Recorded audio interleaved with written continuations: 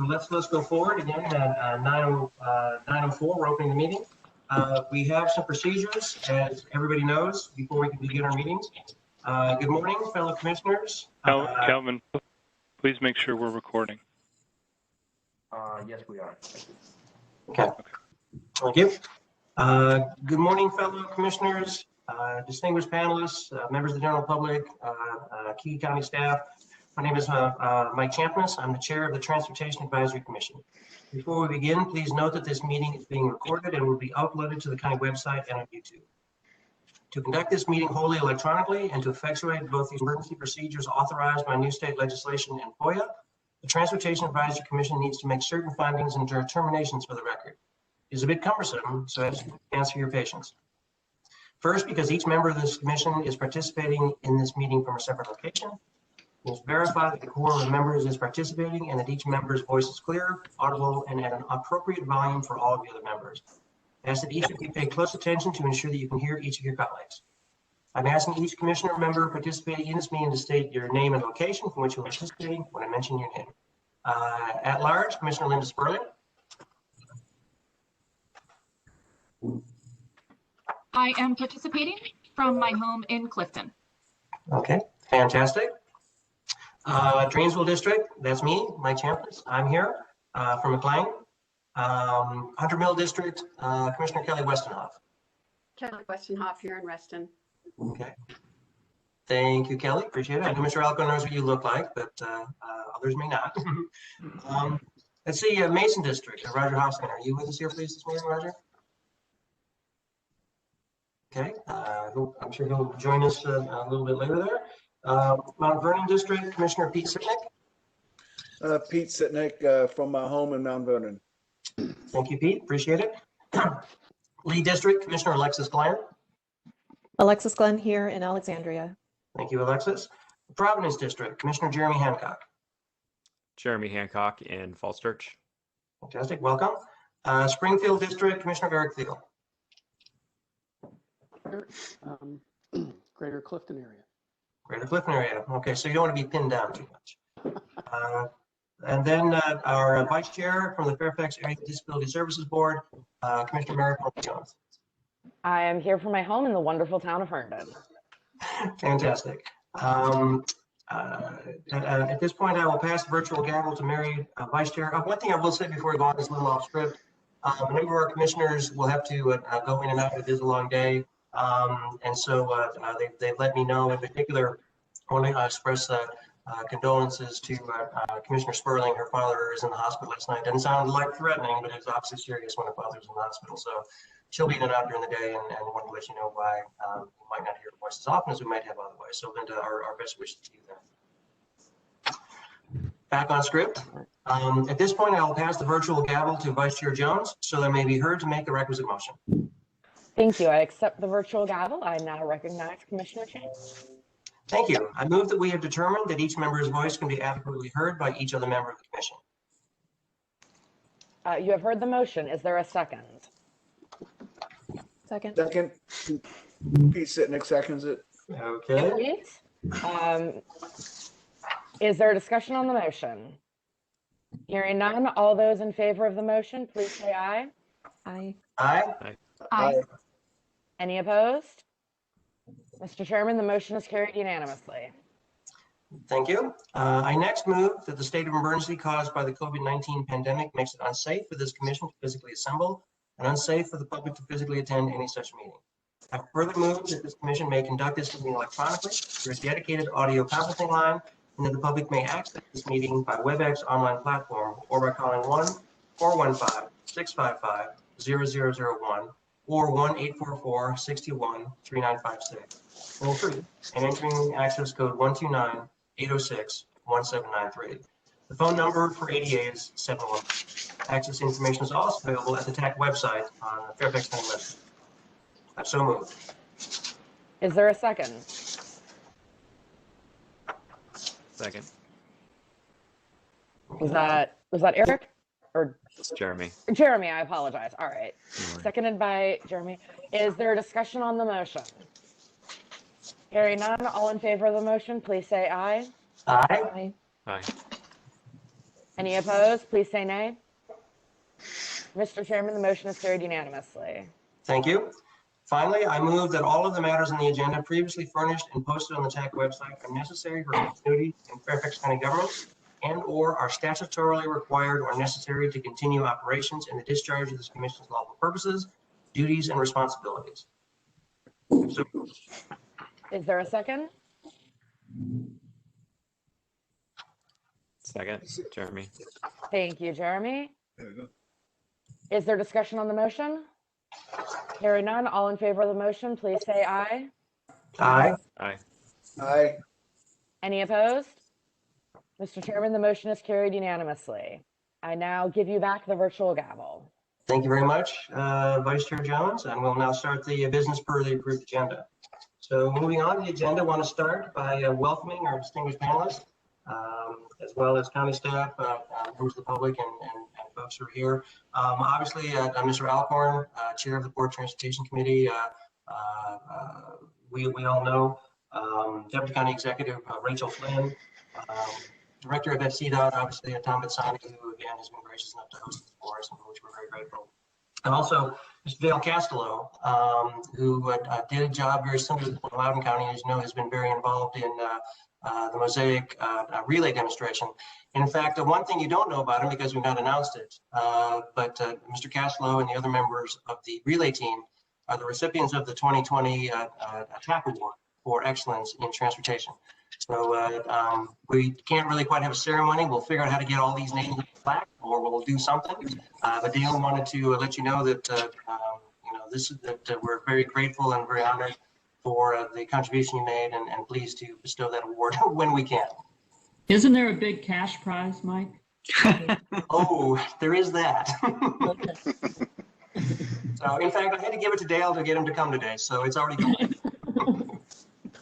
Thank you, Mr. Chairman. I will share that news with the rest of our team. Some of which I think are on the call right now. So. I know Samar. We were talking about that a little bit last night. There was a little bit of an ulterior motive there. I know Eddie was involved, and also Dwayne and John Darbo you mentioned, and we'll make sure we got all the lists. In fact, including the private partners. We ought to get everybody on there because it was a team effort. Yes, it was. That's one of the things we're trying to do here is team effort. So. Yeah. Fantastic. Well, it takes a village on a project like that. Absolutely, absolutely. Maybe a village with pride of place or something. One thing I will mention before we go forward, because we want to get into the discussions here, and we've got some slides, and I hope a very robust discussion. But one thing I just did want to mention very briefly is we do have some guiding principles. I'm going to mention them now as sort of to give the panelists a sense of the kind of direction we're going in, but I'll also say these have not been, sort of formally approved by the TAC. These are something that have been percolating out there for a while. We will talk about them a little bit later this afternoon, and obviously they can be subject to change, addition, modification, etc. But the reason I wanted to raise them now, again, is to sort of set a little bit of tone. What we're trying to do is be comprehensive here. That there's a lot of different, the issues are different in different districts, different demographics, different economic situations, different users. We need to be mindful of all of that. There's not a one-size-fits-all solution. We're trying to apply holistic approaches. So we're not just looking down a classic transportation soda straw. We want to look in a broader picture. So we've had presentations from the Fairfax County Economic Development Administration. And we had our last meetings with One Fairfax. We're trying to understand those factors as well. Trying to question, now that we're in COVID, coming out of COVID, hopefully, assumptions we had before may not apply. We want to be mindful of that as we go forward. And we want to involve the citizens and advocacy groups in what we're doing and find an appropriate way to do that. So with that, what I will do is I will turn to Vice Chair Jones, ask her to please make a couple opening remarks, and then we'll turn it over to the facilitator, Karen, to run roughshod over us here for the morning and afternoon. Mayor Pauline? Yes, morning. Thank you everyone for giving up the Saturday morning / afternoon and coming to do this. I mean, I think our goal today is somewhat simple in theory, but we just want to create a work plan that we're going to be able to support and execute as a team, and potentially also have ownership over each line for individuals. So hopefully it'll take some time and discussions, but by the end of today, we will be on our way to that. I'll give it back to our chairman. Thank you very much. Appreciate the remarks there. I think at this point, it's time to turn it over to our facilitator, Karen Cleveland. Thank you so much for agreeing to do this. It was great working with you this week, just getting these things put together. Eager to see your presentation and looking forward to our conversation. Karen? Great. Thanks, Mike. And welcome, everyone. I don't know most of the commissioners. I do believe I know all the panelists except Dale. So it's nice to meet you, Dale. And thank you all for giving up your Saturday to do this important work and for volunteering for the county for this important work as well. Let's go to the next slide, Calvin, and thank you for taking care of this for me. It's always good to have some workarounds when technology is not exactly your friend. Calvin, next slide, please.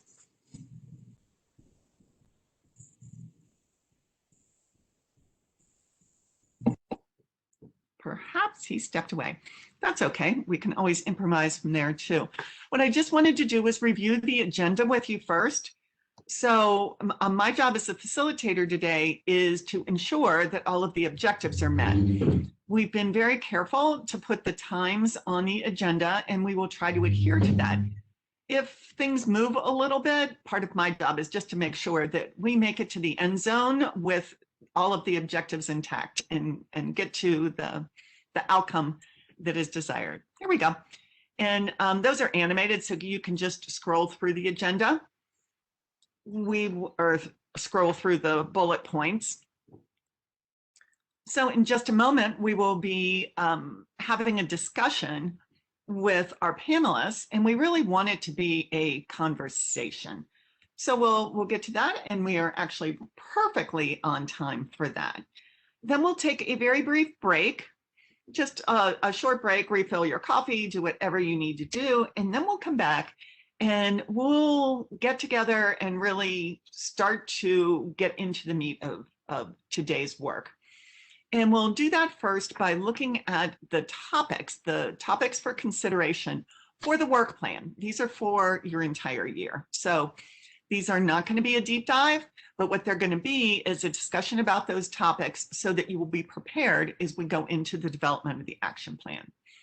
We will break for lunch for about 40 minutes and then come back and roll up our sleeves and start working on the plan. And before we leave today, we will just have next steps. Mike and Mary Pauline will make sure to go over those with you. So yeah, you can go to the next slide if you don't mind. So these meeting objectives, if you will, let's go through. They're looking a little muted here, but we want you to really listen to what the expectations of our honored panelists have for you today. They are the experts. They are the leaders in the area that you're supporting. So it's really about listening to them to see how they would like you to engage with them throughout your time here. It's also an opportunity for you as commissioners to really have that up close, meaningful discussion with them and with each other about everything that's within your portfolio. And we'll be prioritizing that so that it's, you can throw the net wide, but then focus that work for the following year. We don't want this to be overwhelming. And then we want you to walk away with an actionable plan for your work together in support of the Fairfax County Board of Supervisors and the citizens of Fairfax County. So those are our objectives for today. So actually, let's go to the next slide, Calvin. And we'll shut the slide deck down after we introduce our panelists. So as Mike already said, whoops, if you could go back, please. So we have Supervisor Alcorn here with us, Deputy County Executive Rachel Flynn, Director for FCDDOT, Tom Bashadny, and Special Consultant Dale Costello. So we can go ahead and shut down the PowerPoint right now so that we can put our speakers front and center. And we'll save that break for later. Poor Calvin, he hadn't seen my slides until 2 minutes ago, so. Okay, so let's begin. What we've asked each of our panelists to think about and address is what are their priorities and suggestions for the TAC? And we're going to start with Supervisor Alcorn. Walter? Yes, Karen, thank you very much. Good to see you again, virtually. It's an honor actually to be here and to talk with the TAC about this. And thank you, Mike, for the invitation as well. So I've been chairman of the board's transportation committee for about a year now, which means I think I'm just getting my feet fully under me at this point. And I did want to address just a few things and start the discussion, and I look forward to hearing from the other panelists as well. First of all, I want to thank you, everybody on the TAC, for the time and the energy and the commitment that you've made to do this. It's something I understand very well. I was trying to think about this. I think I've done about 20 years on various county boards and commissions. I know I spent 16 years on the County Planning Commission, a couple years on the Park Authority Board, and then a couple of other boards and commissions over the years. But I want to basically underscore how important your service is to the county. And one of the things that I hope will come out of today's discussion is ways that your time and energy can be put to best use. So I want to make sure that as you do your work, that it is actually being used by the county and it's useful, so that it's worth it. Frankly, I know it is oftentimes a sacrifice, and even though it's actually maybe a little bit easier to do this during COVID times, you know, we're doing this all online, and certainly in some ways it makes it more convenient. It also creates other challenges in terms of some of the more informal information exchanges and conversations. So thank you for your service and for doing this. So let me just start on the Board of Supervisors side. We are now planning on different meetings of the board's transportation committee, looking at 3 to 4 meetings a year.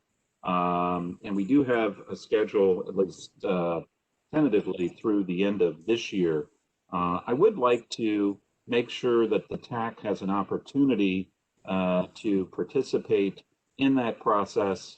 I know up to this point it's been a little bit spotty, but I think there is a role for the TAC in both providing input on various topics that come to the board's transportation committee, and perhaps also suggesting topics that might or might not already be in the queue for the board's transportation committee.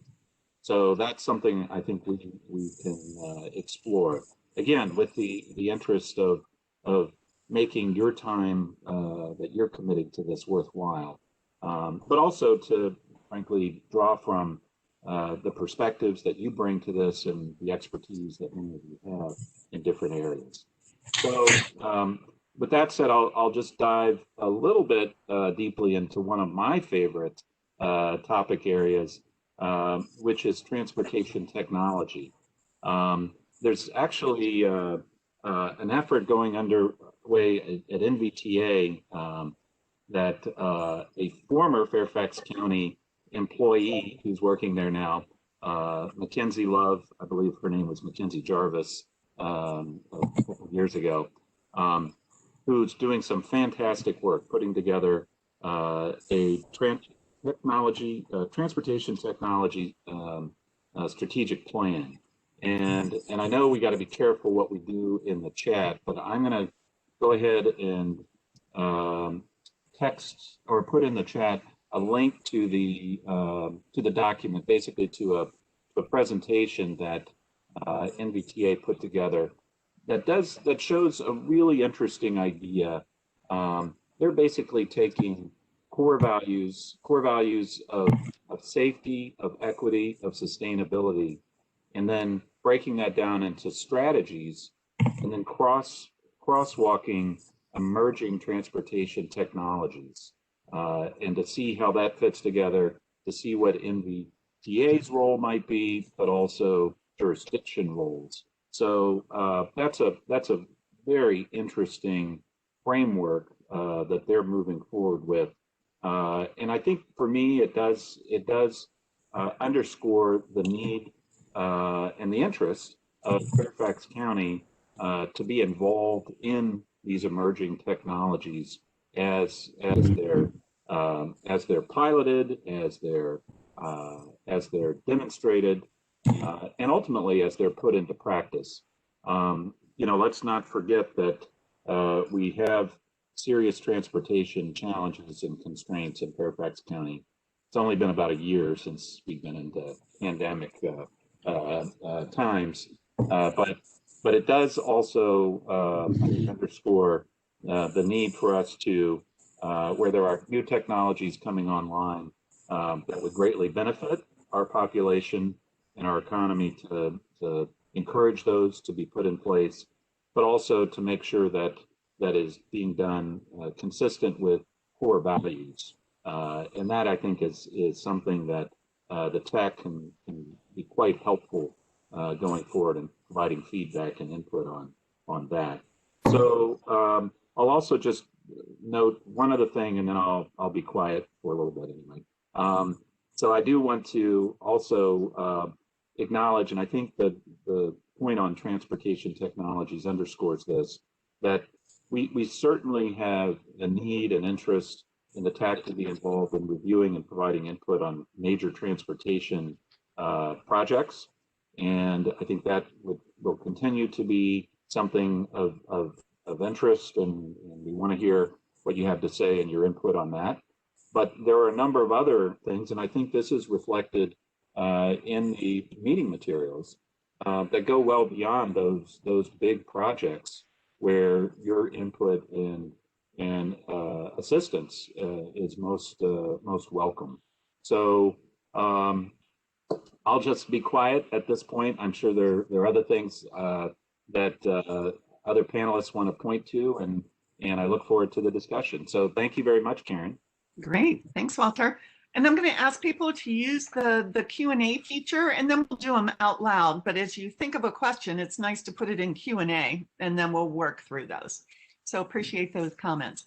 Let's go on to Rachel Flynn. Rachel? Thanks, Karen. This is a great time for transportation. We know so much more today than we did even 10 years ago, 20 years ago. And just the fact that we're having this retreat, what are we calling this discussion today? I think it's, okay, thanks, Mike. That, with the new chair on the TAC, I think he's bringing really great leadership to the issues around transportation, making the TAC a really relevant group to advise the board, which is why it was created. So I'm really excited about this. And we have new board members like Walter Alcorn, who truly understand the issues that we're dealing with today in 2021, from technology to just basic good street design. And so I just wanted to thank everyone for coming today and being part of this. And then obviously under the leadership of Tom Bashadny as director, and his new deputy director, Greg Steverson, and his really great team of transportation officials, 150 of them, I believe. So it's just great that everyone's really coming together to talk about important issues. But what I wanted to talk about today is really, what is the purpose of a street, and how do we design our streets? So is it about vehicle throughput? Yeah, partly. Is it about building community and creating economic development, which I would say is really placemaking? Yes, it is those things. But when we think about how Fairfax was developed, Suburbia was really an American experiment that had just never been done. And that gets back to transportation. So before it was cities and towns, and they were concentrated and dense. And then you had urban areas, farms and forests. And Fairfax was in the latter category. So big cities like DC, small cities like Alexandria, towns like Leesburg, and they had the urban model of street design. And then you had the country roads that went through Fairfax. And if you wanted to get from Leesburg to Alexandria, and it was about throughput. So now we have this model that we've been experimenting with basically since World War II. And we're realizing that maybe not everything worked around that. And we're rethinking these streets. So our roads like the Beltway, I-66 toll road, those are about throughput, just get cars through. But our other streets like Route 50, Route 7, Route 1, these are our historic streets that were country roads that then became commercial strips. And we're realizing we need to rethink those. And I'm just giving just a small handful. There are hundreds of these roads. And what do we want them to be? So I read this great article recently, and it says, you know, we want our streets are like futons. A futon is a lousy bed and a lousy sofa. And so if our roads are they for throughput or for economic development? And we're not getting the best of both. And we really need to decide what these roads and streets are going to be. And so it's, we use a model called LOS, level of service, and it's about throughput and capacity. And that's the model. It doesn't incorporate economic development. It doesn't incorporate placemaking. It doesn't incorporate the other issues that really matter when we design our streets. And these are critically important. And what we're seeing more and more is that this is what people want. That's where they're attracted to, where they see real place coming through. So we really need to start to shift the priorities, that it's not just about LOS. Did we make a D or an E? Basically, LOS is how long you waited at a traffic light. It was created in the 50s. But can we look at other models of how we design our streets? So Tom's group, led by Greg Steverson, are looking at that issue. California just changed it so that LOS actually is not allowed anymore. They're using another tool called BMT. Well, I won't get into that, too technical, but vehicle miles traveled, so that we look holistically at our streets, because economic development is hugely important. Community building is hugely important, and our streets can be some of our greatest public spaces. We shouldn't just have to go to a park to enjoy good space. It should be everywhere on our streets. Like when you think about the great streets in DC, even Alexandria or Leesburg.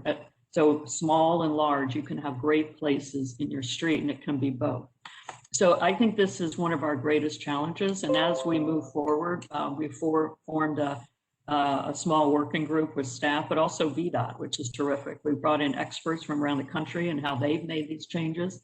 And I would love it if when we're at a point, I think this spring, when our working group's efforts are wrapped up, we can bring it to the TAC. The TAC can weigh in. We can bring it to Walter Alcorn's committee and talk about it. But I really think this is one of the most important issues we're dealing with in the county. And it's an exciting time because we're not alone. Others are dealing with this. And now we can use best practices from other places and apply it here in Fairfax. But I think we could be one of the greatest leaders in the country on how a suburban area that's very robust, healthy, wealthy, can shift its model of how it designs its streets and roads. Rachel, can I ask a follow-up question to that? Sure. In working with your experts, are you seeing examples of success in areas that are already really established in suburban areas? I'm thinking about, you know, some of our road systems that already seem built out. So are there ways to apply the new thinking kind of retroactively in redevelopment and Pauline Jones process? Has joined the meeting. So we're seeing this in our own area, but basically what it's called is road diets. And you shift the function. So it's not, say a road has 8 or 10 lanes for car throughput. Now what they're doing is shifting it so that they're giving back some of that space to the cyclist, to the pedestrian, to the transit rider. So rather than just keep adding more lanes, so now it's 12 lanes or whatever, you're like, no, let's keep the width we have. But now we're going to start to share that space and shift the priority, so that now it's maybe 4 to 6 lanes for vehicles And we've given a couple of those lanes to the cyclist and the pedestrian. Basically called a road diet or a complete street. And we're starting, and Tom can talk about that and their efforts, but a complete street is not just slapping on a sidewalk. Complete street is it's got the whole thing, you know, for the vehicle, for the bus, or whether it BRT or whatnot, for the ped cyclist. And so that with road diets come together. We've done some of that in Tyson's. You're starting to see the shift of the streets. So where the borough went in, they actually added on-street parking, which is another, doesn't sound like much, but on-street parking can make a real difference. It helps retailers. Even if they can't find a space, they know that, you know, this is an area where, you know, activity is happening and it slows the speed and it sends a different vibe. So we are seeing that in certain places, and we're trying to build a street grid in Tyson's. Walter could also talk about that. He was very much involved in creating that plan. It was quite visionary, and Tom was there at the time too. So yes, we are seeing it. I haven't seen it on our major arterials like 29, 57. Route 1 is going to go through a transformation. We're adding lanes and we're adding bike lanes. So it's not a road diet, but it's getting to that placemaking. That is the ultimate goal. So we have a variety of examples, but yeah, that's a good question. Thanks, Karen. Yeah, and Rachel, Karen, if I could just jump in quickly. Rachel did a great job of pointing to a number of places where we're trying to do that. The high level answer, I think, Karen, to your question is we're kind of right at the forefront of making these transformations. There just aren't a lot of models of post-war suburban communities that have fully made this transition. As a matter of fact, I don't think anybody has fully made the transition, at least not at the scale that we're talking about in Fairfax County. So, you know, ultimately it becomes, you know, the different pieces come together and eventually we will see that transformation, but we're kind of figuring it out as we go, to be honest. At least in my opinion. And we could be that national leader. Yes. Yeah. And we're seeing a bit like the equivalent to Route 1, which was the old King's Highway.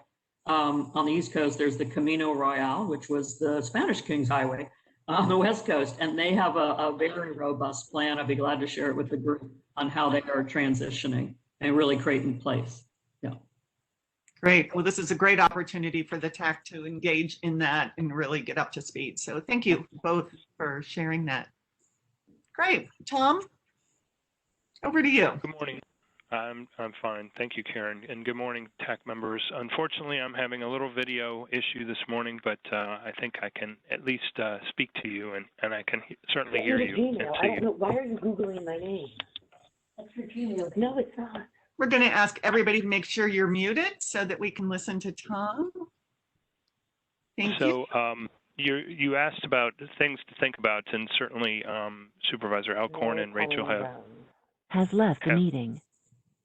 have provided you with several ideas. And what I wanted to do was maybe go a little bit broader and just mention some things. You know, the county's comprehensive plan has talked about focusing growth in activity centers for more than 40 years. And so we've been trying to do that. I think we're picking up speed on that in areas like Tyson's and Reston and even the Richmond Highway corridor. And it also has the goal of reducing single occupant vehicles. And so that is a major focus of our FCDOT, but the county as a whole working with our other departmental partners. There is the need to have connections between the activity centers, though, and we are a big county. And so one of the things that you're seeing a lot of is VDOT implementing express lanes to allow for those connections, not just for vehicles, but also for buses. And so you'll see a lot more of that construction on I-66 and on 495 upcoming. The board is considering right now a strategic plan for the county. And one of the 9 emphasis areas is mobility and transportation. And a key part of that is reducing single occupant vehicles, focusing on pedestrian facilities, placemaking, as Rachel mentioned, And there is an upcoming survey that will be released, and so we'll make sure that the TAC receives that link, but that is going to be very critical to get participation in that survey. The board has also adopted a One Fairfax policy, which I think the TAC has discussed as recently as your last meeting, focused on equity to make sure that everybody in the county benefits from the county's economic success. And so that is a focus for our department as well. That deals with both facilities, but it also deals with outreach and trying to engage the entire community. And as I like to say, everybody in the county is consumers of transportation one way or another. And so all of the citizens in residents in Fairfax County are constituents when it comes to transportation, and a lot of other people that travel through Fairfax County as well. And then the board has also adopted what's called Health in All Policies. So that is another guiding document that does provide some input on our future transportation facilities and services and how transportation can contribute to better health in the county. So related to those various topics, pedestrian safety has been a significant focus of our current Board of Supervisors. We're focused on expanding the Fairfax Connector. Electric buses is a topic that we're working to prepare a pilot on. Obviously, we know that the Silver Line has been under construction and hopefully will open later this year. There's been significant challenges with Metro that I'm sure all of you have heard about, and as Dale will likely mention, innovation and economic development are also aspects of transportation, things that we support through transportation. And so some of the some of the areas where TAC can really really help with those various priorities is the communication to and from the community. That's really been a focus of ours, is to try and get as much participation in trying to craft our future transportation projects and services. We're particularly interested in trying to reach out to disadvantaged communities.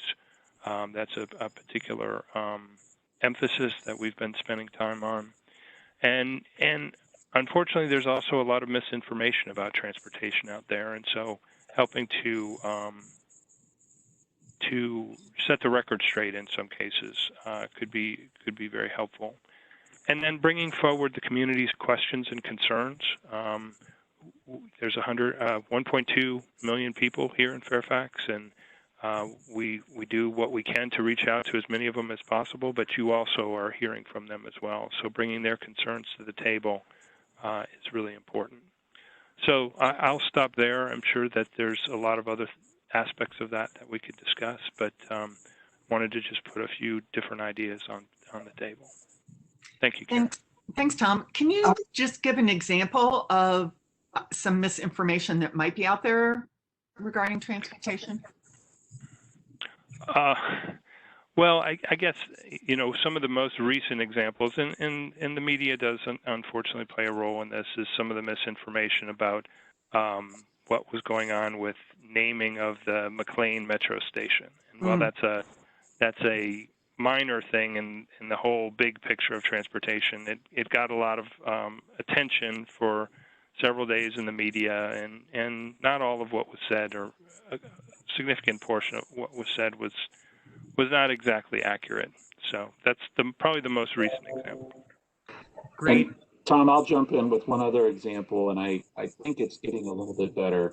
It's basically, how safe is it to ride transit right now, you know, during the pandemic? That's another one where, frankly, it's going to be over the next year or so probably absolutely critical that that, you know, science and the best knowledge that we have is transmitted and basically discussed widely in the community, because we're really hurting, especially on the rail side with our transit system. Good point. Great. Thanks, Walter. Okay, over to you, Dale. And it's nice to meet you. Thanks for being here. Thank you, Karen. Can you hear me okay? Yep. Like Tom, I'm struggling a little bit with Wi-Fi challenges, I think, here in my house. So,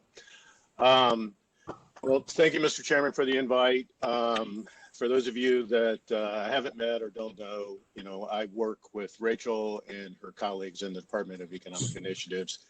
And probably the best way to describe the work we've been doing is just looking at the broad sort of palette of smart city or smart community technology and innovation and how maybe we can become, more efficient, more effective at all the things we do. It sounds like most of you are familiar with Relay. Relay was a project that sort of evolved from those conversations, but we're not stopping with Relay. We're continuing to have a number of conversations with, thought leaders and other communities. We have found that, there's a lot to learn from some of our colleagues out there in local government that are, pushing the envelope on the smart cities technologies.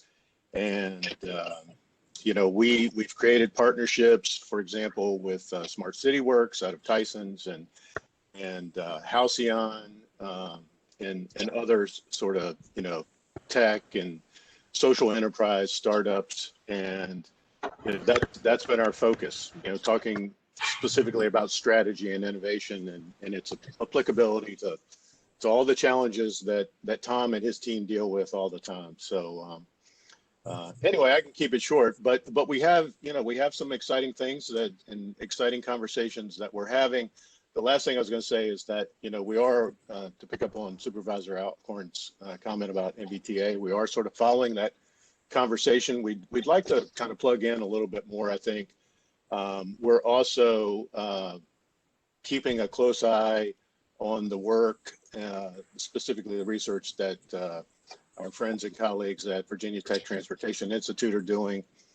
They find themselves in a situation where they oftentimes need a local government partner to help with their research projects. And I think our position up to this point has been, why not Fairfax? Obviously, if it fits into, a strategy that we're interested in and it, test a technology against a challenge that the county has, then, we would like to explore that with them. And then, of course, VDOT. VDOT's research arm based in Charlottesville, which is also a partner in the Relay project, has been having a number of conversations with us about, research interests and potential pilot projects that they have on their list. And just lastly, Tom's team, particularly in the context of Relay, have been absolutely amazing, supporting all this work. We kind of push the snowball off the side of the mountain, and then they pick it up and do all the heavy lifting to make it work. So anyway, so I'll stop there.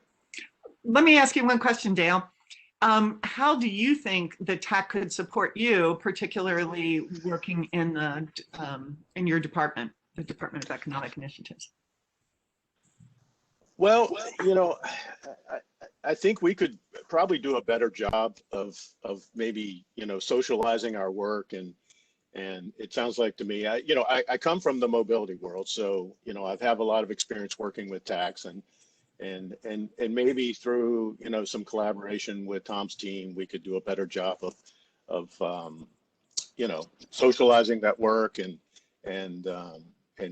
maybe better understanding how the TAC sees some of these challenges, and that may help us focus in maybe a different direction as we consider and evaluate all these technology possibilities. So great. Thank you very much. Appreciate that from all of you. Okay, we are going to open it up for questions now of our panelists.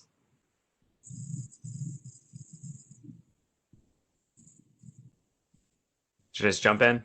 Yep, I was just going to say, Okay. I'm going to let you just jump Yeah. on. Great. Thanks. I think a lot of what we tend to focus on are the larger transportation projects and the policy, but some of the the biggest concerns we hear in our communities are like the safety just outside our own front doors, and the traffic calming and cut through traffic issues within neighborhoods. And I don't tend to hear a lot about it at a county level. We have a program that exists, and I hear about challenges within that. I'm just wondering the extent that the county looks at those type of programs. How do we evaluate those type of concerns, and what you think the role of TAC might be in those areas? Well, thank you, Jeremy, for that question. And let me just start. Tom mentioned in his comments that pedestrian safety was one of my priorities. And thank you, Tom, for reminding me of that. That actually was the second board matter that I did after joining the board, together with Supervisor Lusk. And I'll let Tom talk to some of the specifics of what we're doing. But frankly, we need to move towards Vision Zero. We really need to really accelerate the transformation of our existing transportation infrastructure that's clearly tilted towards the auto. It's designed for speed. It's not designed for, I would call it, human scale for pedestrians and bicyclists. So we're basically trying to retrofit an automobile transportation infrastructure primarily with something else. And it's really a long-term transformation, but the reality is we're losing people. There are people that are dying, on our streets because of the safety issues. There's also one other thing that I'll mention that Supervisor Lusk and I brought up more recently, which is after some things are happening with active Fairfax that Tom will probably talk to. We also, in my opinion, and we're going to be talking about this as a board, we probably need a countywide lighting plan. Even if we're acknowledging some parts of the county may do lighting differently, it is a safety issue. Sometimes it's a safety issue for not being run over, but other times it's a safety issue for personal safety. And that should apply not just to our streets and sidewalks, but frankly also to our trail systems and other modes of transportation that maybe haven't gotten, at least historically, as much attention. So, Tom, I don't know what else you want to add on that. Sure, I can jump in there. So over the last roughly almost 20 years now, the board has invested about $500 million in upgrading the bike and pedestrian network here in the county. But I would say that that's just scratching the surface. There's a lot of unmet needs in that area. So to kind of categorize those and kind of look at those in more detail, we are engaged in something that's called the Active Fairfax Transportation Plan, and there's going to be some community outreach that will be undertaken very shortly. Probably within the next week, you'll start seeing information about a survey to kind of get people's opinions about how walking and biking and scooting are doing in their areas, and also give you an opportunity to tell us where there are missing facilities that we need to be focused on. That will lead to ultimately to a recommendation to the Board of Supervisors to update the Bicycle Master Plan and the what's been the Trails Plan, which was actually put in place back in the 1970s. But in the meantime, we're doing a lot of work with VDOT. We've got a pilot program going on in Richmond Highway where we're upgrading crosswalks. We are putting in additional signage to watch yield to pedestrians on for right turns, which is can be a significant danger for pedestrians. We are looking at things like leading pedestrian intervals so that pedestrians actually get a head start across an intersection before the cars do, and a variety of technologies that we're looking at in the Richmond Highway Corridor, but it's not just the Richmond Highway Corridor. The Route 7 project that VDOT is doing between Tysons and Reston, the original project did not have 4-quadrant crosswalks at all the intersections. And I'm sure all of you are aware, if you want to go from point A to point B, you don't want to have to go around all 4 sides of the intersection just across the street. And so we're making improvements to that project to make sure that those 4-quadrant crosswalks are included. And going forward, those will be standard in all transportation projects. So we have a number of initiatives, and at some point we may, want to come in and talk to the TAC specifically about those. But we're very focused on that first mile as you walk out your door, and what you can actually get to by walking or biking as opposed to jumping in your car.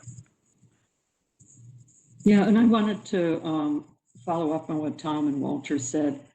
I think, Jeremy, the key to ped safety is to slow the speed.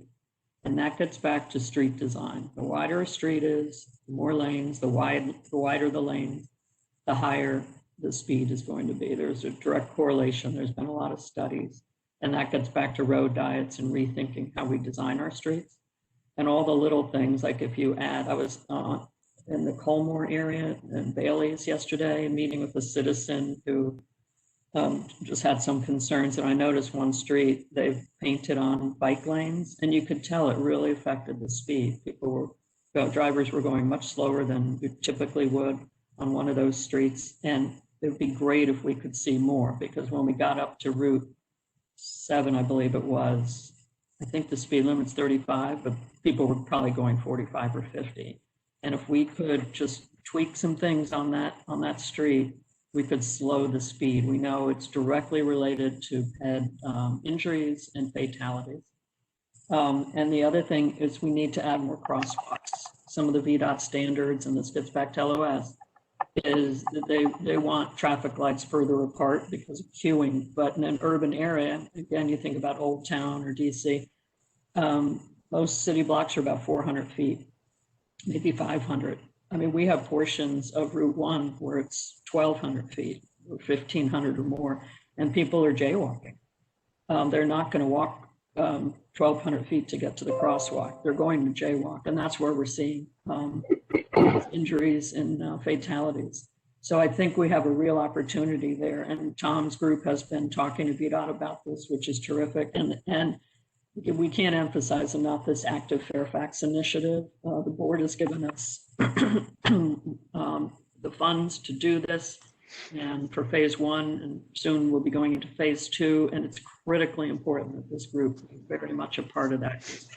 Back to what we were talking about earlier, this is the time when we can really rethink the streets in Fairfax.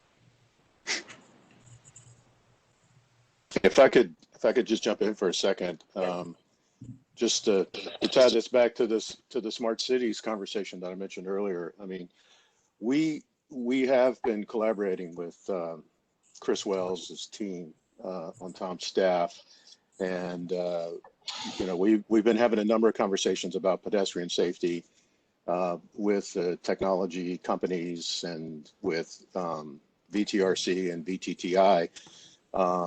The folks at Virginia Tech have been developing what they call a smart intersection, and using LiDAR and radar and other sensors and some pretty innovative lighting technology to explore, deployments, pilots, to be able to kind of test. And actually, by the way, I'm jumping around here, but Tom's comment about, these leading pedestrian intervals, they envision this technology as something that could help define those leading pedestrian intervals. But they're trying to put together a package of things that would that could be deployed in areas where you have high conflicts of bikes, peds, scooters, all these vulnerable road users, in the context of higher speeds, maybe mid-block crosswalks and things.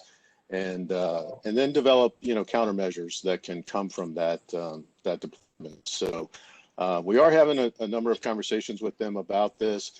Video detection is another technology that's really gaining steam in the innovation space. The video technology can take an intersection and condense the time for analyses to 6 months, when sometimes, you know, it can take 10 years to really analyze, you know, crash data at a particular location. I mean, at the end of the day, crashes are quite random. Occasionally you have these hotspots, but in my, you know, in my experience, it's been pretty random. And near miss data and some of the heat maps that can get created from this video detection technology can be pretty extraordinary in terms of developing countermeasures to improve pedestrian safety. So, you know, we are having conversations with several companies. There is one city in the U.S. I just want to mention, Bellevue, Washington. They have really embraced this. They are all in. So we're sort of picking their brains about, you know, how they're deploying and how they're testing this technology. And we would like to bring a pilot, you know, back to Fairfax County at some point. So just FYI.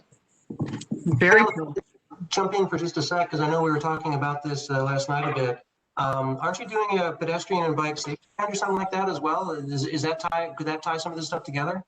It would, Mike. We're contemplating. You know, we have this partnership with Smart City Works. Some of you are probably familiar. We just wrapped up a Smart City Challenge with their team just a couple of days ago. And as part of that EDA grant, we are proposing a series of events over the next year or so. And this is a hot topic for us, and we would like to collaborate with them and pull something off like this in the very near future. So we're still in the planning stages and having some conversations with you know, the partners, the Transportation Institute in Blacksburg, VTRC, and Smart City Works, to see, you know, if there's interest in the technology space, and is there you know, something that we can be gained from a research perspective that would complement the work that's being done in Blacksburg. But you know, if they're interested in doing a project like this, we'd like to bring it to Fairfax. That's bottom line. That's very cool. In the short term, we know that during COVID, of course, there has been more people walking and biking and less people out and about since they're being from home.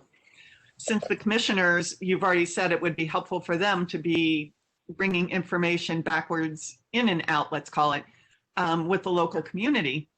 Is there not a place for them to help with short-term kind of solutions? I just happen to know in our neighborhood, our streets wind a bit and they're private roads. And so our homeowners association has taken it upon themselves to drop our speed and put new signage up and create our own crosswalks to try to make it safer, because it has been perilous with so many people walking in the streets, you know, walking with babies and headphones and the whole bit. So would you find that helpful? Oh, yes, absolutely. Yes. If we can get some input on specific concerns that people have, we would definitely would like to hear that. Great. And let me jump in, Tom or Rachel, I don't know. I think we're getting some new authority from Richmond in terms of speed limits in residential neighborhoods. Did I just dream that, or is that true? It's a nice dream. Yes. But yes. There is some new authority that would go into effect July 1st if the governor signs the bill that would allow local governments to reduce speeds in residential neighborhoods from 25 to 15. So that still needs to be fleshed out in terms of a process and all that, but that is potentially in the way. Obviously, all the I's haven't been dotted and T's crossed yet, but it is moving forward. And that's why, you know, I know I keep harping on it, but that's why street design is so critical. The width of the street, adding on-street parking, adding bike lanes, adding street trees, all these elements make the driver notice his or her environment and start to pay attention and slow down, slow the speed. I mean, if someone's traveling 20 to 25 miles an hour, that's a huge difference versus 45. If, God forbid, you happen to hit a cyclist or pedestrian, huge issue in terms of injury or fatality. We're seeing this over and over again. So street design is key. It's great you're doing that, Cameron. What street is it? I'm curious now. It's just necessity. So we're in North Reston, so off of Center Harbor Road, Waterfront Road. Okay, and it's a private street. Yeah. It's a private street and sidewalks only on one side, but we're connected with the pathways in Reston. So tons of people are using them. Yeah. And as somebody that was still going to the office, when I would come in, having that 15-mile-an-hour sign blasted at me was really helpful because the road is very wide before you come into the neighborhood. And it's just a reminder because it's frightening to come upon people and children. I was on a private street recently. It said 22 miles an hour. I'm like, 22, that's odd. But it was to get people's attention. It's such an unusual. That's exactly right. Okay, next question. For our This is panelists. one, if I may, I'd like to back up what Jeremy was saying at the very beginning. And in the neighborhoods and everything else, I think the conversation has taken us there. In the broad view, we're talking about the big streets and all that good stuff. But at the same time, because of, like you were just saying, in the neighborhoods, this same sort of issue that we need to deal with. And one obstacle that people bring to me a lot is that as a group, they will want to say, slow down the traffic on a road near my house. It's called Old Mill Road. It's they'd like to slow it down. But if one person says no, then they really can't do it. And so that's a obstacle in neighborhoods slowing traffic down on VDOT control roads. Now, maybe if I heard what was the discussion also, maybe that's going to be addressed so that it's easier to slow down traffic in neighborhoods. Is that right, Colin? So the new legislation, if signed by the governor, would allow jurisdictions to lower the speed limit on residential neighborhoods from 25 to 15. But again, the details of how that would happen still haven't been worked out. But I would say, and I don't know the specifics of Old Mill Road, but one citizen does not get a veto in that process, even the existing process today. So that's something we may want to follow up on offline. Okay, appreciate it, because I've been told the bar is so low to stop it that most neighborhoods can't slow the traffic down. Okay. Tom, I thought if 51% wanted it, that then it could move forward, but am I making that up? Yeah, no, it's actually 60%, but 60% of the community supports something to move forward. So certainly one individual does not have the opportunity to hold something like that up. Yeah, I think one of the challenges. You want to make sure your district supervisor is in the loop on that. They might have. So. Yeah, I think one of the, from a policy perspective, and I think this is, I don't know if this is Virginia, but the 60% applies to a pretty broad area. And so you could have multiple communities, a street that's trying to solve an issue, but multiple communities that get to vote on that. And so there's some balance there about the pedestrian use of that road versus cars that are driving on that, and how do you balance the use of it and protection? We had a situation in my neighborhood where we did get some traffic calming measures put in. Neighborhood did work together. It took about a year, so it can take a while, and it can be done. But understand if the foundation of what it takes to do there is firmer, so to speak, that can be easier. How about a good old-fashioned low-tech solution? A what? Low-tech solution. What's that? Sidewalks. Yeah, yeah. You were down in Culmore, which is very near and dear to my heart, and you notice that when they put that new CVS in there near Bailey's Crossroads Shopping Center and Charles Street, that has a nice broad sidewalk from Charles Street down to the shopping center. I said that's a kind of a new design, and the parking for those places is behind the store, so it's kind of an invitation to walk. And there's apartments there, but when you get up closer to beyond the Methodist Church, there are no sidewalks there at all, or bike paths, or nothing. And that's a low-tech solution. Unfortunately, it's kind of an expensive one, and there just doesn't seem to be any constituency for it.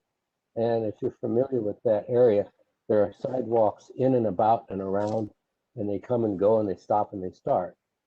And of course, the reason that they have any sidewalks there at all is because we're within 1,000 feet of a school, and they had to build sidewalks. So that's why we have them. But that would be a way of inviting people to walk or cycle and get them off the street. But I don't, that costs a lot of money, and I don't think Fairfax County puts those in, and it's the VDOT, because when they did it in my old neighborhood and they redid the sidewalks, that was the VDOT responsibility. And they did come in and put them in, but some of them they were 50 years old and they were getting kind of beat up. And some people don't want the sidewalks. Some people, no way, Jose. I don't want a sidewalk in my neighborhood. Tom? So just to follow up on that, putting in sidewalks is definitely something that we are engaged in on a daily basis throughout the county. The challenge really is that there's more needs than there is resources to put sidewalks in. But we are retrofitting neighborhoods as quickly as we can, and we're dealing with an environment that was built in the 1950s largely. Much of the county started being built out in the 1950s, 60s, kind of post-war. And at that point, people were focused on cars, and sidewalks weren't that important to people. And so we are engaged in retrofitting. We did start in areas around schools first, but we continue to work with neighborhoods to try and upgrade those facilities. So a lot more to do, that's for sure. Well, one of the problems that we have is in the areas that do have sidewalks, they're very old. And I don't know if there's how much of a percentage there is in putting in new ones, but some of the older ones really need renovation and rehabilitation of people can use them. But some of them are really getting bad. And I guess that's a VDOT item. And they're probably, if they're going to spend money on maintenance, they're not going to spend it on sidewalks. But you might get some good bang for the buck.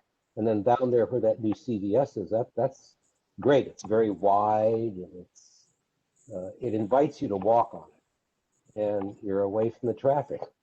But you get up near the Culmore Shopping Center, it's mud. And clearly, maintenance is an ongoing challenge as well. There's no doubt about it.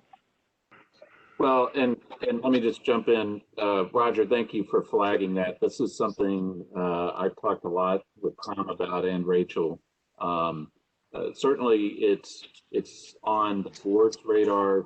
I think one of the outcomes of the active Fairfax process will be a better quantified list, if you will, or quantified maybe and list of our needs.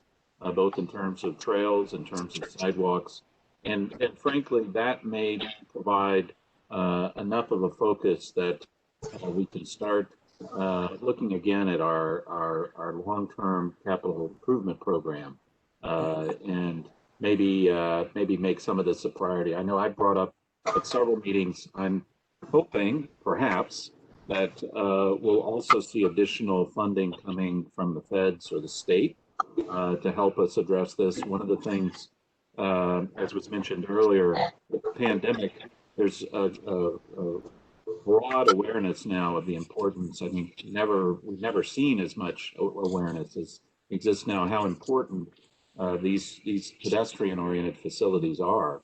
And there's also the great point to be made that in the long run, these are critical for public health. You know, not just places for us to get some exercise and walk around during a pandemic, but frankly to help us with our cardiovascular systems. And I'm hopeful that we'll continue to see you know, support and more support coming federally and state. But we definitely are looking you know, the longer term of putting more resources into addressing the issues that you raised. And I'll throw in one other thing, Roger. I'm so glad you brought up Colmore and you know, how it goes from CVS to dirt. You know, we've also, there's an equity issue here as well. And we tend to be pretty good in local government, at least over time, responding to loud voices and citizens. And some of us have been those citizens ourselves, you know, over the years, and pointing out problems. Where we struggle a little bit, I think, is where there's not loud citizen voices calling for these things, even though clearly the need is there. And I'm hoping that at least the Act of Fairfax will be a step towards addressing some of the equity issues across the county where we don't have the infrastructure in place, even though it's desperately needed. So thank you, Roger. You know, a lot of the people that live down there are a lot of apartments down there. So the old 3-story World War II, plus the nice ones up the road, and you have a recent arrival living there. These are not people who are inclined to speak out. Language problems, and they come from countries where if you do that, you go to the gulag. So they're too busy making a living. So that's where you can really reach help out to them. That's right. We should be reaching out to them. Kelly, you had a question. I did. I despite my technological problems I've had the last couple of meetings, I am an embracer of technology, but I think we need to be cautious and not to be in such a hurry to embrace what's new and shiny without evaluating the tools we have that we may not be employing adequately. And I think a big part of slowing traffic is adequate and consistent enforcement of speed limits. And right now, I have heard so many people tell me that the police aren't doing any enforcement because they don't want to stop people during COVID and be exposed. Well, I've seen them pull people over, so I know that's not true, but that's the perception. And so they have to be an important part of this conversation as well. And the only other thing I wanted to comment on for the lead pedestrian indicator, is that what it's called, LPI? In DC, when the LPI starts running, bicyclists are legal to start from if they're at the front of the lane. And so that gives them the visibility to get out in front. I think that's probably going to be a state legislature thing for Virginia, but it's certainly something to keep on the table to make sure that we get as much protection for cyclists as well. I had a question for the panel as well. Great. Rachel and Walter mentioned how Fairfax is sort of a leader as far as being a suburban community that's trying to retrofit and change, you know, the sort of rural suburban nature of our streets. And there aren't American models really to pull from. There are a lot of examples in European suburban areas that post-World War II, you know, they were flattened during the war, rebuilt in the era of the vehicle, and then, you know, 20, 30 years later said, put a stop to that and turn the ship slowly, but now are seeing the benefit of making those changes. And I'm wondering if those are looked to for some of these answers on how to shift complete streets that we all want. Yeah, I think so. I'll let Rachel to or Tom to jump in as well. But yeah, as you mentioned, I think a lot of that happened earlier, it didn't take too long for them to realize that, they had to prioritize, it wasn't just the automobile, but mass transit, trail and bicycle connectivity systems. And I have personally had the opportunity to experience some of that, at least in Europe. There's also, it's a lot of this is also the integration of land use with transportation, Yes. and how important that is. And that's something, as Tom mentioned, Fairfax County, we really started down that road about 40 years ago, but I think we're continuing to ramp up the attention, if you will, and the focus on that transformation. But we have a long way to go. But I appreciate you bringing up other models. I think we can learn a lot from them. Yeah, and they're not just the big cities in Europe. There's small towns, small suburban areas that are an hour outside the big cities that have found the ways to make transit and long range bicycle networks a real thing that people use every day and don't need vehicles to get around. It's a great question, Alexis, and I'm going to forward to Calvin so that he can send it to all of you. There's a new book that just came out called Retrofitting Suburbia, and it's got a couple dozen examples in the U.S. On how they've transformed streets. And actually, there's one from Fairfax in the Mosaic District. Now, the Mosaic District, that was 50 acres it was a big outdoor theater, and then a multiplex, but they were able to just kind of create a little village, if you will, on that green field. I'd call it gray field. But what would be even better if we could then start to look at Gallows Road, and how do we transform Gallows Road from just car-centric throughput focused road to a real street for all people. But there are many, many examples in this book. So it's $65 plus shipping. And maybe we can get a copy for the, I just ordered it. Be happy to Xerox certain examples for you, so we can get those out to you, but let's learn from each other. I think one example of that might be and why they have an advantage over Falls Church City. I've lived here for 40 years, and Falls Church City I would regard probably in the 80s as blight. And now it's becoming a charming little place. Oh God, it's great. Like Hillwood Avenue, they still have cars up there. I mean, people there drive cars. But the speed limit through a lot of it is 25. They do not mean 26. And the way the buildings are built up to the street. And then there's the gem of a place that is a national treasure, Brown's Hardware Store. It must have been built in the 1890s, but it's so 2021. The way it's built next to the city, you go into the back to park your car. So you can walk in front of the store and go all the way down the street, walk back up on a decent day, and you don't have your cars there. And this is what they've done at CVS. I think it's brilliant, but we're going to do it probably a piece at a time. And I'm really hoping that out there in Annandale, where they finally closed that Kmart and they've got all of that empty space, that we do something smart with that. And then there's the Seven Corner Shopping Center, and I know that's who has that? Saul, B.F. Saul. I don't know him. I've never met him, but he's got to be open to some ideas of what he could do with that property that would make it more useful, not only for him but for everybody. And you've got runoff from that parking lot. We're not going to close the Home Depot; it's too popular. But integrate that with the rest of that neighborhood so that you can go someplace other than using a car. Even take a bus.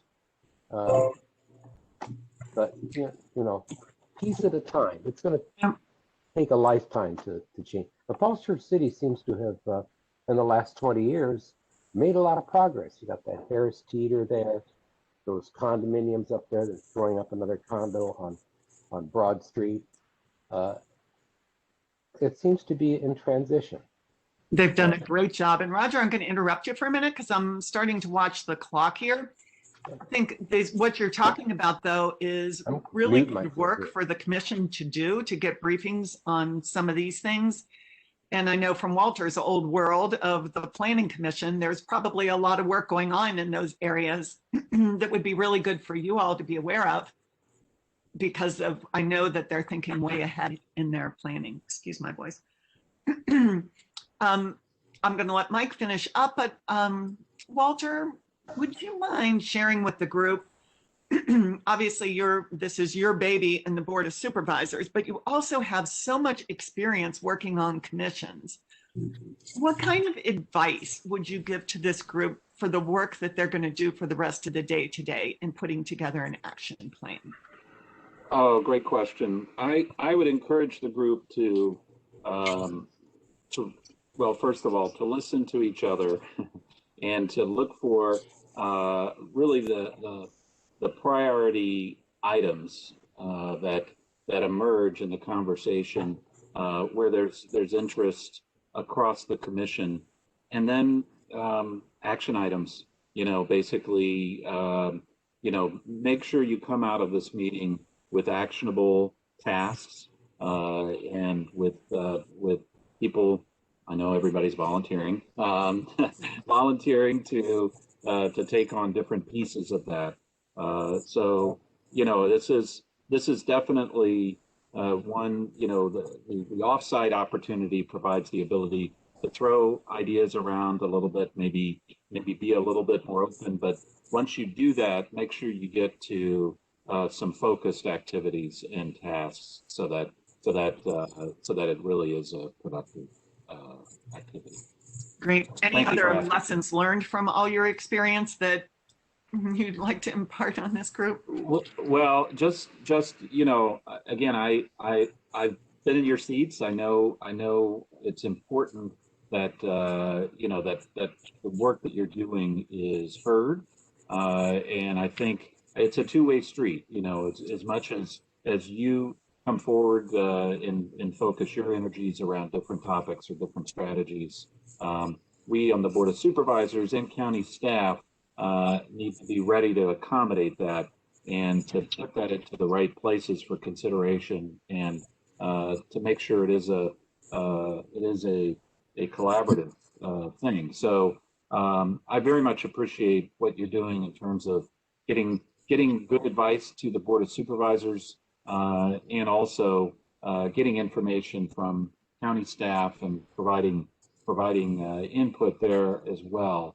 And I guess just as an action item for me, what I'd like to do is maybe work with your chairman on and talk a little bit about how the TAC could provide information, insight, advice to the board's transportation committee, and we can look to establish a working relationship along those lines as well. So I'll take that on as at least half of an action item for me, and maybe for the chairman as well.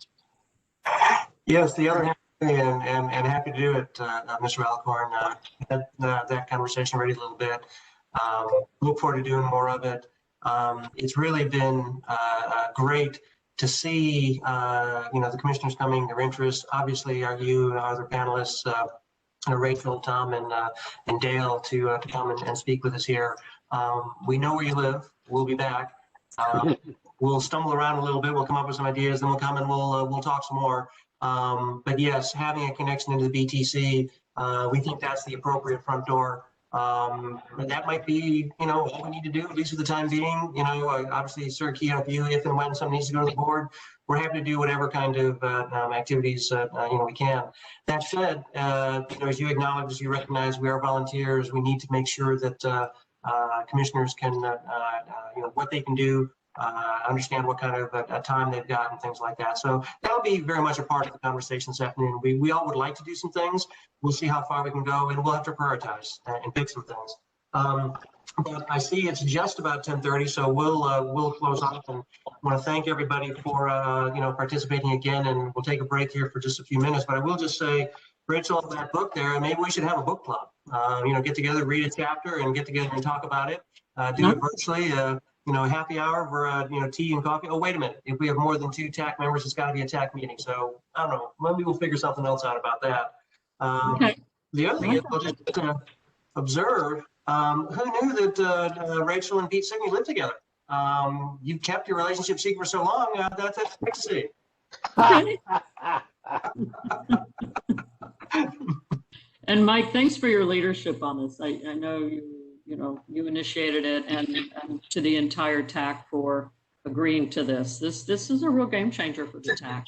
It's now becoming a much more relevant group. So kudos to you all.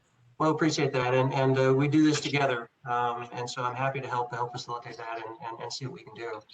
Unless there's any last re-attack, so to speak, Karen, anything from you, then I guess we take a 15-minute break, or is it, sorry, 10-minute break? 10-minute break, yep, that's right. We closed down a little bit. 10-minute break, and the commissioners will get back and dive into our work. Great. Thank you for being here with us. Appreciate it. Thank you all. Thank you. Thank you all very much. We'll see folks in just a few minutes. Thank you for taking up your Saturday morning to help us along. Yes. But it's good to hear that we're all basically on the same page, though. So that's good. Yeah. That's good. Yeah. Okay.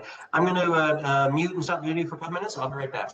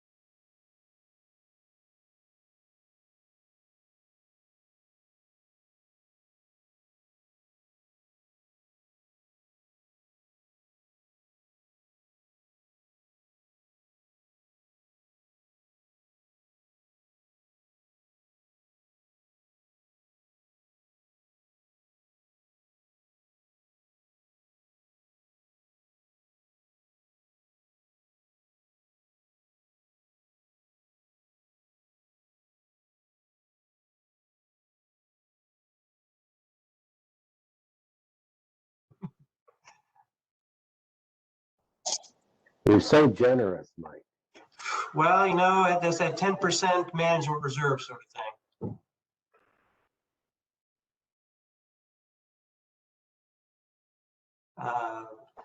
Don't have any remarks, you know, Karen, as far as I'm concerned, we can just sort of dive in unless any commissioner has something they'd like to raise right at the beginning before we move on to the next phase here. Yeah, not everybody has their camera on. Doesn't mean that they're not here, but hopefully they're coming back. I'm here. I'm just having a snack. I don't think you all want to watch me snack. That's good etiquette for eating throughout the day, so we're fine with it. In fact, when lunchtime comes, if you want to bring back some food, you know, it's okay. But we'll talk about that later. We will. Before we actually dive in, I just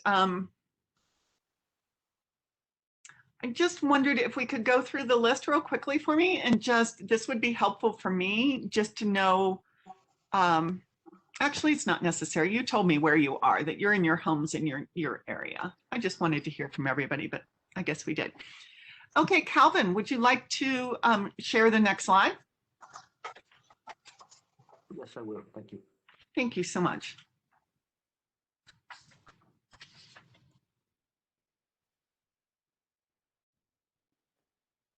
Karen, is Tom with us through this session as well?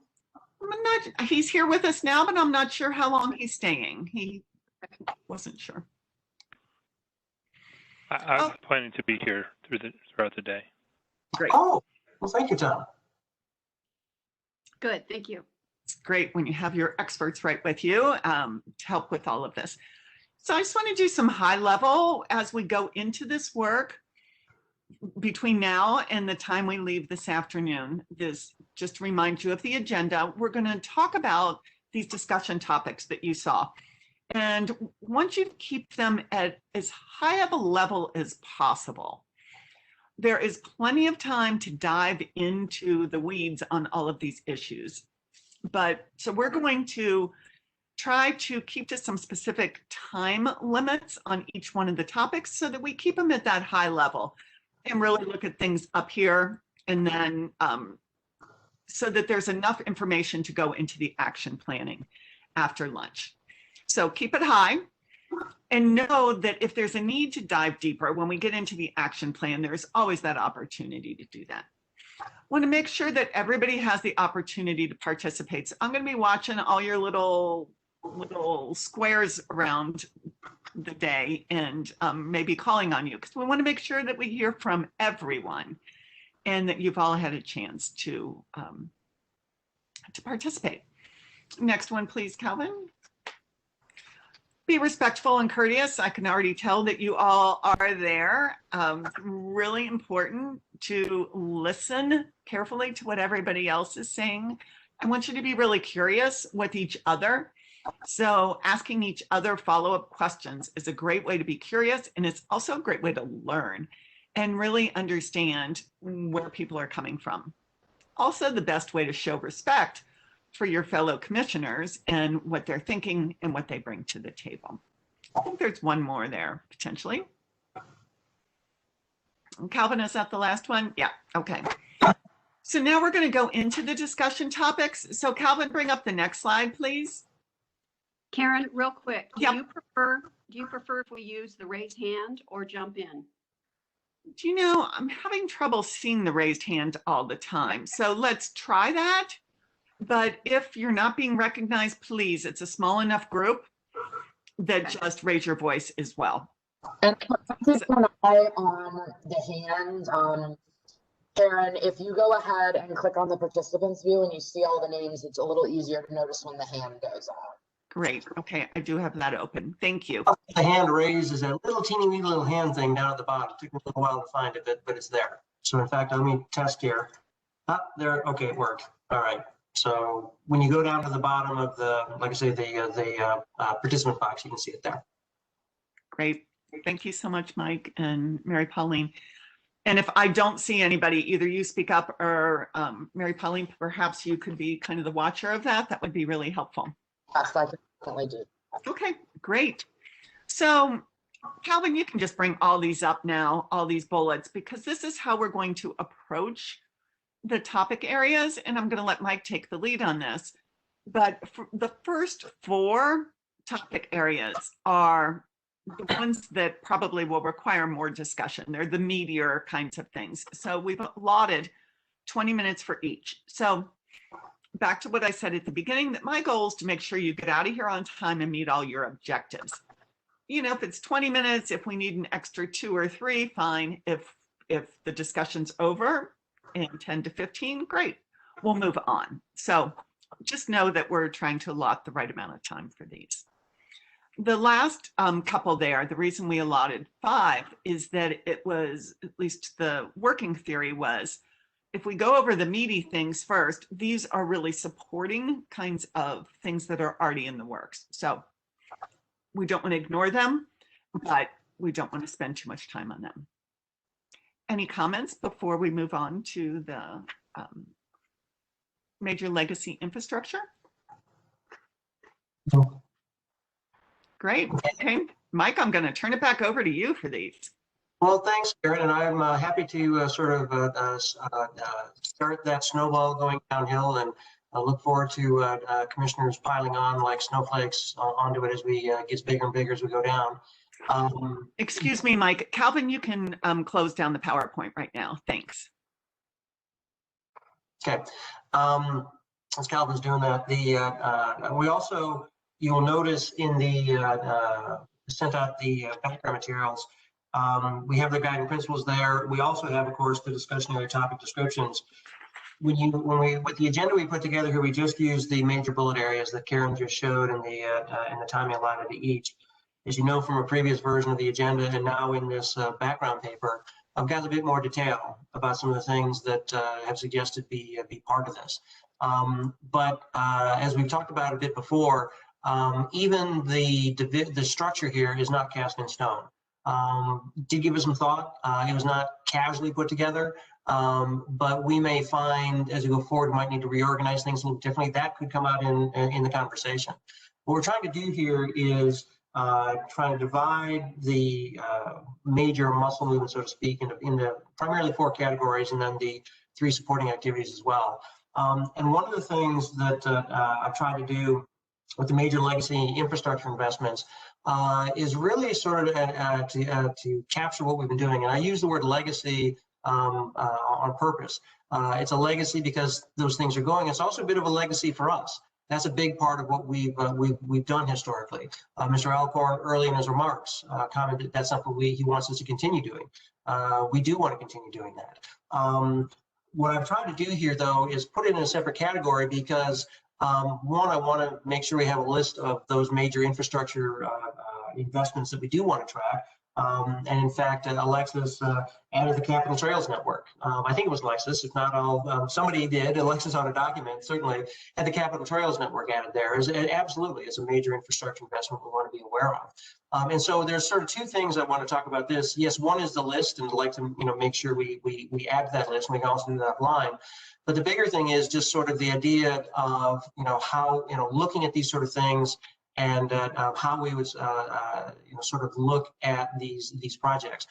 That will soon lead into the implementation piece there, in the afternoon. But right now, put sort of the obvious suspects up there: the Silver Line, major road activities: 66, 45, 495 next, Route 7, Route 1, various interchanges. BRT, Dulles Airport. That's something that Kevin Morse has talked about. And obviously the Trails Network. So I'll kick it off with that and see if anybody has comments on what comments we have in this section right here.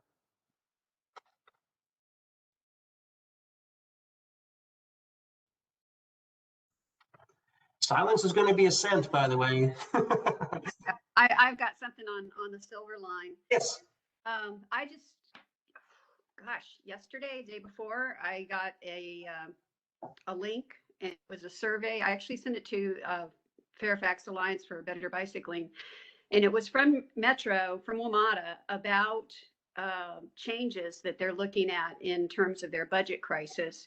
And one of them was stations. One option is closing stations, and it had a list of the stations that would be closed if they go with that option.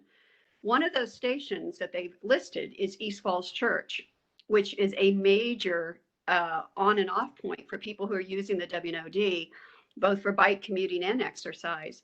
And so I guess in terms, I don't know how this works in with our work plan, but to be part of that conversation of how this impacts our overall transportation plan is really important.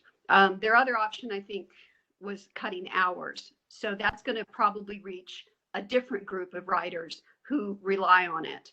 And that's, I was just looking at the rail portion of it, but they're also talking about bus lines and things like that too. So where that fits into our transportation plan and our action plan, I'm not sure, but it's something I think we need to be very hyper aware of because it's stat. It's right now going on.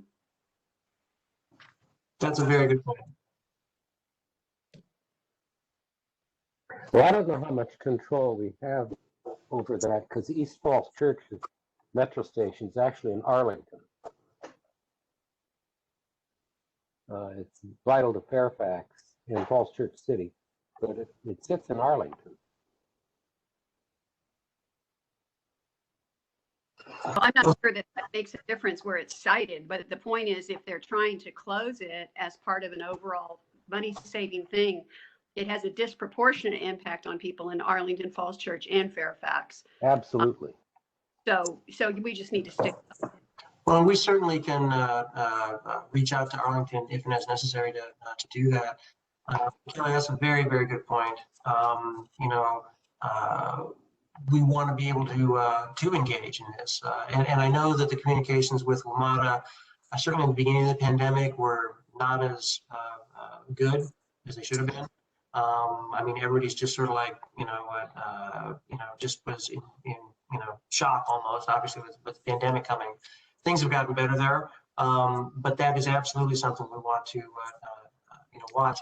And we start to get into action planning sort of stuff. Being aware is one thing, and then we decide what we need to do about it. And I think that we will want to, I'm sure this is not something, and Tom is right here. If he wasn't aware of it before, first I'd be surprised. If he wasn't, he is now. And this is certainly something that FCDOT is going to be involved in as well too. So we, it's not our job to shoulder every burden. We know that.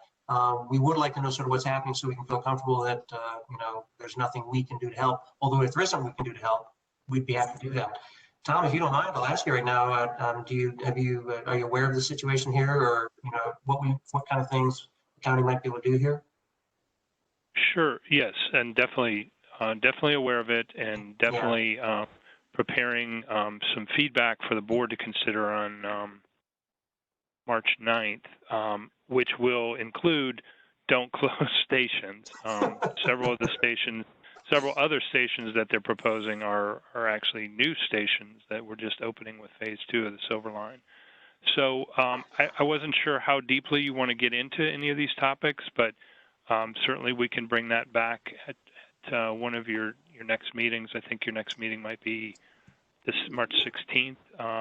Yes. In the meantime, though, I think encouraging everybody we can have Kelvin send the survey out and encouraging the TAC members to take the survey and also to encourage their community to take the survey and object to things that you don't want to see happen.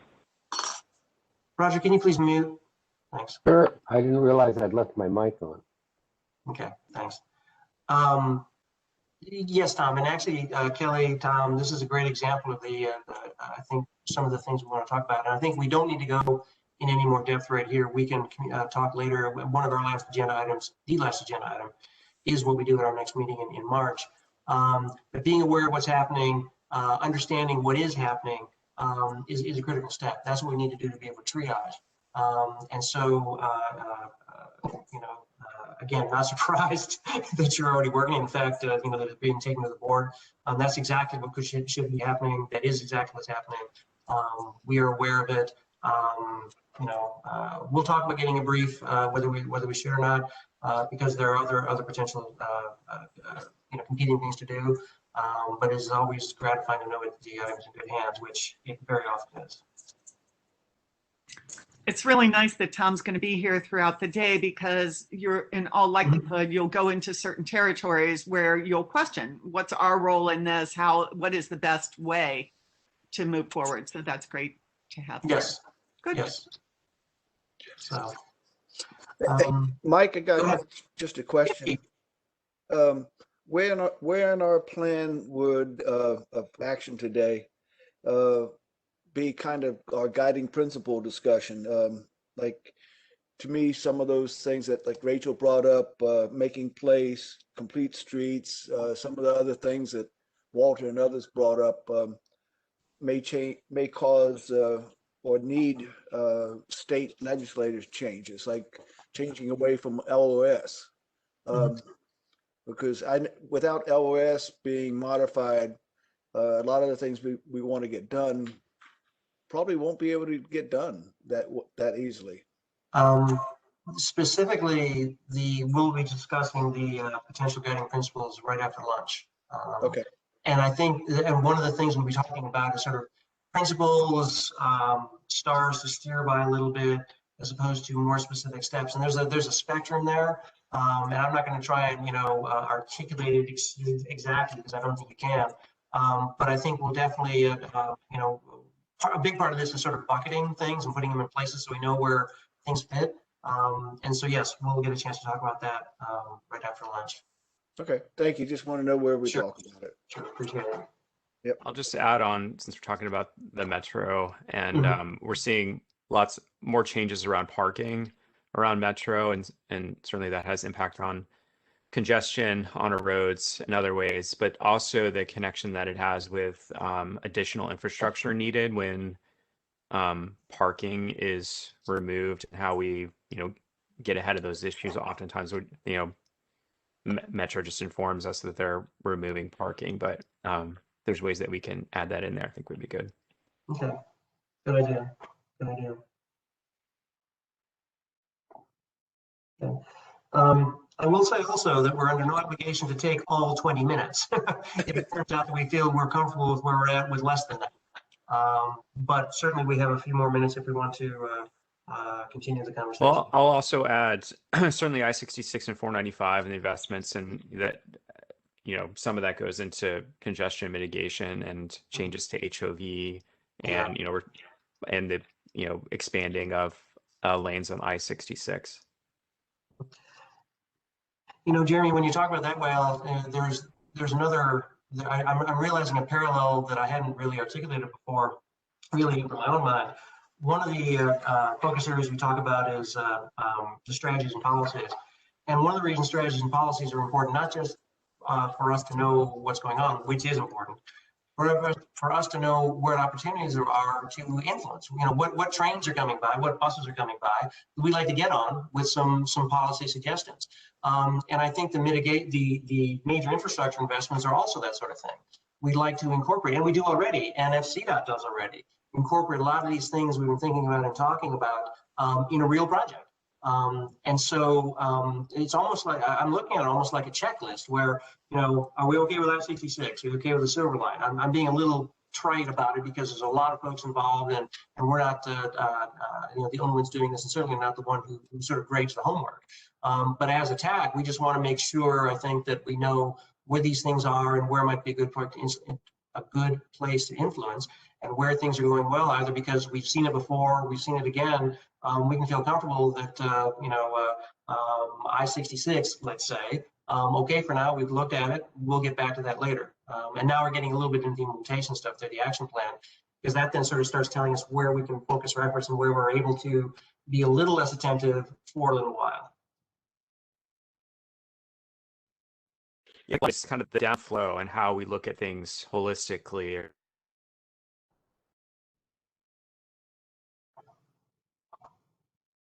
But there's impact to communities because of that balance that needs to be done, but there's also investments that might have to be made based upon how the vehicles flow. Right. I agree. You're breaking up a little bit on mine, maybe in others. I got the gist there and absolutely recognize there's connections. And that's part of the idea of the guiding principles, or these are sort of, they're not measuring sticks, but they're, again, a little bit like a checklist. How are we doing on this factor? How are we doing on this factor? Again, I know the county does that, but as we're trying to put together overall pieces there, we want to be able to do the same thing and make sure we can do that. And that's where maybe we'll find something that there's places that's missing a few check marks, so to speak, that we're very well positioned to help. You know, and I'm laying aside for a minute even just sort of the basic outreach stuff, which is also one of the things we'll talk about later. Just helping to socialize things, which is another thing the TAC has done. We can help as well, you know, going forward. Mike, what is it you want as we go through these topics? Do you want us to say this is important to me, or I have something to add about that, or what exactly you're looking for in terms of feedback here? Very good question, Kelly. You know, I think really at this point, sort of your gut reactions, you know, because as I can tell, you know, we've tried to organize some things. I've got enough of a structure. I think we can have a reasonably productive conversation. But really, I'm still not convinced, although I'm feeling relatively comfortable that this is a fairly good structure, or else we wouldn't put it forward. But ultimately, by just sort of talking about what comes to mind, I think that really sort of fleshes things out. I'm actually a believer in things that are important are often the first things that come to your mind is what you say. Backing up a little bit, there is the more mundane part of, you know, do we have all of the big moving pieces identified? You know, general thing about purging and stuff like that, which again, I think will be more in the afternoon as we try and do our action plan together. We're trying to put together a map. And so part of it is just seeing, you know, what they are, and then placing them in space and time, so to speak. So Mike, when we had conversations about today, you had mentioned that you would love for people to raise their hand if they want their name associated with a particular topic, to be kind of the point person. Do you want that to be in the action planning stage, or would you like to hear from them now if that's a particular area of interest for them? That's an excellent question. If somebody's excited and just can't hold back, absolutely. I think it's more appropriate in the action section. The reason I say that is because that's where we're looking at the whole menu of things. That's where we have the whole conversation. And if you sort of, you know, a commissioner of volunteers who do vehicle congestion mitigation, and then boom, all of a sudden flexible non-POV transportation. Oh, wait a minute. I'm joking a bit. You already sort of signed up. So, and quite honestly, none of the signups here are cast in stone, because ultimately we'd like to be able to divide the workload collegially amongst us. We also have FOIA restrictions, so you know we can't have 3 or 4 commissioners doing something without it being a committee, although we can do that too. And so I think the structure of what we're doing is best for the afternoon. But if you are interested, certainly voice it. But I think that's where we're really trying to put those pieces together is in the afternoon. Great, thanks. I think I'll just add on to that. My expectations too is we need the part of the roadmap going forward is so we're not kind of figuring out what we're doing next month every single month. We want to have kind of a long-term view of a strategy and kind of what our work plan is. And so I think part of the discussion today is understanding what the priorities are of the various commissioners so that we can start to build out kind of that meeting framework.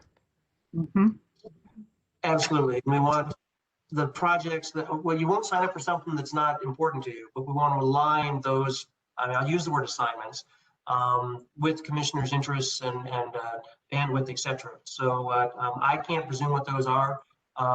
And so perhaps by this conversation, not only do we get a better sense of where things are, you know, but also that might spark a particular interest in a commissioner that says, yeah, I feel comfortable taking this forward.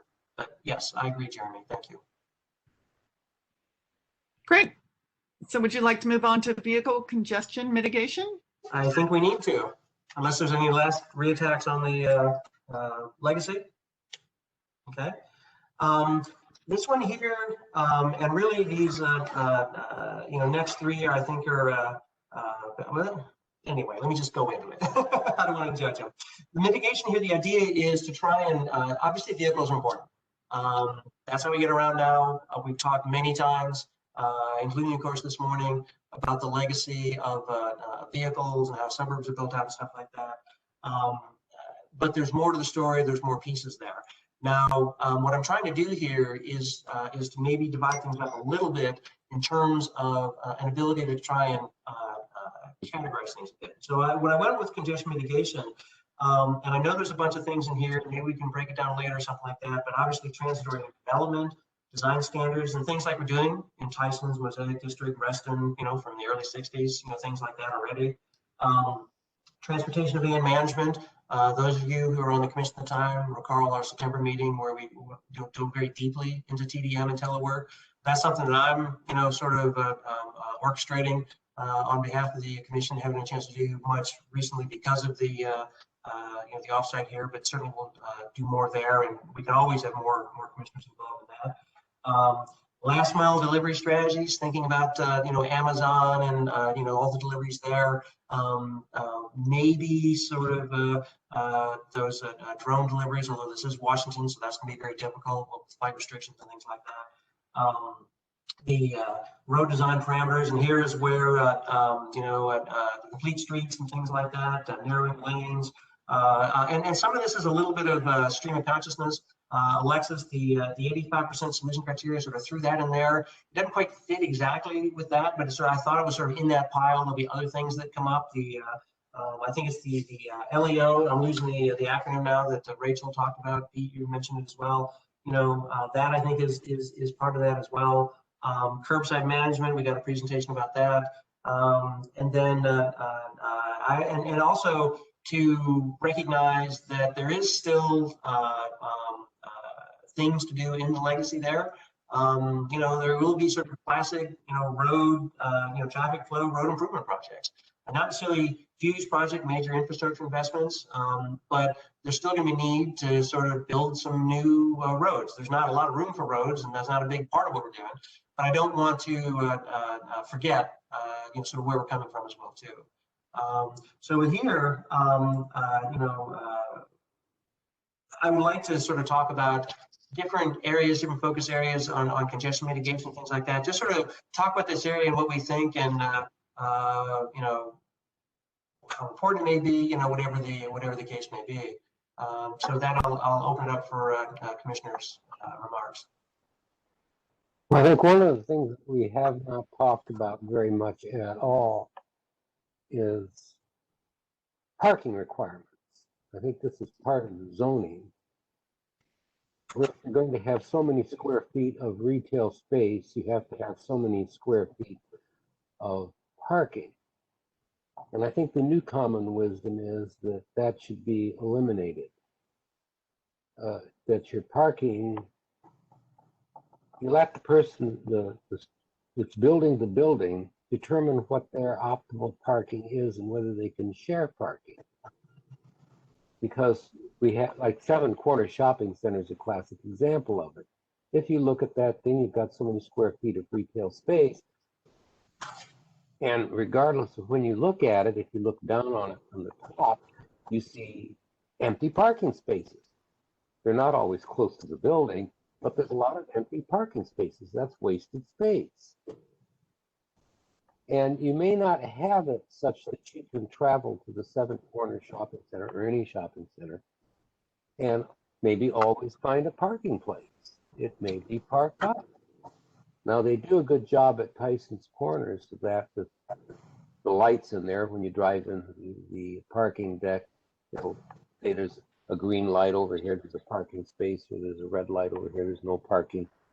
But parking, and we make it free and we make it easy, and if you leave potato salad out on the table uncovered, you're going to get flies.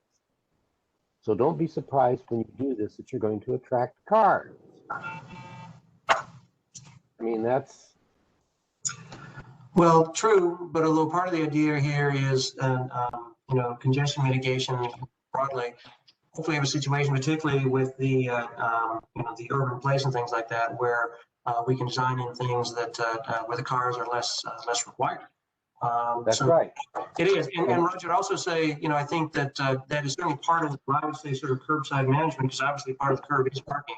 And ironically, or interestingly, whatever, as Rachel pointed out this morning, having some on-street parking sends signals too.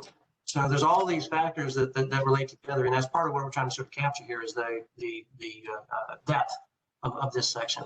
Well, the dumbest thing is that the on-street parking in Alexandria is free. Now, trying to change that is going to be very, very difficult. But on-street parking should not be free. It's not free in Arlington.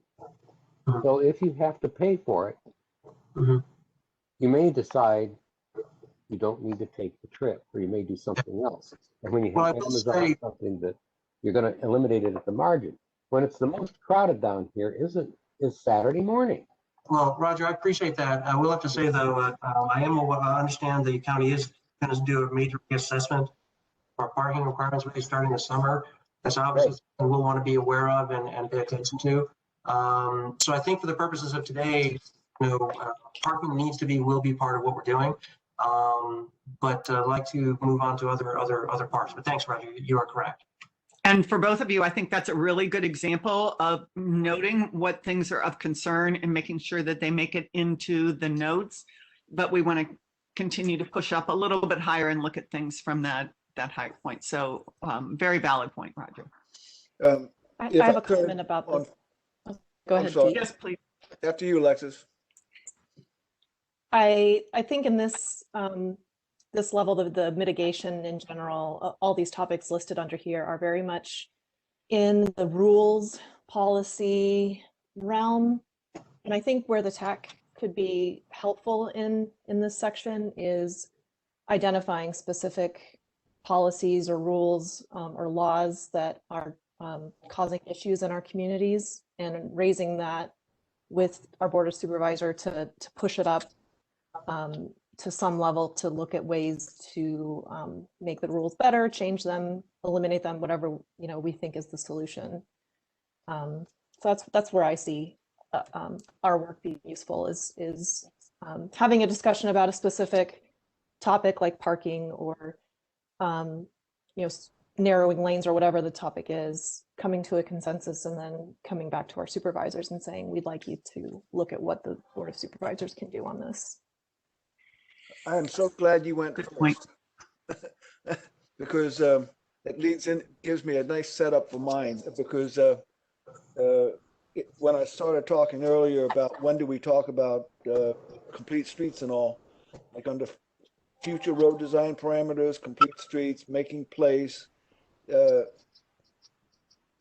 changing the LOS, the idea of undergrounding utilities at the same time, because that's always an issue, the land use and new technology, a lot of the things that our panel talked about earlier really plug in to some degree to future road design. And I think we should really make a bunch of bullets under there so we can deal with them specifically. The other topic here is smoothing traffic flow, classic road improvements. Well, actually, that is happening.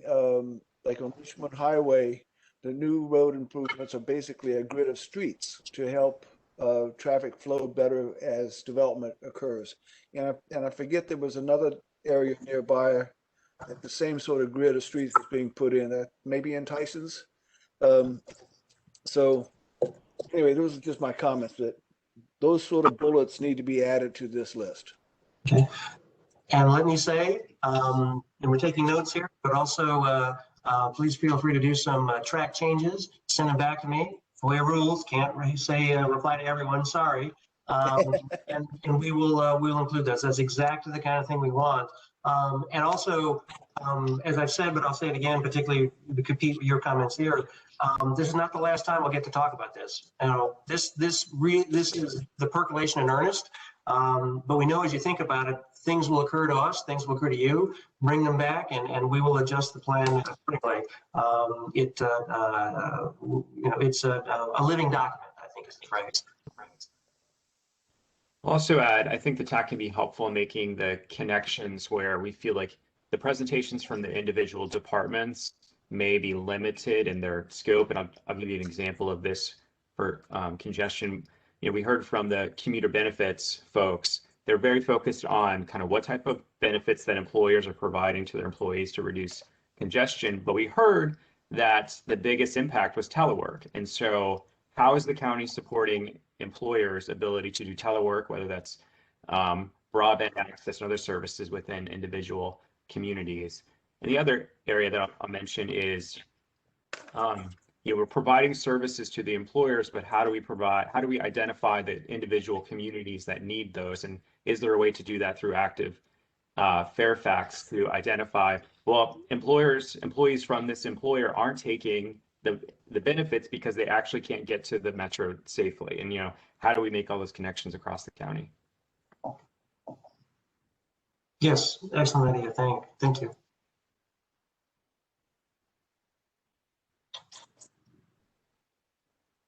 Okay. Hey, Mike, where would we put in pedestrian safety? I'm looking at this and I really just don't know where that would go because I believe this is up there. I think I put it on trails, sidewalks, and bikeways. In fact, yes, that's where I put it. Obviously, everything relates to everything else around here. We recognize that, and so I don't want to have artificial boundaries. Picking up on Jeremy's point about integrating and bringing things together, absolutely agree. And in fact, it's embedded in our principles there. But also just to be able to sort of keep track of stuff, you had to put it somewhere. Thank you. Okay. Okay. Do we have other comments on that section here? Do we? I know it's important. We know it's important. Do we have any commissioners that think there's maybe a better way to characterize this, or hold that thought, talk about it later, or come back in a month from now and realize, hey, maybe this is not quite the best organization? I would change the title somehow, but I don't have the right words yet. Think about it. So, and that's part of the idea here too, is to get the juices flowing. So, I don't want to get into a TDM conversation or anything like that. So I think actually, we might be okay here to go forward. If we can, maybe get a little bit ahead, we can have a little bit more time at the end, because I think just based upon this conversation here and Alexis's remarks, that when we get to the strategies and policies piece, we may need a little more than 5 minutes. If there's no objections, I say let's move on to the the flexible POV transportation. Okay, fantastic. And this one here, kind of a catch-all. I recognize it's not an accepted transportation term, but we're just wild, crazy folks here breaking the barriers. We're gonna make up our own names for things, at least for our purposes. And so what I've tried to put together here is obviously basically sort of non-POVs. And so the connector and the metro access, taxis, Uber, Lyft, micromobility, things like that. And I will say, I was able to have an interesting conversation with Dale Castello last night, and he talked about electric scooters, how popular they're becoming, and how companies are having trouble keeping up with production. And it's kind of interesting because it's not unlike a Vespa from years past. That's not a bike because you don't have to do pedaling, but different things become important at different times. And so, a little kind of riff off Kelly that it might be a little different than what we've done before, but sometimes, we come back to things. But the idea here is that we're looking to make one of our focus areas that sort of that non-POV transportation. And so I've broken out bikes separately, or so trails, sidewalks, and bikeways. Maybe, so what do we think about this area? Do we think this is important? Do we think there's some things maybe we should add to this section? I think the Fairfax connector and metro access is one of those areas where we need to be hyper aware of the impact on communities that are at the lower end of the economic scale, because well, I don't need to tell you guys why, but it impact any decisions that are made impact them on a much more immediate and greater basis than the rest of us who can still hop in our car if the bus no longer goes down our street. So I know that's part of the holistic principles of, equity is a huge part of all of this. But in that particular area, the non-POV, what I also find is when those things go away and become inconvenient, or when people reach a certain economic level that they can participate in using a car, they immediately go to the POV. And I see this in my biking work as well. Somehow the POV being the holy grail. So I think just all of those kind of things need to go together and keep in mind as we're looking at non-POV transportation, that we're kind of, we're fighting cultural norms. Well, you're fighting a couple of other things too. You see these pictures with cycling and scooters, and I would never decry anybody from using a bicycle or a scooter. The skies are always blue and everybody's out there in shirt sleeve weather. What do you do when it's cold and rainy and icy? People who might ride a bicycle or use a scooter won't use it. The other thing that happens is that in this community, and I'm part of it, is we're aging. And in some of these countries, these people are younger. And you have people as they're older don't feel confident riding a bicycle or riding a scooter. So they're not inclined to use it. And they will need to use a bus if they don't have an automobile. They won't use it. And one of the things that came up in our Access for All subcommittee on MCOG is people with disabilities. One of the things they're very concerned about is people leaving scooters on the sidewalk, particularly people with visual disability. These things are all over the place. So the dockless scooters, you put them in a dock, you know where they are, and you pick them up. But people just get off their scooter, leave it there, and that's fine, you can do that, and then just leave it in the middle of the sidewalk. It becomes a hazard. So we have to have some kind of protocol for dealing with that. And I'll let Mary defer to Mary Pauline. I'm sure she's done.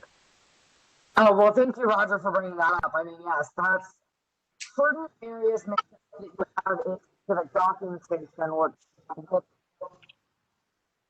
but when you don't have that docking station, it definitely is going to be an issue for those with visual disabilities.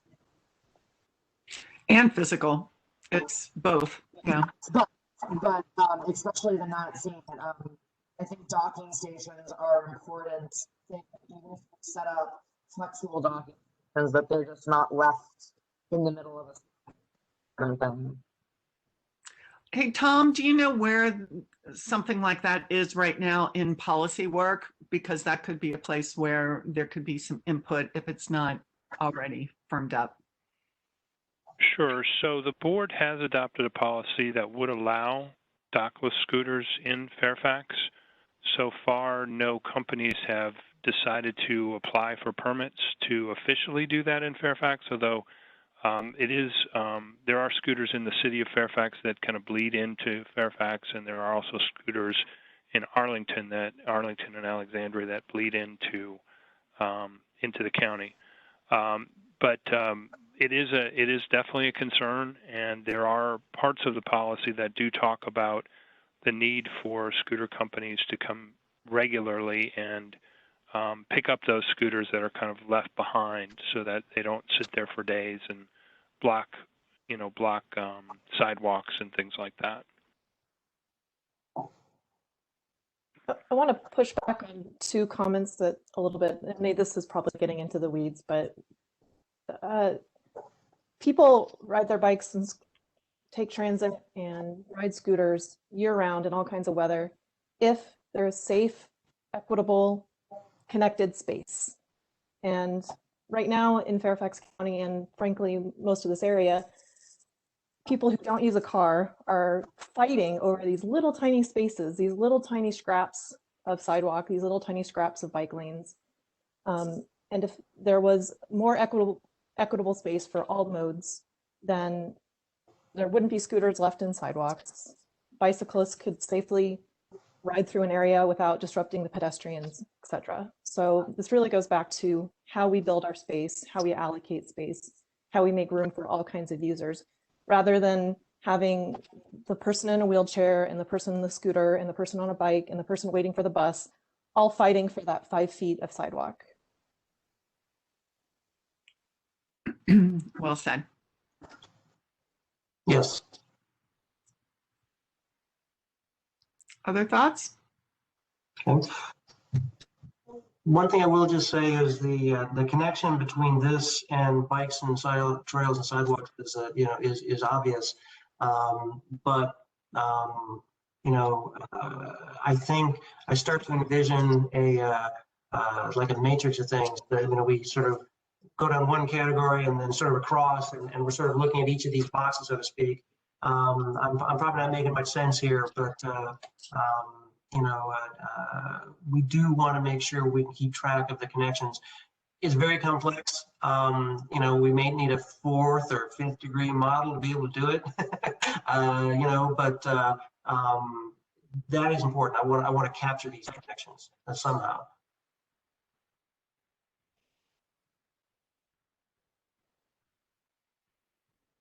Okay. Can we pause for a second, Mike? There's a couple of people we haven't heard from yet. I was just curious if they have any thoughts yet, or if they're holding their thoughts to the end here. Eric, for instance? No, I'm pretty much agreeing with much of what I'm hearing, and we haven't gotten to any super highly technical topics, which is usually where I will plug in. I will observe, however, that I did look at some things a while ago, and we do spend quite a bit of time on bikes, and that's okay.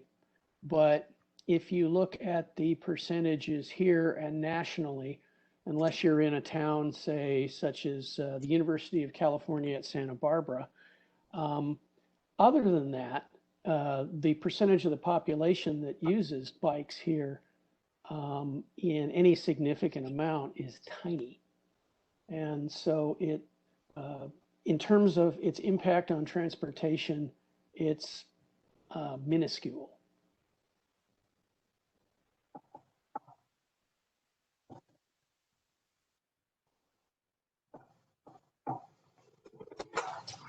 It's like a mic drop.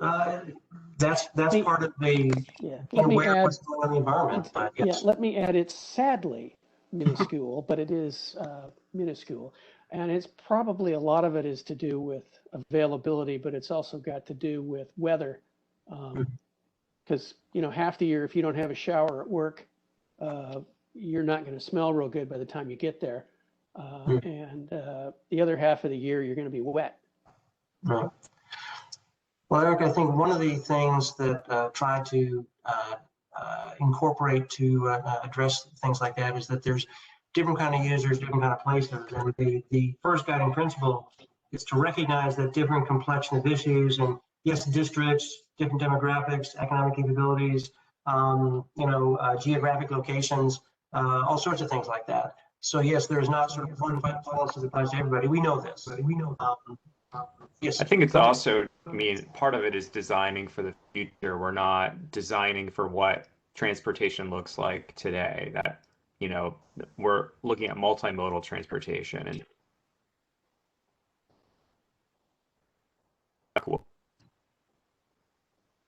that was designed for, only vehicles. Well, one of the things that's interesting is if you've ever been to Amsterdam, bikes rule. And they ride in some pretty bad weather. And I've seen people over there that are middle-aged and older riding bicycles, probably because they've been riding since they were 15. Here, you're going to find a lot of people who probably haven't been on a bicycle since they were 15. So it's a change in culture as well as the layout of the streets in the city to accommodate the bicycle. So we're kind of at the bottom of the tree, and we've got a long way to do to change the culture. It may even be generational. Someone like yourself who's younger, if you're riding now, you'll probably be riding when you're in your 60s. And you dress for it. And but they seem to do it. And they're a very powerful lobby. I mean, get your damn car off the road. We got bicycles here. But it's, I don't know what they did or how they did it, but it's doable. That's right. Absolutely. Okay. I think we're almost sort of bleeding into that next topic. So why don't we just sort of explicitly go there, unless there's any last comments on the flexible non-POV. So we're actually getting through here a little more quickly, perhaps. The idea with the trails, sidewalks, and bikeways, obviously a huge deal. We talked a lot about that this morning. I didn't make any updates, obviously, to the materials specifically about some of the. But I did talk about the safety there. And Dale mentioned an event that's opportunities for our involvement, things like that. Did acknowledge that, and actually back to the point about volunteering for pieces. A couple of our commissioners, Pete and Alexis, have already volunteered to be liaisons to the Trail, Sidewalks, and Bikeways Commission there. So, we've recognized already that this is an important issue, if nothing else, because of driving forward to the future. And balancing it with some of the current needs and stuff like that. That's kind of what we're supposed to do, is try and square as best as we can all those sort of circles as we provide what we think is the best advice to the board of supervisors. But here, I brought in Active Fairfax, because, talking about mobility, it talks a lot about these kinds of situations here. Obviously, the safety and street light replacement. I know from talking to Shamali before, and I think she actually might be with us now. Shamali, thank you for being here as well. And Mr. Alcorn's transportation aid. This is something important to Mr. Alcorn. And the shared mobility devices. Tom talked about the policy the county adopted. I think it was November 2019, if I'm not mistaken, but not that long ago, about sort of opening the door for those shared mobility devices. In this area here. I know it's not as simple as just sort of working with the trails. What kinds of areas should we focus on here? How should we maybe try and attack this issue? I think Jeremy said it well earlier this morning about looking at our streets when we step out our front doors and how we connect to our community that way. The big projects like the Capital Trails Network will be important for us to watch and participate in, but I think every neighborhood in Fairfax County needs an advocate for making their streets more accessible and safer, and finding a way to get to those legacy trails, from their front door.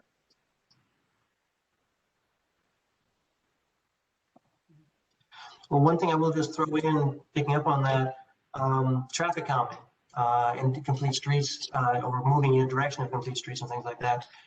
That's a road. Oh, we had that in another section, but clearly there's a connection here too. So another example of that cross-flow integration we're going to have to be mindful of, because if you're in a neighborhood, you're looking at the problem in the neighborhood, which can include streets and sidewalks, obviously. So, but no, appreciate that, Alexis. I think there's also a connection and maybe a flow over, like when I was talking earlier about police enforcement, how some of this moves into other agencies. There's an important part of bike and pedestrian safety.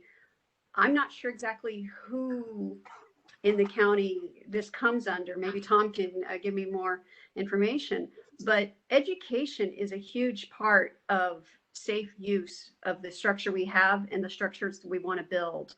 And I don't see a coordinated effort by the county or any of the county entities for educating people if they do want to become, say, a bike commuter or even just a bike enthusiast or somebody who just wants to be able to step outside their door and walk to the metro station. And they've got to know not only, if they're raised somewhere else, they have to know which side of the road you walk on if there's not a sidewalk, that type of thing.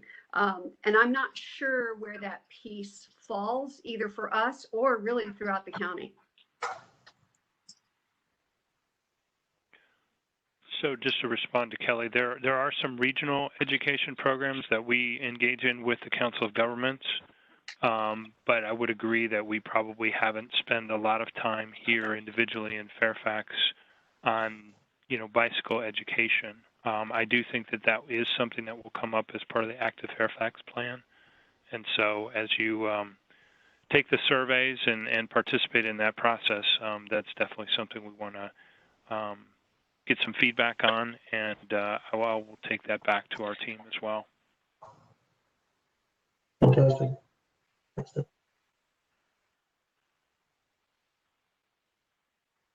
Another issue with this topic that is, I know the county has tried to work on a little bit, is maintenance, especially with snow. I think there have been some examples where the county has taken on clearing some of the bigger trails like the WNOD. You know, it's just an issue every year of not only snow, but then also trimming back vegetation. And when streets are plowed and they're plowed quickly and effectively, a lot of the snow ends up on our sidewalks, blocking our curb cuts, and there's no, other than a good Samaritan coming to clear it, there's no plan or no way to you know, to have these areas maintained and cleared for people.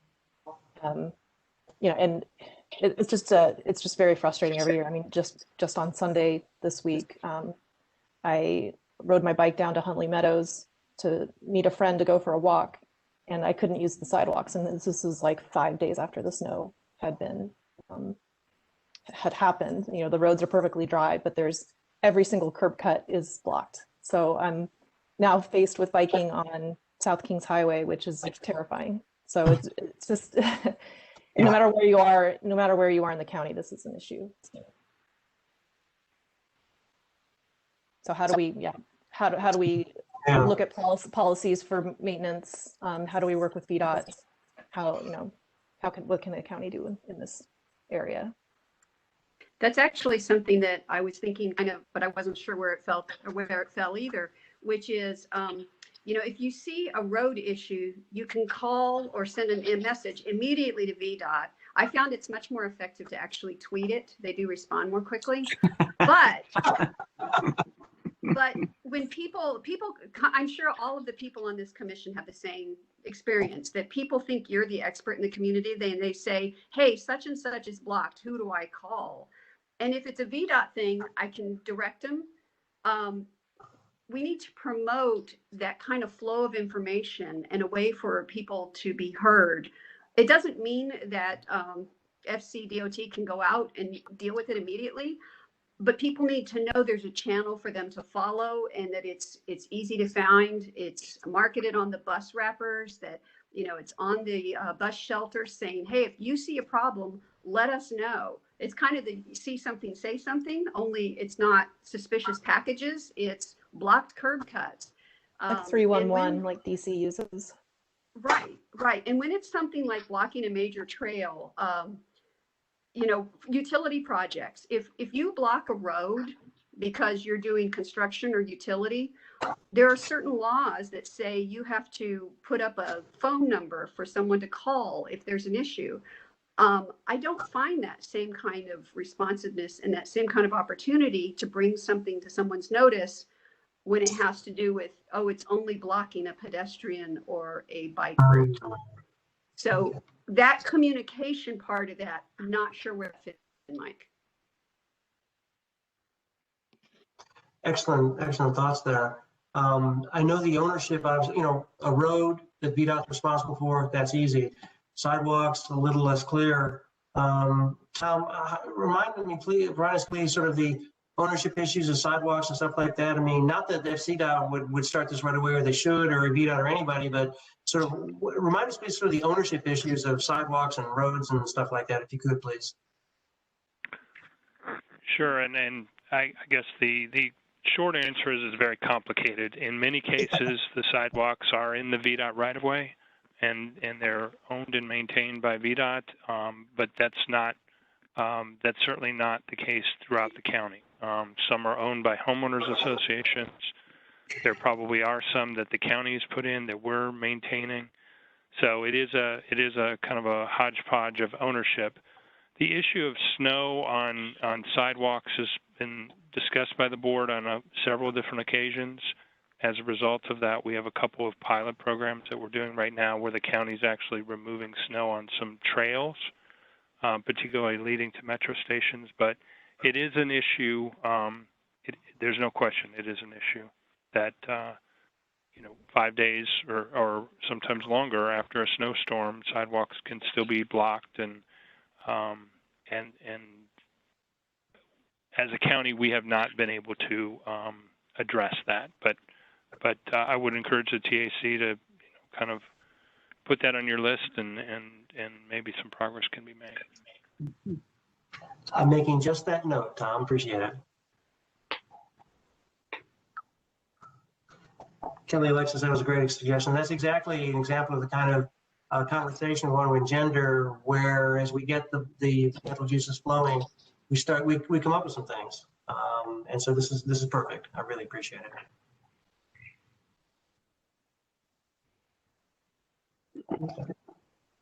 All right. The relatively short period of time we've spent on bikes, trails, and sidewalks is not commensurate with the importance of the issue. We recognize that.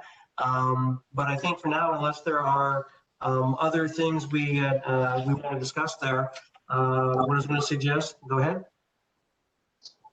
Okay.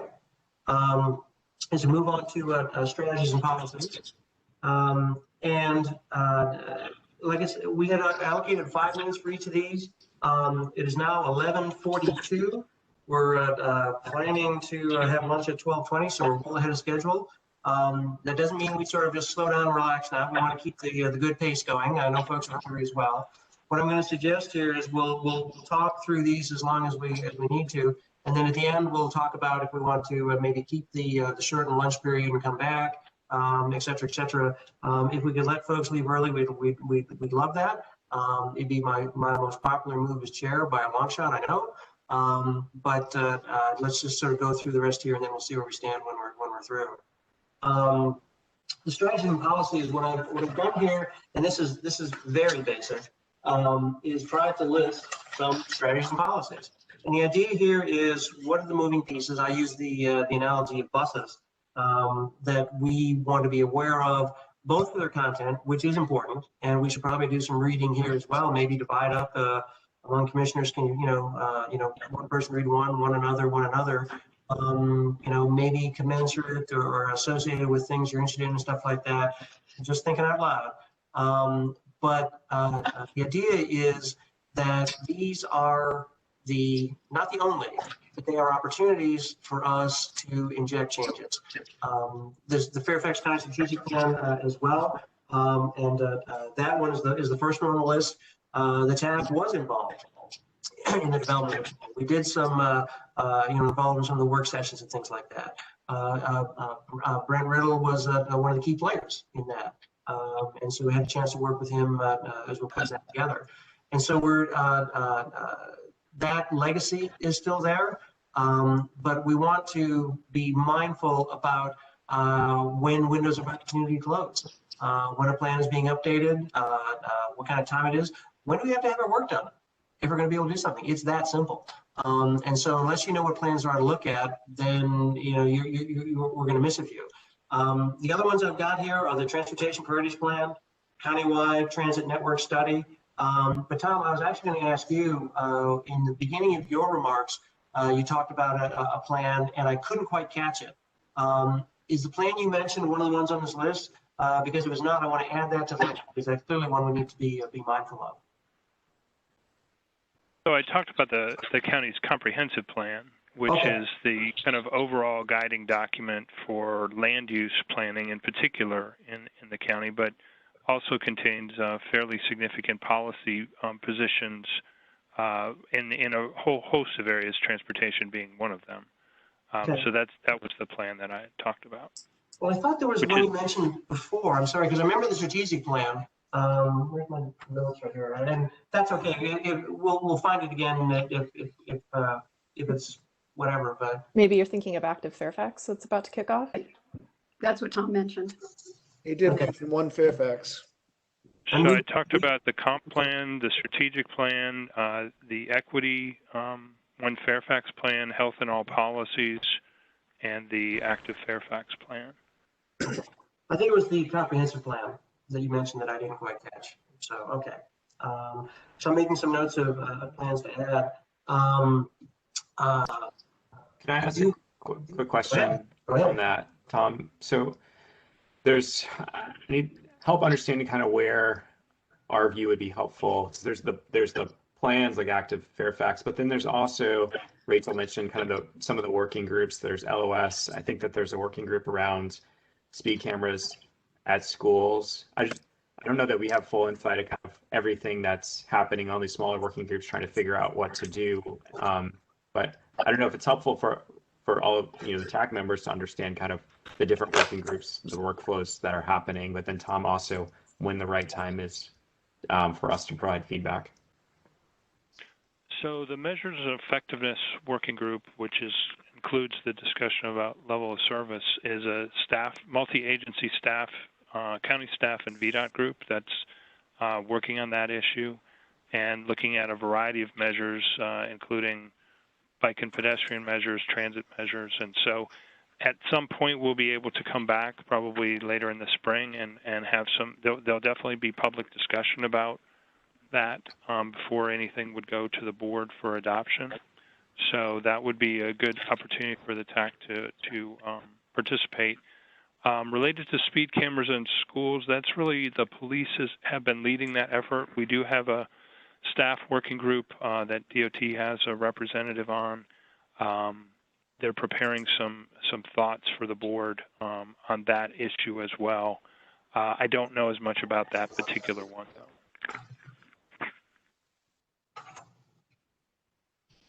Yeah, thanks. Okay. That list, sorry. I was going to say that list is something we can put together. I've taken some notes here, and Tom very much would like to talk about the ROE working group when the time comes in the spring. We'll have that list of things to keep an eye on. That list will need to grow as we find things. And Jeremy, excellent point about the working groups. And particularly sort of with that last point of partnerships and outreach, again, being aware and then potentially being engaged. And so that's really where that'll be the front line, so to speak, of our conversation there, because ultimately when we become engaged, that's when commissioners are spending some time doing some stuff. And like all of you, I'm sure, hesitate to get involved in something, start getting involved in something, you can't maintain. So we want to be mindful of that as well too, that we can sustain the block, maintain the pace, whatever pace it is we're doing. So I do want to be proactive about these things. I was thinking the word aggressive, that's not quite the right word, but I want to be lean forward here, but also in a way that we can sustain the effort. We just have to balance that out. But the other thing is, though, is that I'm going to put Alexis on the spot because you raised this earlier, but also the idea of using these strategies and policies. I think at one level it's kind of obvious, let's put something in a plan. But Alexis, I'd like your thoughts on, sort of how we, the TAC, ought to relate to these strategies and policies and working groups and just what you think. I think that where we see these policies as becoming barriers to progress, to projects or to solutions, and I think that we've already talked about some of these policies already. The level of service policy, the 85th percentile policy, the complexities of who maintains what and who's responsible for what. These things become, when a community wants to install a speed bump on their street, or they want to widen a sidewalk or add a crosswalk at an intersection, these policies that have been there since the beginning of time, it seems like, are these huge blockers and big hurdles, and the communities have to spend a lot of time working around them, finding other options, or just giving up is unfortunately what happens in a lot of cases. So I think, because of our experience, all of our collective experience here, I think we could be a good force for identifying what are some of these blockers, how are they hindering progress, how are they hindering safety and wellness in our communities. Talk about how they're doing that, and then what are things that could change that would improve, and just raising them to the awareness of the board, getting it on their radar, and keeping it there, and advocating for the changes moving ahead so that our communities can realize some of these and implement some of these tools that we know work in other communities. Yes, yes. And quite honestly, the Europe example used this morning by some of the cities there. It's not a policy per se, but I certainly lump it into becoming aware of our environment, which sort of gets into the next thing about partnerships. Although this is more looking at a document. Unfortunately, there's no county paid trips to Europe in the offing here, so sorry about that. But yes, being connected, being aware, that's essential. I'd like to ask something about that's under the strategies and policies list, the TPP, the Transportation Priorities Plan. And maybe Tom can answer this question about, I look at the TTP frequently, and there are projects that have been on there for years. And, we know that there's limited resources and whatnot. Who and how is deciding when a plan, something that's been identified in the TTP says, okay, now you're getting this chunk of money and we're going to elevate you up?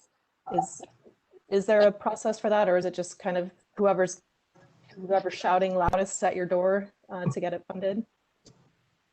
No, there definitely is a process. So when the TPP was originally, the Transportation Priority Plan was originally adopted in 2014.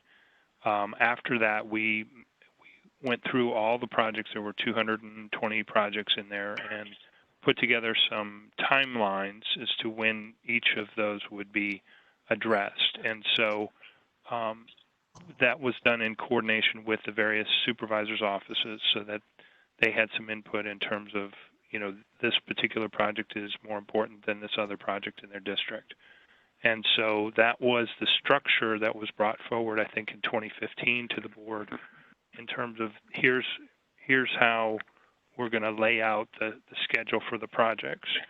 And some of the projects started right then in 2014 and 2015, and then others didn't start until later. So there was a timeline that was put together. Unfortunately, we also had some funding issues along the way, so there were a number of projects that have had to been deferred because the revenues that we were expecting to fund the TPP actually were reallocated by the General Assembly. So there is a list of projects that will be moving forward in 2021, or are moving forward in 2021, and then another batch that will go forward in 2022 with the money that we do have. Hopefully at some point we can get a increase in the amount of transportation dollars so that we can start to add projects to the TPP.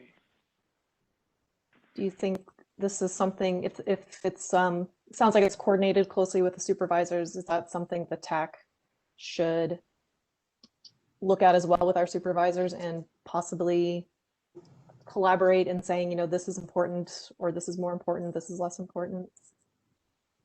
And I think back in 2015, there was some discussion with the TAC about the priorities, but obviously we've been still working on those priorities that were identified back in 2015. So there hasn't been a new set of priorities. However, at any point, a supervisor can tell us that, Project X is maybe not as important as it previously was, and now Project Y is more important.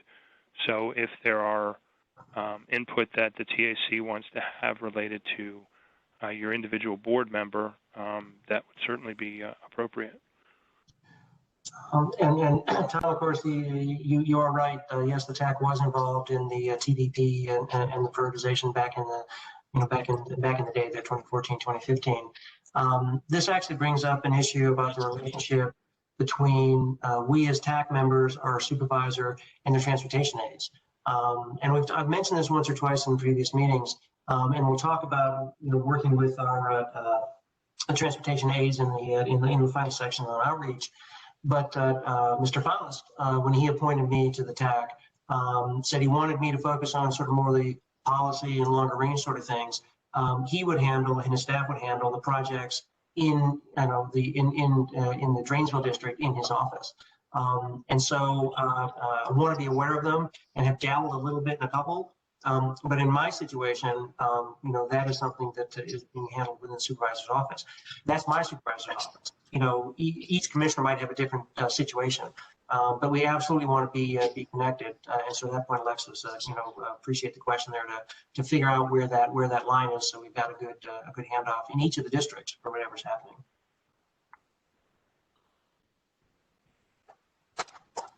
Okay. If there are no other comments on the strategies and policy sections, then we can move on to Eric's favorite topic. You know, the new technologies there. I just put a few things up: autonomous vehicles, electric vehicles, drone deliveries. Even though, as we all acknowledge, you know, not a huge likelihood here in DC, although you never know for sure. And this obviously was one of the first things that we sort of started looking at with the Futures Planning Committee of the TAC here, you know, a few years ago, for those of you who are, you know, with us back at the time.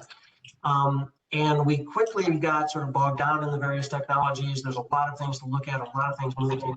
The conversation this morning, particularly from Dale, but you know, also from Mr. Alcorn, Rachel, and you know, and Tom as well, talking about some of these new things that are out there. You know, when Dale in particular, I'm actually sorry, it was Mr. Alcorn, mentioned the stuff that hang on.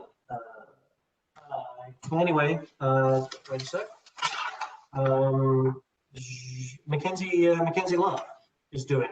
Sounds very intriguing. Perhaps something we want to get a presentation on.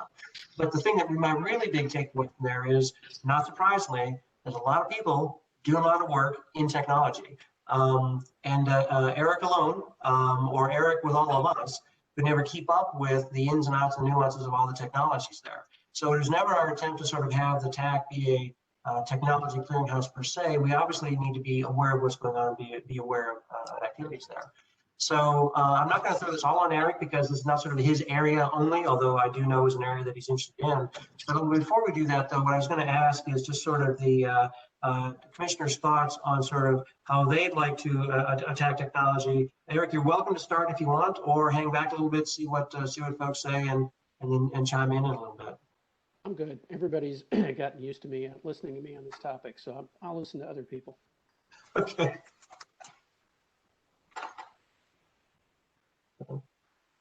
I'll comment on electric vehicles and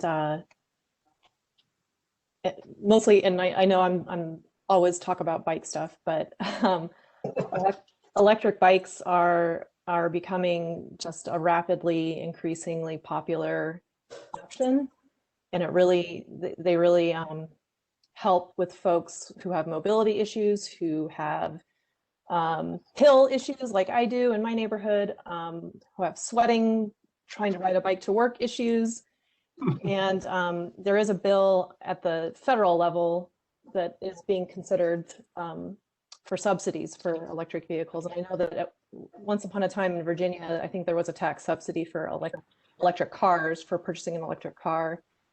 And if there was ever a way for the county, or in this also could roll up under TDM, of having some sort of tax credit for the purchase of an electric bike, because you know they are more expensive than a standard bike, but they're far less expensive than even your most cheap car. So it can really be a replacement for a vehicle. It has been in my case. Okay. You know, and just as a sort of a complexity piece there, and Kelly, that's a good point about, Alexis, it's a good point about potential legislative stuff there. Very much could be something to get to. We're not going to go there directly with lobbying. That's not appropriate for us. But to be able to talk with folks, to be able to think about things, to be able to talk to board of supervisors about things they might want to consider raising with the, you know, our elected officials, state, local, absolutely appropriate. Absolutely. Well, I think one of the things with electric bicycles that you don't have now, if you have a plethora of electric bicycles, is the speeds those things are capable of traveling at. You can have some very excellent riders that can do 20 miles an hour or better, but your average cyclist goes maybe 10, 12 miles an hour. With an electric bike, you're going to have average Joe or Jane rider can do 25 miles an hour. That is a lot of speed. So if you're out there on the trail like the Custis Trail and you're riding to work at 25 miles an hour, the possibility of an impact goes up and a serious accident. So you may run into an issue where you're going to actually have to have speed limits on bike trails. Bike trails already have speed limits in most cases. And I've read some studies on this. I did a little bit of work when the Northern Virginia the Regional Park Commission, I can't remember the acronym, they were looking at whether or not to ban e-bikes from the regional parks in Northern Virginia. And there was a lot of studies, there are a lot of studies out there that show that people on electric bikes typically don't ride any faster than folks on standard bikes. Just, you know, it goes back even to, it just goes back to your built environment, right?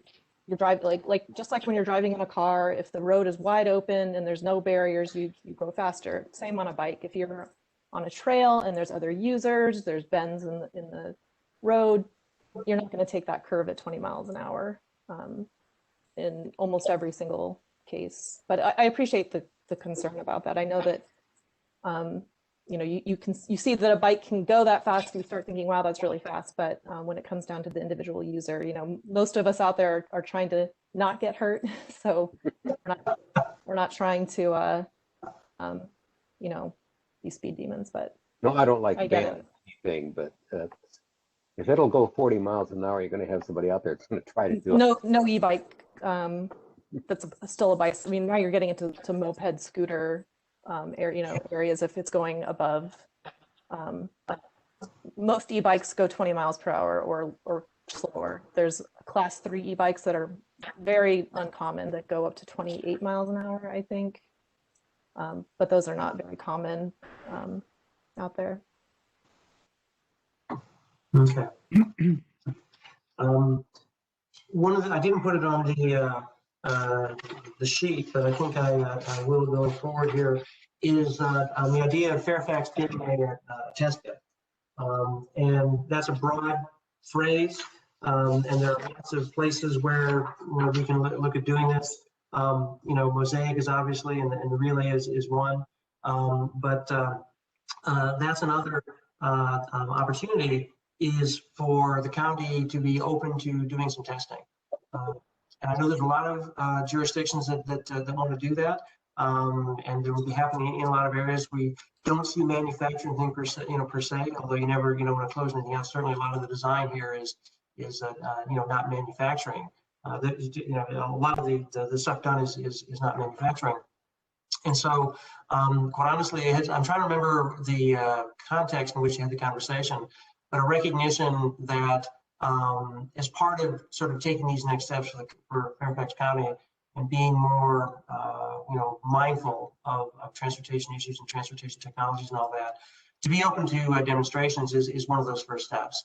We know we're not going to be writing regulations for autonomous vehicles or bikes in terms of how they're structured and stuff like that. Those we done elsewhere, but for their use and where we can use them and curbside stuff and things like that, absolutely.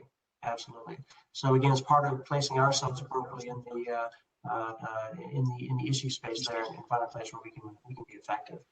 So. Yeah, on that, I'm interested in hearing other commissioners' views on how to balance that. I mean, I'm interested in autonomous vehicles, but it doesn't seem like the county is going to be making any policy, or even the state, anytime soon about how that moves forward, unless there's some kind of pilot project. So it seems like there's some balance there of, when's the right time for TAC to provide input versus just being informed about what's happening, and how does that help us prioritize kind of our meetings each month. Well, I think we have to keep abreast of that kind of thing.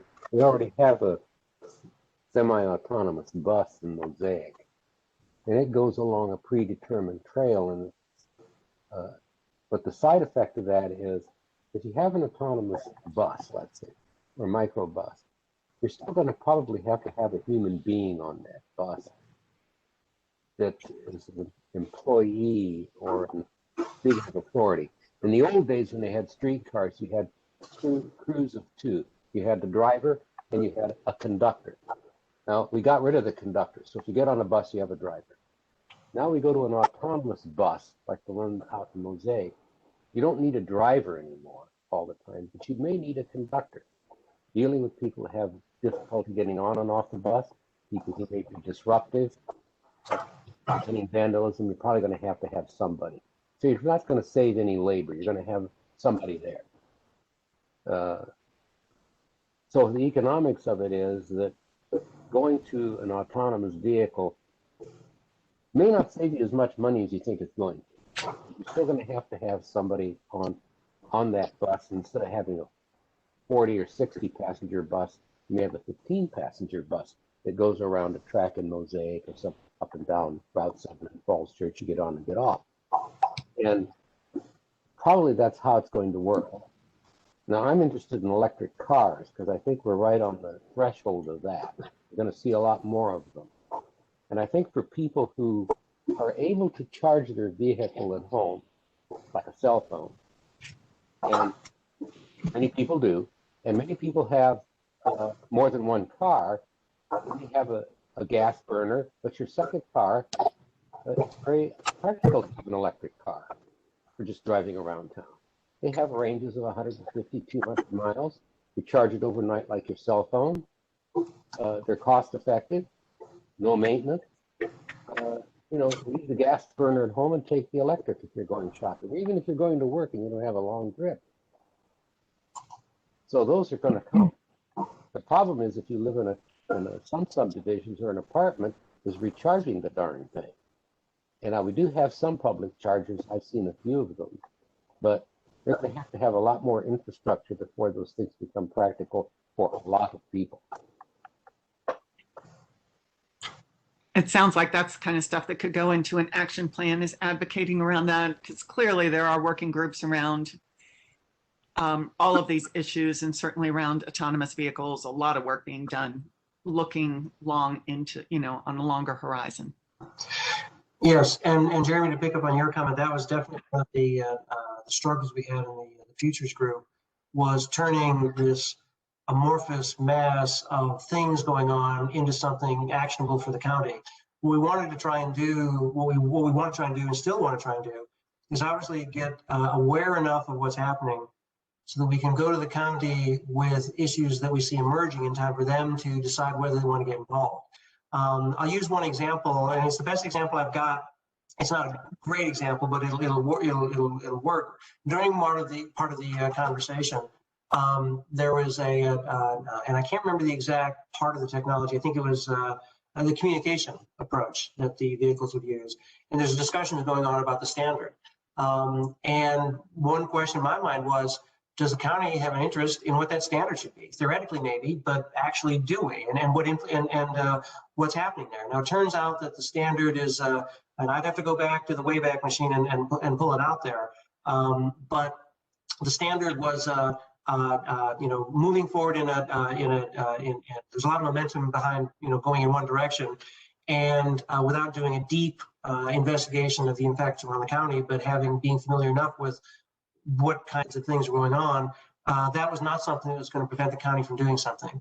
So it was not something that we needed to go to the Board of Supervisors and say, they're talking about a standard for autonomous vehicles. We actually have a stake in this, and it might be going the wrong way. That was not the case there, but I think that is the kind of situation we'd like to be able to do in other aspects of autonomous vehicles, something else, where even if we can't do something, and I won't sell us short, we are, we are Fairfax County. It's an important county. We're in the nation's capital. We're connected with a lot of folks. There's a lot of things we can do to make reviews felt and work with others and things like that. But we want to take those things to the board in time for them to have a conscious choice to act if they choose to do so. That's our goal. We're not there yet. But Jeremy, I think that's where we'd like to get to. And I think that's what you're talking about in terms of being able to sort of translate there and go from this amorphous mass of stuff to something that we can say, yeah, we need to do this, that, or take it to a decision maker. Okay. All right. At that, I'll move on to the last area, and that is our partnerships and outreach. If we go 5 minutes, we'll get out about 4 minutes early. So we have 9 minutes until our schedule for lunch here. This one here, this is a bit like policies in the extent that what I've done here is listed other groups and organizations and things like that. But also embedded in there is some strategy pieces. And ultimately, we'll want to identify these working groups. And in fact, Jeremy, the working groups you talked about there, that might be where, where this goes, to be able to track, what's going on and who do we talk to. And that is also something that came out of our work with the Futures activity, is that one of the most important things we needed to do was become better connected, better aware, see what other folks are doing. As a minimum, if somebody's already doing something, we don't necessarily have to, or not do as much. And so what I've got here is obviously VDOT, top of the list. We work with them all the time. Regional cooperative bodies, we know these ones as well too, the Transportation Planning Board, NVTA, NBC, Planning Group, MCOG, Greater Washington Board of Trade, Greater Washington Partnership, we've been working with them on some TDM stuff, etc. Transportation advocacy groups, and things like the data, who are advising on TDM stuff in the Reston area, the Greater Tyson's Partnership as well. Those can be some groups. Obviously, county boards and commissions, we've talked about that. We will need to turn that into an actual outreach strategy when we talk to the Planning Commission. We've already recognized the need to be better connected to the Trails and Sidewalks Committee, so we're doing that as well. Another one here, and I want to talk about this later in sort of the outreach and next steps a little bit, because obviously, and we have, some of you weren't here when we met with the transportation aides of the supervisors, but that was a good exchange of conversations. What I'm thinking now is that with all the work we've got here and some of the things we've got, and when we have a better sense of where people want to go, that's a great time to bring in the board of the transportation aides. Shamali's with us now. Bring in with her counterparts. Shamali will probably work with you if you're comfortable to reach out to your counterparts with your other board of supervisors, and have them sit down with us about what we're doing. Yes, we can talk to the board members. We can do that. But we all know and recognize the value of making sure that things are grounded at the staff level as well. State and local elected officials, I alluded to this before, it is important, but I put the caveat in here because it is important. We can talk, but we're not there to advocate. And I think that as we talk about here in communicating partnerships outreach, a piece that I need to add to it, and I just sort of did in my notes, is communications. And getting the word out and working with folks and things like that. So I want to be a little disciplined about that. That said, we would not ever try to limit the ability or the authorities, whatever, of commissioners to speak to whoever they want, to do whatever they want. You're independently appointed by your supervisor, but we do want to try, and if we can, coordinate some of those messages, coordinate some of those discussions and things like that. And so I'd like to get your views on the area, but also other groups that we think we ought to perhaps reach out to and involve in the conversations that maybe near term or longer term, whatever the case may be. Local citizens associations and HOAs. Yep, good point.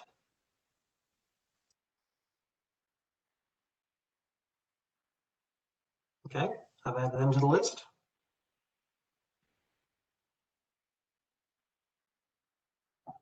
Yeah, I think I've talked about all this before. One of my priorities is trying to bring in some broader views, particularly from community groups that are working on a lot of transportation issues. When I was working on some safety issues, I would have loved to have a forum to come talk about the challenges that we all were having, which I think is part of the reason why I'm here today. But I know there's a lot of other community groups, and so just announcing the meeting, doesn't mean that folks will show up. And so I think there needs to be some outreach, but, I'd love to have a monthly meeting where we, hear from some groups and kind of what their priorities are. Okay. I would say that groups like out here in the Reston area, we have Cornerstones. It's a faith-based community coalition that deals with everything from hunger to homelessness to everything in between. And they have an after-school tutoring program for kids who are largely from fairly recent immigrant experiences, trying to get them up to speed so that they can be successful.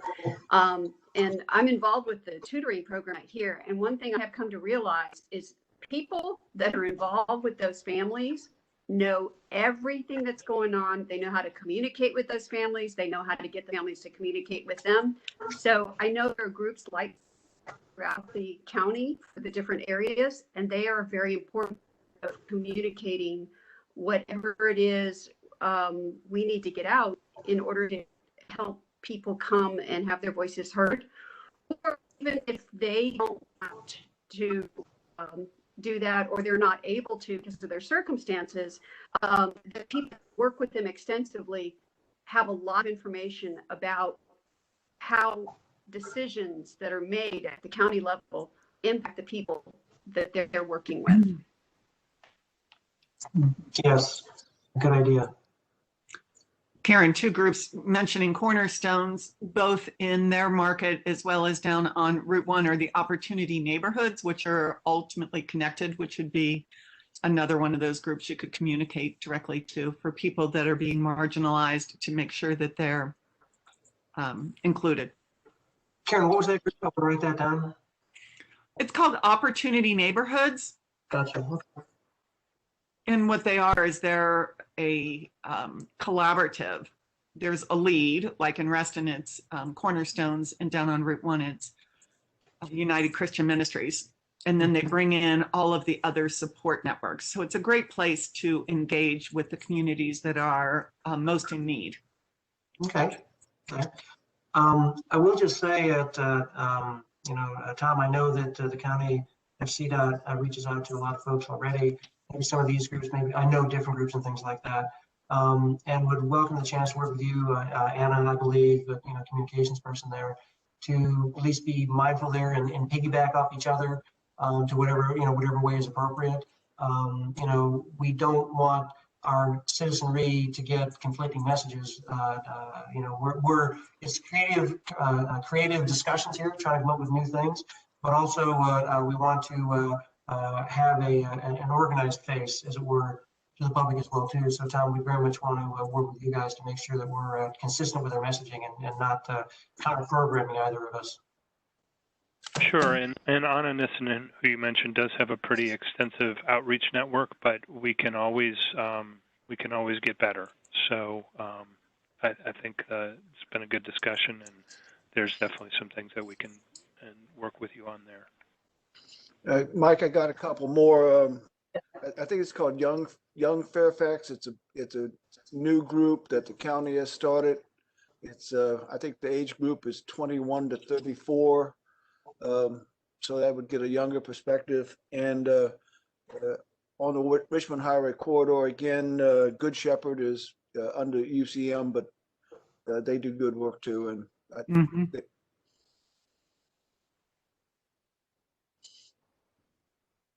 Excellent. Excellent. Well, I think we all recognize the importance of working with folks and communicating with folks. So I don't think that's really in question. I think the question is, who, how, when, and how. And back to that sustainability piece there, what I don't want to do is engage and then disappear. I'd rather under-engage first, build the engagement, build some momentum, work with others and things like that. Because again, whatever we do, I'd like to be able to sustain it. And we'll see what see what we can do there. Actually, it is now 12:20. Can you believe it? Boy, did we predict this perfectly. Any other comments about partnerships, outreach, communication we want to talk about right now? Yes, go ahead, Pete. Yeah, it was. I'm correcting myself. It's Young Adult Advisory Council. And they're new. They're still getting their feet wet, so to speak. But they came to the Mount Vernon Council the other day and introduced themselves. Okay. Yep. Okay. Good to know. We've got some folks here that are a little younger than others, so maybe they can speak their language. Not that older folks can't speak with young folks. We can do that. Well, I'm 20, 3 times plus 9. You couldn't get it right the first time. You've done it 3 times, and you're still working on it. Exactly. So, Well, Karen, what I was doing, sort of turning you back over for the sort of the end up and going again. I guess we're just going to get back there in a little bit. That's right. Just be back by 1 o'clock and we'll get started rolling up the sleeves on the action plan. And you can bring your food back if you haven't finished your lunch. You know, if it's too enticing, maybe you should keep your camera off so we don't get distracted. But Do we need to stay signed on or we log off? you know, I actually I've had some computer hardware problems. So what I'm thinking of doing is logging off and logging back on again. But I do know Mary Pauline had some trouble doing that. So if you do log off and log back on again, please start like 15 minutes before or something like that. You know, and, which is probably what I'm going to do, because what happens if my computer's on too long, sometimes it starts doing funny things. So if that happens, I guess I'll send up a flare and dial in or something like that. But you know, I guess it's up to you to decide what you want to do. There was a phone number with the invitation, yes. So if anybody has computer problems, you can also call in on the phone. Okay.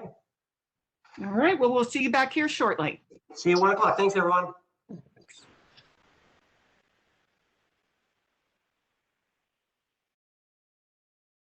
I think people are starting to come back now.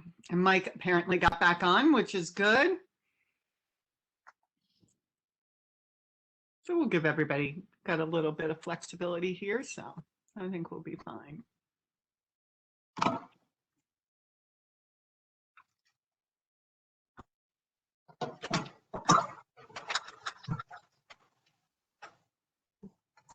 Hello.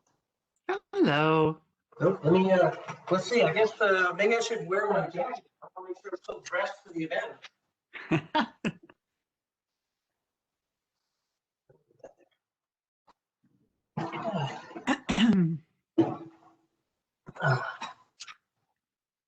Okay, let's see how we're doing on folks here.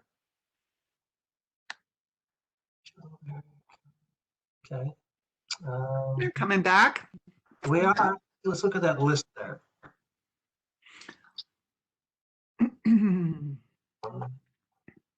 Yep, everybody's turning on their cameras now. Great. I'm going to turn mine off for a minute while I try to get it to stand still.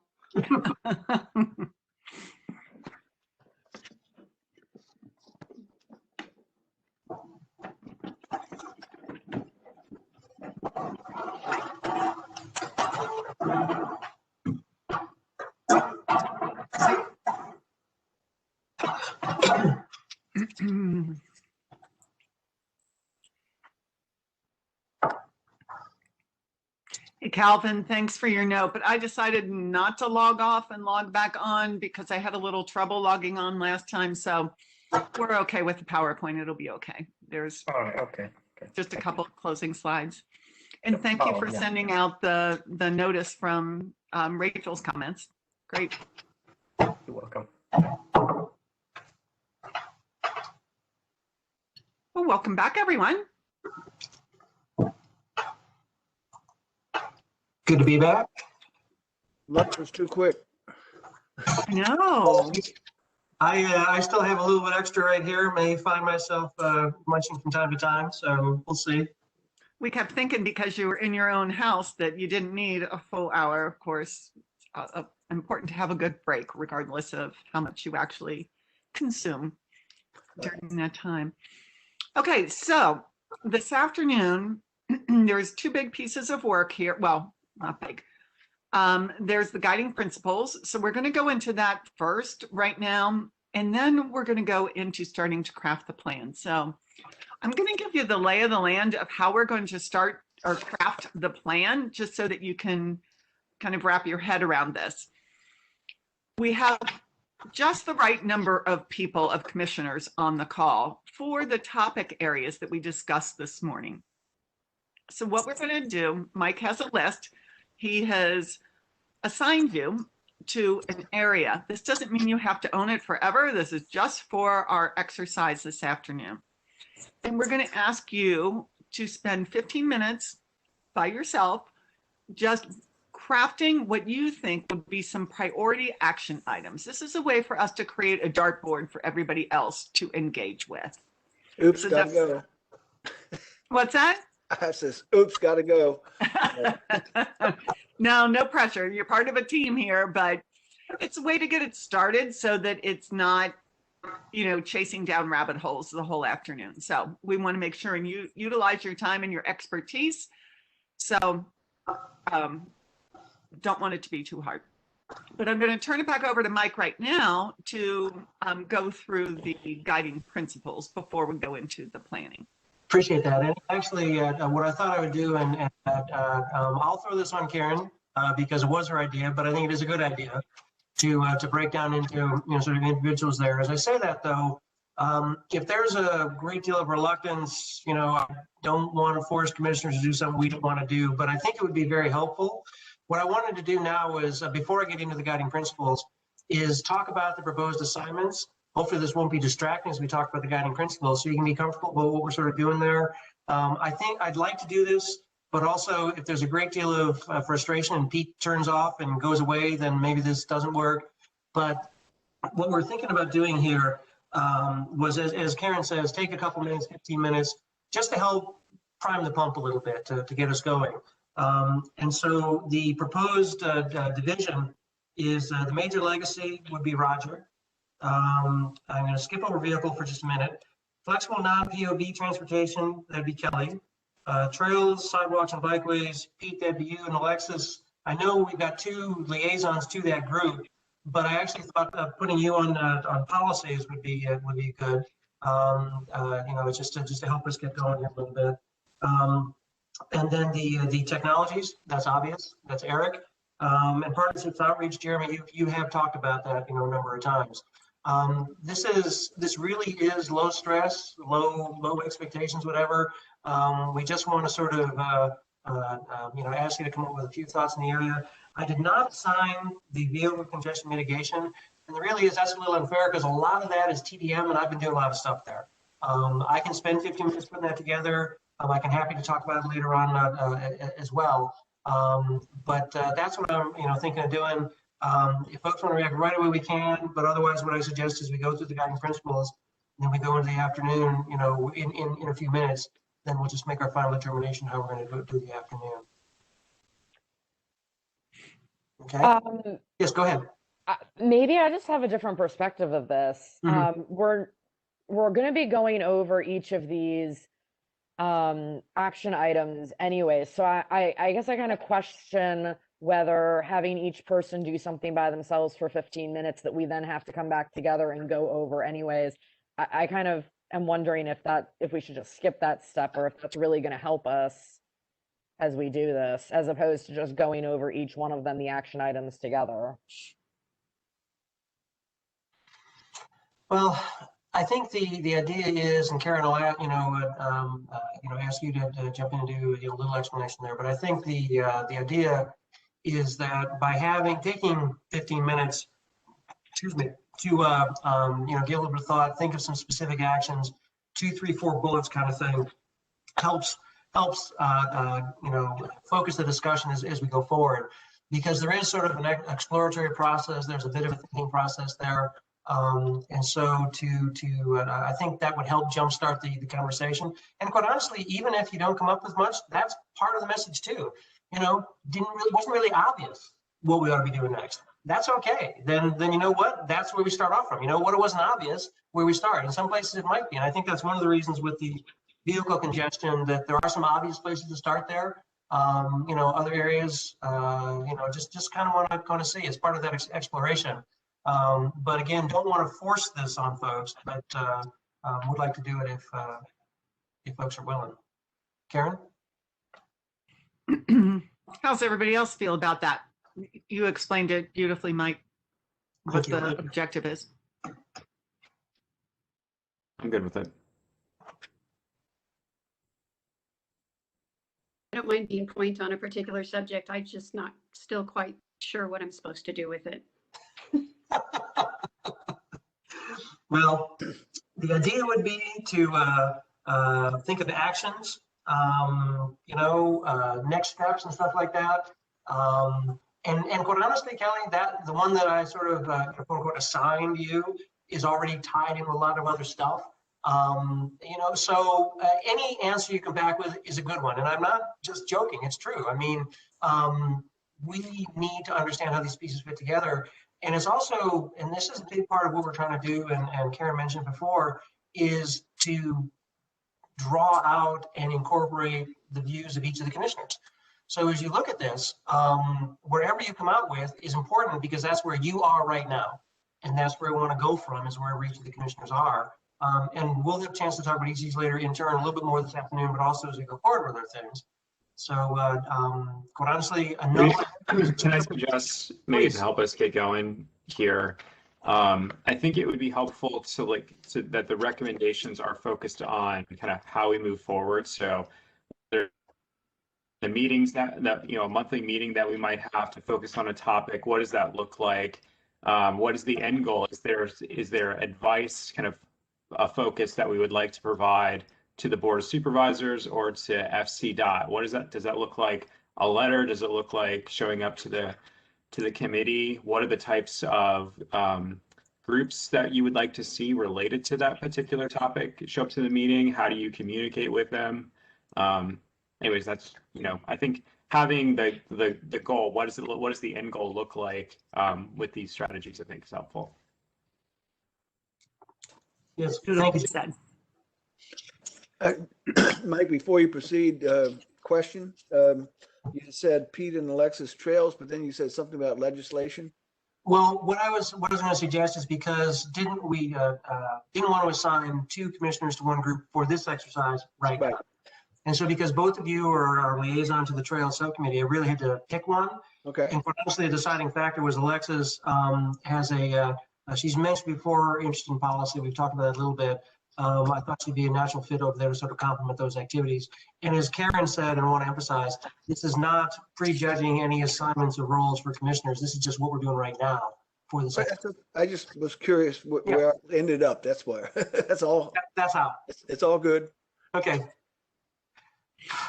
Well, we'll talk again after the guiding principles go forward. It sounds like we'll be able to do it or something like this, but let's just go forward again here. The guiding principles, I didn't put too many down. Obviously, they've been there for a while. I think the focus of the discussion here is really sort of the fact that they exist, the types of things that they are, excuse me, and whether we need any more, and what more we might need, what more we might need. Wording here is going to be very important. And so we can't spend too much time wordsmithing this. If you have specific wording changes, absolutely, that would be a great time to raise them, because the reason for the wording change is because you believe it's not getting the point across. So it's important for us to talk about those to understand them. You know, the 5 I've got so far is sort of recognizing that there's different complexity of issues, different magisterial districts with different demographics, different economic capabilities of transportation users. The magisterial districts, there's obviously a political piece or a jurisdictional piece there, but also it's just pure geography. Where you live and where you need to go is a big determinant on what kinds of forms of transportation you can use. And we need to be mindful of that as we do our policies. Applying a holistic approach to addressing issues to the maximum extent practical. Here, as I mentioned previously, don't want to just look at down the transportation soda straw, as it were. We want to be holistic, but we also need to remember this needs to come back to transportation. But you know, Kelly talking about the police, Tom as well. You know, certainly those are the kind of things that we're going to want to be mindful of. The Planning Commission, another obvious place there. So recognize that to solve the problems the county has, we need to be part of the solution. And so that's part of what we're trying to capture. And it's actually part of it gets into our outreach strategy. Informing the improvements with economic development, land use plans, and actually, you know, maybe just, you know, add in explicitly one Fairfax. I tried to capture that earlier, but the idea here is that we need to be mindful of what's happening economically in various parts of the county as we look at what the transportation projects are and strategies are in the area. Also, obviously, land use plans. Mr. Alcorn's mentioned that. We've talked about it. and also the equity concerns from One Fairfax. Those are maybe 1 and 3 are a little related, but I just threw them out here for right now. The pre-COVID assumptions, questioning pre-COVID assumptions in a post-COVID environment. The idea there is that, we did things as we did them before because they made sense in that environment. They may very well make sense in a post-COVID environment. They may not. And one example that I'm aware of is just, TDM and proffers and things like that, and how you measure traffic and what the baseline is. The amount of traffic you've got going into buildings, obviously, right now, much less. So in fact, the measuring of it's really not possible to sort of measure the traffic district based on the standards we had in the past. So does that mean you need new standards? I don't know. But what it means, what I'm getting at here is that there's a lot of things that we maybe sort of took for granted in the past, or the luxury of taking for granted in the past, we're not going to be able to now. And the last is really back to that outreach piece and connectivity and things like that. Involving citizens and advocacy groups and TAC conversation initiatives. Would like to be working with them. There'll be implications for our meetings in public because they are public meetings, and having public people participate, having our panelists at in the TAC meetings participate, stuff like that. Will be details in the working out, but as a guiding principle, we'd like to, I think, do more of that. As I say this, as I write these down as we talk about them now, these things we talked about to a little bit, they're assertions now. What we want to do is eventually turn them into reality. That the TAC says, yes, these are our guiding principles. That's why I say potential. And so what I do is open it up now. First, the idea of having guiding principles, and then what they should be, changing these ones here. To tell you the truth, what I'd rather do is rather than wordsmith the ones we've got, I'd rather add new ones if they're new ones. So, or if we need to take away, we can. Can't see anything here that probably ought not to be there in some way. But what I'd really like to do is make sure, I know I've missed some things.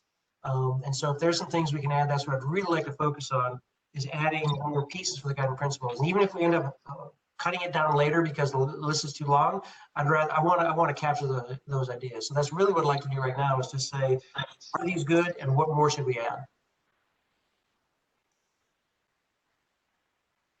Yeah, I agree. We should call out equity issues in One Fairfax. Thanks.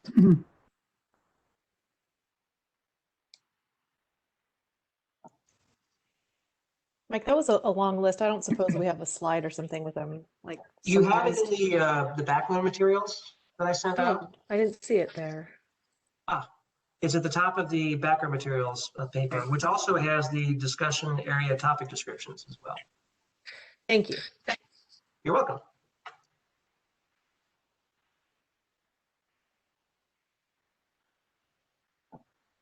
Anyone else? Any other thoughts?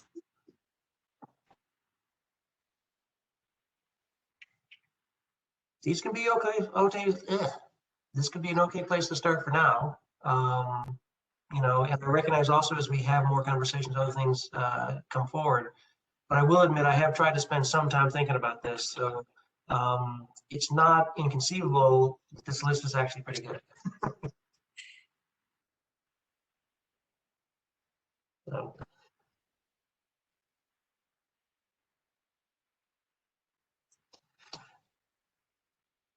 I think for now, we can use these as, keep them as potential, keep this a backdrop. I've detected no interest from any commissioner to not have something like this.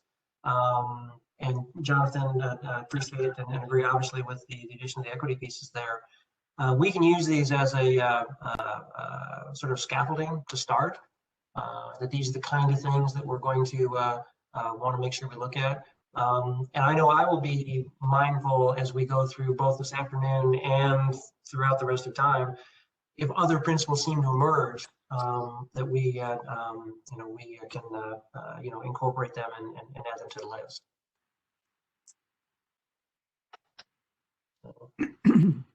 Okay. Hey, Mike, I've got to ask, I can't find that list anyplace. Maybe someone else. I sent it out at 12:30 approximately on Thursday night, Friday morning. Okay. It was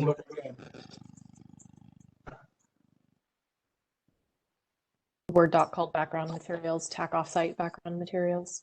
That's the one, yes, yes. Well, okay, I see, all right, I see that, but I don't see what we're talking about.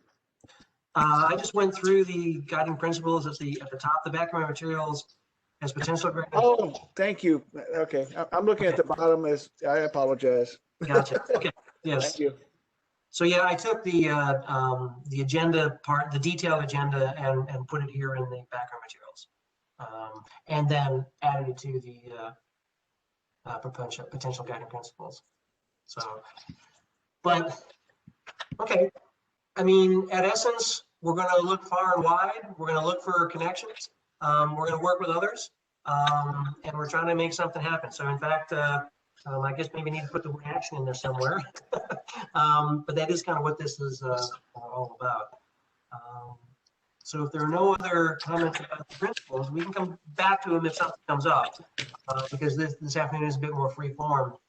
What I thought we do now is, without any other comments, move on to the action plan stuff, which raises the question now, are we comfortable dividing up into individuals for about 15 minutes to go ahead and do some thinking? And I can go ahead and take the transportation demand management piece there, just a couple things, and I'd be happy to do that. I can do it, but it's going to be 2 minutes. I was just going to say, and based on Mary Pauline's comment, maybe 15 minutes is too long, but maybe it's more like 10. Okay, that's fair. That's fair. So that you have more time as a group to react to what people have come up with. Okay, and they have a lot of stock in the creative process of us being together and talking about it. That's really the goal here. So again, it's a pump primer. So yeah, Karen, I think you're right. 10 minutes probably makes sense. So it's one. Mike, before we start, go ahead. Go ahead. A very short question. Of course. I assume that you're going to somehow want some of these in writing. Do you have a preferred input method? I think Word document, PowerPoint document, email. I think definitely by email. I think the meeting is being recorded here, and so we will have that documentation. As far as sending materials, it is always authorized for individual commissioners to send me an email with issues or concerns or documents or things like that. So what I would suggest is please send it by an email, and if a document if you want, or just in an email. And what I will do, and I, so I'm going to be the note taker, and I will be. I'm not going to have a detailed notes here. I'm already on page 8. But I will prepare a summary now and throw those in there. Probably what I'll do is create a document based upon those inputs. So yeah, please just send it to me by email after we talk about it. And you can do it after we talk about it here. So if as we talk about it, you decide you want to say it a little bit differently, then you can incorporate that in what you send. Okay. Any other questions before we send you off? Back at 1:33. Sounds good. We'll see you back here in 10 minutes. Thanks. Okay. I'm ready. You were born ready. Yeah, I just don't have that much to say. Yes, you are the quietest member I know. Yeah. No.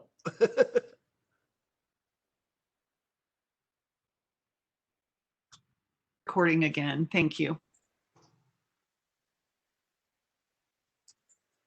He was already on that.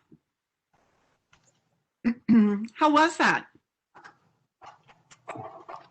Harder than I thought, but good, I think. We came back. Good. Well, now's the time to share and build on this. I always call it plussing. Plussing is this thing where you just take the ideas and make them even better or stronger if necessary. And you can always add to them. Okay, so who was first, Mike? Well, I think we can start with the same order there. if we could. So Roger, if you could, with the major legacy infrastructure investments. All right. I decided here that we should identify which of the legacy routes would be most likely to change. We're not going to change all of them. And I divided them up. You have what I call roads and streets. And roads are designed for throughput. Streets, on the other hand, are other things. They might be designed for pedestrian, bike traffic, mixed traffic, blah, blah, blah. So we're probably not going to turn I-66 or Arlington Boulevard into a street. It's a road. But we do have segments. One of them would be Route 7, for example, which would have different segments. The segment between Alexandria and probably, at least out toward the west in Falls Church City could be a street. Falls Church City is already turning that into a street. Slower traffic, pedestrian traffic, mixed use, commercial. Bailey's Crossroads would probably do the same thing. If you get onto Route 7 out beyond that, especially beyond Tyson's, it's a road. And I don't think that that's still going to be primarily for automotive traffic, or perhaps buses. Which streets or segments of roads could be used for throughput, and which would be developed as streets? 7 Corners would probably be developed more like a streetscape. And you have different roads, and I'm thinking now an example would be Seminary Road in Alexandria. That goes down from Brown Mark Center Drive to Quaker Lane. It's a residential area full of very expensive homes. And at one time, that was a 2x2. You had buses on that road, but it was not horribly pedestrian and certainly not cycle friendly. What Alexandria has done was that they've turned that 2x2, call it a highway really, into 1 lane each way for auto traffic. You have traffic islands. You have bicycle lanes and some on-street parking. And the speed limit is 25 miles an hour. So that's going to reduce your throughput. But it reduces noise and it makes it friendlier for people who are using something other than an automobile to travel. That was a conversion. Another example, I think they're going to do that with Route 7, but Hillwood Drive in Falls Church City is the same way. Used to be a 2x2. It's now 1 lane each way, traffic island. That has on-street parking, sidewalks. It approaches the complete street. So Roger, let me ask you to pause for just 1 second, because those are great examples of what you want to focus on and great examples of best practices. So how do you see the TAC engaging in this as an action plan? Let's try to keep it at that kind of strategic level. Let's take an example near 7 Corners. You're going to have stakeholders there. And any changes in the transportation, we're going to have to deal with residents and commercial businesses and what we are going to want or able to do there. If you want to convert that into more of a street rather than a road. And I think that the Bailey's Crossroads Revitalization Corporation has pretty much taken the position that Route 50 should stay a road. The people that are coming from Washington, D.C. to go out just want to go through. Let them through. But the development around 7 Corners, which would involve commercial, residential, pedestrians, make it easier to do. We're going to have an input into what's done there, but you're good. It almost is inseparable from land use. And all of that land is built out. That's why I kind of mentioned this morning about BF Saul and 7 Corners. That's probably the first shopping centers up here. It was built in 1954. and it's still that way. And then the other road issue was raised was with Gallows Road.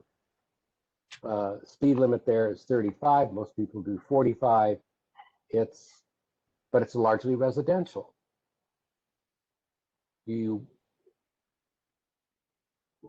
Are we going to calm that road? We're not going to do it, not as an attack, but we could have an input into the decisions to whether that road is calm. Another one is Sleepy Hollow. It's the main between Columbia Pike and Seven Corners. That's a busy track. It's also residential. They wanted to change that. They got some real blowback from the community there. Keep Sleepy Hollow residential. So just because we decide to do something, we're going to have to deal with the people that already live there, the natives, if you will. Some of that's not going, you're going to have to bring them along. You're going to have to convince them that this is worth doing. So I do not think that making Sleepy Hollow Road a complete street is necessarily the best interest of our time and effort. We should focus it on Seven Corners. Roger, if I could ask a quick question. There's a very, very good point here about roads and streets, and some are applicable for some complete streets, others less so, and things like that. I don't know if you know, and I'll cheat, we're, the value hanging Tom here and Rachel, I think they're still with us. Do we know if there's a document that describes the status of these roads? Because, and where I'm going with this a little bit is, we can't sort of look at the status of every street, every road inside the county, but if we know what they are as we focus on certain areas, maybe we try to do complete streets in area A, B, or C, that can help us. Do you know if that document exists? Rachel is no longer with us. Tom? There is a document that categorizes all the roads in the county, residential, collector, arterial, major arterial. So there is a document that does that, but maybe more effectively, the comprehensive plan designates activity centers in the county, and I'm not going to get the number right. I think there might be 24 activity centers in the county, something like that. And so that also would be something that could provide kind of a guide in terms of where complete streets are probably the most appropriate, and that's not to say that they wouldn't be elsewhere, but maybe starting in those activity centers. I think one of the things that you're going to probably try to do is to make some of these road streets less convenient for automobiles. Like Seminary Road. I drive it every week. I don't mind it, but I can't do 35 or 40 miles an hour down Seminary Road anymore. You just can't do it. 25 is about what you're going to get. Now, I don't think, I've kind of timed it. I don't think my time loss going from Mark Center to Quaker Lane is much now than it was before, but it is slower. You have pedestrians, you have crosswalks, you have cyclists and buses, and it's a residential community. And I think the people that live there are just as happy that the traffic is going slower. So they get a benefit. So what I'm hearing you say, Roger, and with Tom's input about the fact that there is something with the comprehensive plan, a good action strategy or action steps would be to utilize the comprehensive plan and the road street map to target areas that you'd like to, you think you could have influence, to study them and then influence. Specifically around the things that you mentioned, which are roads to streets and where appropriate, how to calm and what to keep residential. But there was resistance along Sleepy Hollow Road, for example, to putting in sidewalks. They didn't want it, and they fought it. I don't know whether they were successful or not, but they wanted, and along Holmes Run Road. That thing is a straight shot, and you cannot walk on that road. You probably wouldn't want to ride a bicycle on that road. The speed limit on that road is 25, and that's a suggestion. And that is a residential area. Are there things you could or would want to do to that to make it more pedestrian cycle friendly? Great. Well, these sound like great action items. Thank you so much. And would they like to do that? And you get the residents to buy into it. Oh, absolutely. Absolutely. And everything's not going to happen overnight. Great. Thank you so much, Roger. Okay, well, I think I'll be next then, going through the list in the same order. Do you want to take other comments first about that one, if there's anything people want to say? Well, the reason I was doing that, I apologize, because you're right, Karen, that's absolutely what we should do. But I started looking at the clock, and it was a very robust conversation. That was 10 minutes, and so we won't be able to spend 10 minutes on each. But yes, I think because we're getting into this here, we should do that, and we'll just adjust accordingly as we go forward. So thanks for the reminder, Karen. Go ahead. Great. I think, can I just ask a question? What I haven't heard from all of that, that's a main category that we want to focus on, but I don't know, what are we going to do in the future on investments? What are we going to hear meetings? What's the I don't know what the priority is from all of that. Well, Jeremy, I would suggest that the priority comes from comparing the various opportunities we have. So this would be. But what's the concrete? What's the concrete? I mean, the purpose of this meeting was to come away with concrete action items. And I just want to make sure that when we talk about these things that I don't want to, we don't want to just have a conversation just to have it about kind of what the issues are. But this is major investments is a major category that we need to address. And so what are we going to do about that going forward? I'll suggest, I think we need to look at certainly I mentioned I-66 495, the toll lanes, what that does to communities in the larger congestion, and understand. I don't know what the opportunities are for input there, but I know within Providence it's going to be a major issue. Okay. So it sounds like some topics for meetings as well, so that you can be briefed, and then looking for areas or times that you could have input. Is that correct? Well, I think one of the things that I'm going to have to do is to reach out to the Bailey's Crossroads Revitalization Corporation. I don't know what they're up to. They have meetings. Unfortunately, their meetings are the same nights our TAC meetings are. But they've been trying to deal with this for a while. The change in land use around Seven Corners. Mm-hmm. Roger, those are great things that you can do individually also in yours. So since we need to move on, I think let's see if there's any other action items or priorities for this area. There will be time for input anyway after Mike has a document put together. You'll be able to add more things to that as well.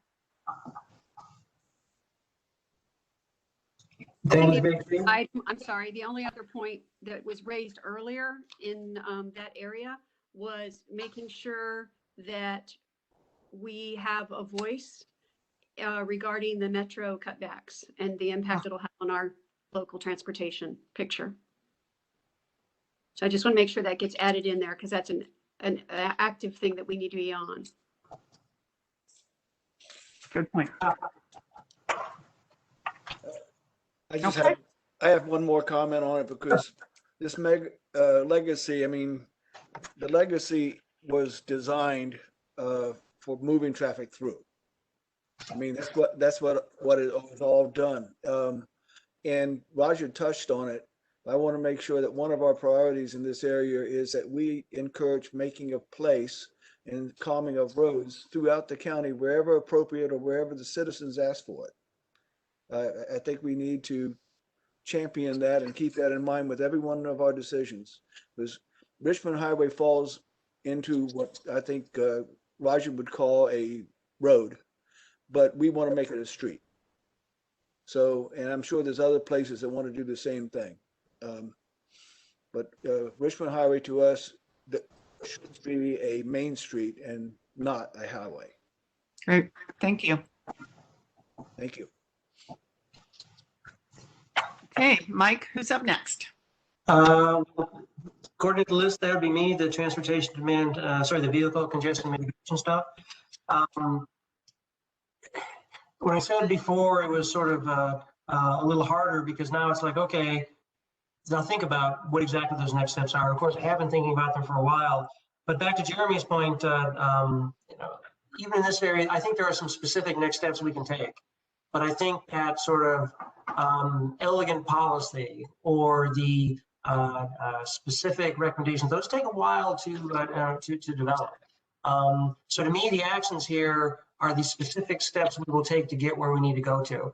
And yes, we want to move there, expeditiously, but there's also some, it is going to take a little bit of time to do it. All that said, with all the commissioners involved, looking at this, I'm confident we can shape things that both do the substantive things we need to do and in a timely fashion. I'm certainly getting a strong message from all the commissioners that we do want to take action, and that's important. What I've got with the sort of the congestion mitigation piece is identified sort of 5 areas to really look at. And picking up on Roger's point about streets and roads and all that, it definitely is a place to look at. Tom, I loved your suggestion about maybe tying to the comprehensive plan and perhaps using those the activity centers as a place to start. That's something we can look at. We can certainly socialize, talk amongst ourselves, talk with others. That might be a place to sort of cut that complete streets problem down to a more manageable size for us. But for the mitigation area there, congestion, what I'm thinking is obviously demonstrations. These things will go on. And as I say that, they're not TAC demonstrations. There are a lot of other activities. I mean, Mosaic is obviously one of them. Dale mentioned a couple others. It's important to be aware of and watch those things and look to capture information from them. Specifically, and I mentioned this as an example before, I'll bring it up again now, because of the situation with COVID, the underpinnings of transportation advantage management, and particularly the teleworking piece, is different. I've used the analogy in the past. We wanted to try and lose weight. We wanted to use teleworking to lose weight and get cars off the road. Right now, cars are off the road. So the challenge now is to keep the weight off, and those policies are going to look a little bit different. Those strategies are going to look a little bit different. And so, looking at the proffers, looking at transportation management associations, their role and things like that. Again, with that goal to hopefully keep cars off the road. Obviously, connecting with VDOT and cooperating with VDOT with all the roads. We've talked about that, complete streets and things like that. It's an outreach piece, but certainly is something that we're going to need to make part of our strategy there. And really, I've written this down beforehand, I swear, but picking up now, particularly with the conversation we just had, road design parameters. We're going to need to look at those sort of things. And here's another example of crossflow amongst and so that piece there, if we're looking at complete street strategy, if that's where we end up going, then that's where that piece gets taken care of. The last thing I'll mention here in this area to go forward with is, and I'm combining them because they are, but we've not, but I'm going to combine them also because of the conversation we had today, curbside management and the parking study. Tommy mentioned the parking study that's going to be coming here in the spring. Obviously, we want to compare that and look at that compared to some of the curbside management stuff that's going on. Parking is important. Whether you charge for it, you don't charge for it, where it is, it plays into to a lot of areas there. And so I think that's another area we're going to obviously need to be very mindful of, and not least of which, because that's something we, the county, can control. We can control parking. There's a lot of stuff we can't control, but we can control parking. And so there's a tool we can use, our board of supervisors can use to make some changes there. So with that, I'll leave it and open it up for conversations and questions about this section of the plan. Well, one of the problems we have right now is trying to figure out where the new equilibrium is. Once we've all had our shots and we can at least push COVID into the background, if not eliminate it. We're going to have more telework than we had before. Are people going to telework 5 days a week, 1 day a week, 3 days a week? There will be an equilibrium that will be different than where it was pre-COVID, and probably different than where it is today. The other thing that's happened is the use of online shopping. I mean, you all know about Amazon, but they're going to get some competition. People purchasing things online and having them delivered reduces the need to go to the shopping center. I've gotten very adroit with that now. If I need something, I don't get in my car and drive over here to Seven Corners. I get on the computer and load up Amazon. And if they got it, I order it. And usually in a day or two, it's here. Great. So how can you all interact with that? What's your action item for the TAC on that? We don't know yet where it's going to wind up, but there will probably be less cars now than there was pre-COVID because people are doing things differently. Great. So the action item would be to stay abreast of trends going forward and to be able to... We may not have to do as much as we think we're going to do because people are doing it already. Okay, great. Other thoughts on this one? It has merit. There's no doubt that we'll have a changed environment when this ends, but at the same time, there will still be population growth. So we still have to plan for increased capacities, both in our roadways and in our public transportation. So, you know, it may have slowed the curve, but the curve's still going to be out there. So I think we need to continue to plan for more people, more vehicles of different types for the future. So I don't see where it's going to do with what we do. It's just kind of set it back a couple of years, probably. Great, thank you. Okay. Other additions to this?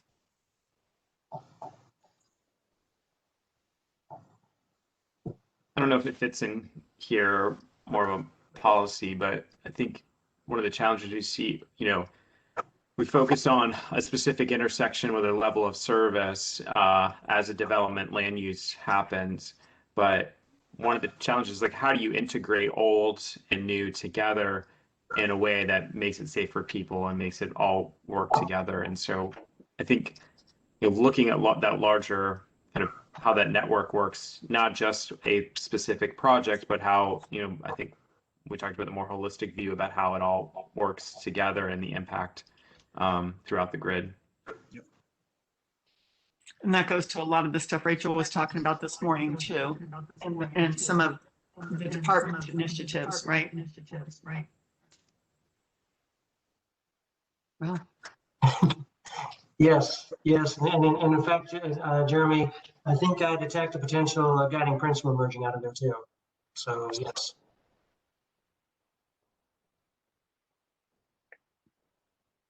Okay. If that's the conversation we have on the congestion mitigation, next one is flexible non-POV transportation. Kelly's already managed our expectations downward, as has Pete, about this. But Kelly, interested to see what you're able to come up with, and look forward to just throwing it around a little bit. I'm not sure what it means that I managed the expectations downward, but I'll move on. Sorry. I have kind of a disadvantage being new to the TAC, so I don't know if I'm upsetting the apple cart, but I have great confidence in Fairfax County Department of Transportation. They have incredible professionals, and I really have been looking at all the transportation things through the eyes of a cyclist primarily. But I have a car, I can jump in my car. I do when it's going to be too far or when it's terrible weather. So I shouldn't say never. I very rarely use Fairfax Connector. I've never used Metro Access. So I don't really have anything I can say about that. That said, I know there are people out there absolutely dependent on those sources. And in other transportation meetings I've been to, I have been hearing reports all along throughout this whole COVID mess from Fairfax County DOT telling how they're handling it. And pretty confident from my end of hearing things that they're handling it the best they can. So regarding that, and I mean, I know nothing about taxis. I don't use Uber or Lyft. So I'm back down to micro mobility. Maybe that's what the managing the expectations downward is. But my point is, we have really great professionals whose job it is to not only execute and deploy all these great new solutions and old solutions and make them work in terms of land use and transportation planning, emerging technologies. And I see us more as a sounding board. So if we know that some of Tom's staff are going to come to the next meeting and talk about X, not so much a presentation, but more of an update. What's the status of where they are on, for instance, Fairfax Connector, and how they're interacting with the communities they primarily serve? And if we know it's on their agenda, on our agenda, we know they're coming, we have a chance to formulate our questions. Our questions, when they're doing their update to us, informs them about what the community actually is perceiving or not. And so, you know, I mean, I can't see us going out and standing on the corners and counting and doing all the surveys. They have people that are doing that. But we need to kind of be that sounding board and that questioning board. So that would be my action item, is that we develop a time plan that works, that makes sense with their work that they're doing, that says, you know, periodically they're going to give us an update on X. We know it's there. We know to be ready to ask them questions. That informs them. And then when they go to the Board of Supervisors on that thing, they can say, yeah, we've run it past the community at large and the TAC, and these are the areas where the concerns are coming. Beautiful. Beautiful. And then just one more thing. My three areas are education, communication, and maintenance of what we have. So, you know, anywhere that those plug into any of these other background or any of these other topic areas, I'm willing to work on trying to be helpful evaluating those. Great. I'm out.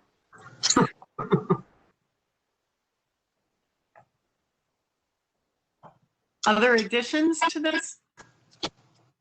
I would add, we've had it on our agenda for a while to have discussions with the various ride sharing apps, Uber, Lyft, and others, but definitely to address the lack of options for individuals with disabilities, since there is rarely an Uber, Lyft, or even taxis available to serve those that are in wheelchairs.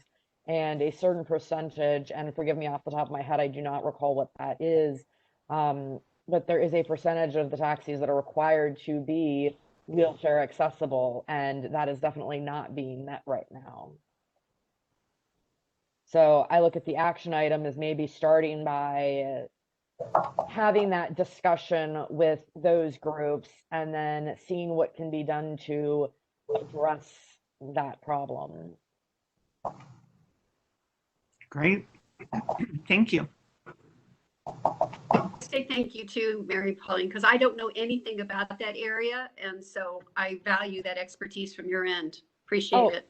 I mean, that's why part of why we have this position that I have of the disability rep. So exactly. Well, I will. Kelly, appreciate it. Lower expectations, far exceeded. Very thoughtful. Appreciate it. You know, when you're talking about the sort of the us being a sounding board, that certainly resonates. That has been a lot of what we've done, and also your point about the quality of the work that CDOT does. I've said it a bunch of times. I can probably not say it enough times. You know, the good work you do, and in fact, it is partly a result of that good work that we decided to look for other areas, because we were adding a modest level of improvement because the quality of the work was so good. You know, there must be something they're not doing well. And you know what? I guess, Tom, it's a good sign that we've been looking for years and we haven't found anything. You guys aren't doing well yet. So, you know, maybe we'll just have to give up. But my point, though, is that we absolutely need to maintain that role. That was part of the thought behind sort of the legacy activities, the major infrastructure topic areas there, because those are things we look at. We have been very fortunate to work through. FCDOT is under no obligation to talk to us before they go to the Board of Supervisors, of course. They have a direct line. That's appropriate, understandable, and exactly the way it should be. So we are not we don't grade their homework. We are here as a resource for them as well, to do those dry runs and to be that sounding board. And so one of the things that we want to do is balance that sort of sounding board, adding maybe modest value, but connections, different perspectives, and maybe outreach. That's been something that TAC has done in the past. We can maybe do a bit more of. It takes a bit more energy from the commissioners to do that, I will acknowledge, so we need to be mindful of that. But one of the things that occurred to me, and I'm certainly not making any pronouncements or asking any opinions right at the moment, but you know, we're trying to have 2 topics at each of our regular meetings. They've been going on a little long, partly because we're sort of getting into the swing of things about what we're doing now. But we could, you know, have a sort of a one topic be sort of a sounding board kind of topic, another is sort of a longer term topic. I don't want to limit us to that, but I think that sort of represents kind of balance there, where we do want to keep doing those sort of things. And so, you know, Mary Pauline, obviously we've talked about some of the disability and the access pieces there. That sounds like a very good candidate for a topic. We'll talk about at the end here of the March meeting, but also, and as Jeremy talked about, and we've all recognized, we need to put together those lists of topics. We're going to talk about when we're going to talk about what we're going to do, how it fits in with the schedule of what the Tom has either taken to the Board of Supervisors or has come back from the Board of Supervisors, whatever the case may be, so we can take maximum use there. But I just want to make that observation on that. Is there any other comments or questions on the flexible topic there, flexible transportation topic? Okay. With that, we're on to trails, sidewalks, and bikeways. Pete, if you'd be so kind, give us your thoughts, if you don't mind. Well, while I was away, I assigned that to Alexis. So she's going to do both? I hope so. I'm an interested person when it comes to trails, but I do believe after listening to Alexis enough, she's really the expert. So Alexis, feel free to chime in and tell me what to do, but I'll give you what I got. From what I think we all know that our legacy when it comes to trails and sidewalks and all is really mixed. In the beginning, there really weren't sidewalks. You walked in the road. So we're getting better.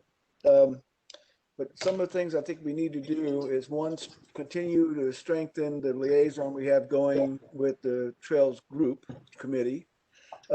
And that's one thing I think we should do. And I think the TAC should concentrate mostly, not entirely, but mostly on the trails, the larger ones, which are commuter routes and are interconnecting, frankly, the cities and towns and points of major interest. Doesn't mean that all the small ones don't matter, because I'm on a small one and I need to get to the big one. But the biggest impact, I think, would be completing like the Capital Trails network.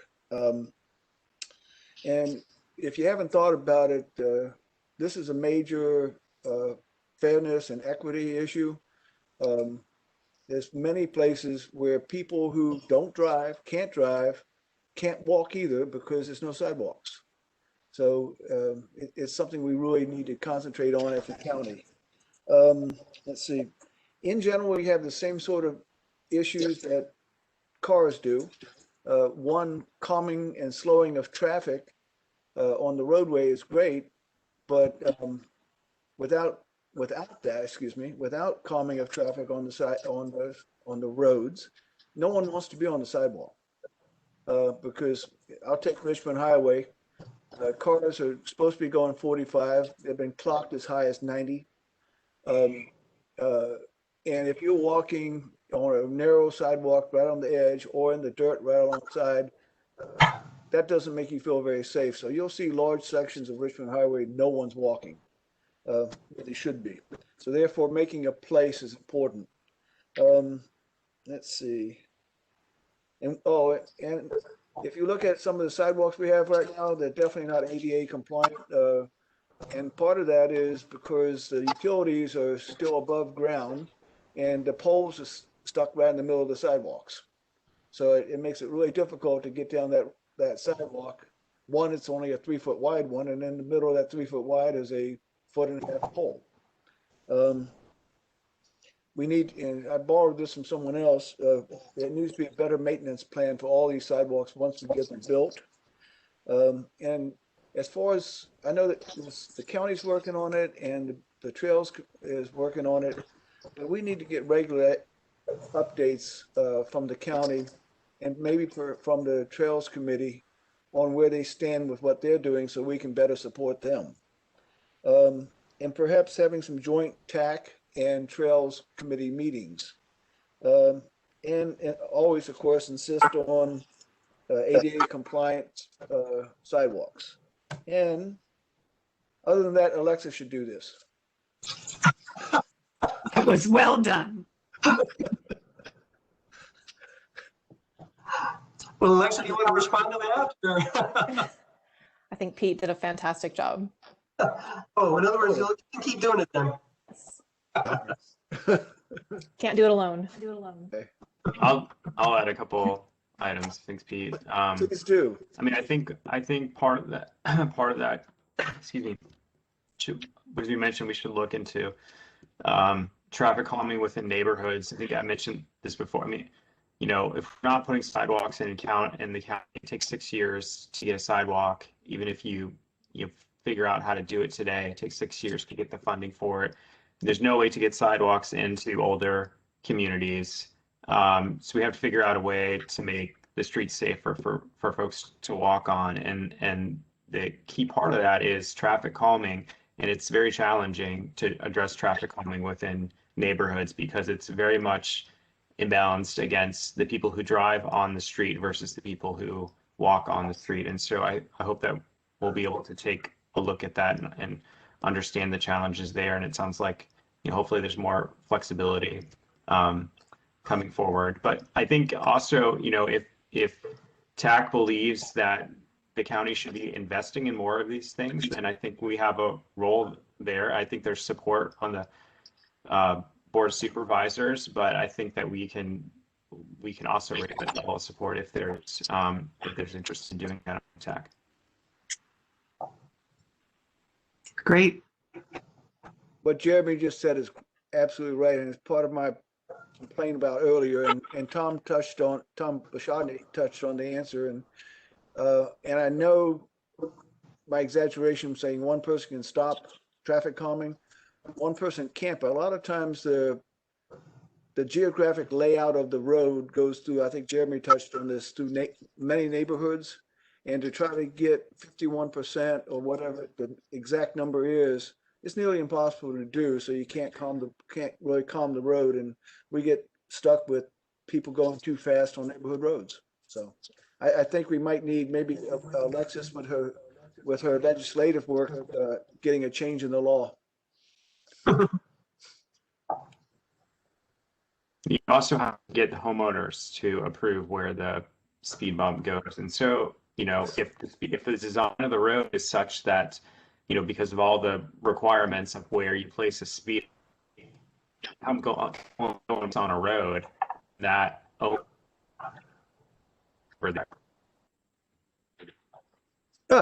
Thank you. That's how the one does it. Okay. Yeah. Okay. Thank you, Jeremy. Well, I think some of this stuff has to do with, too much of it probably has to do with land use. I'm thinking of Pete's neighborhood down there on Route 1. You're going to get the BRT within there in a couple of years. That's going to be a calming device in and of itself. But what you've got is shopping center sprawl down there, and you know it. It's unbelievable.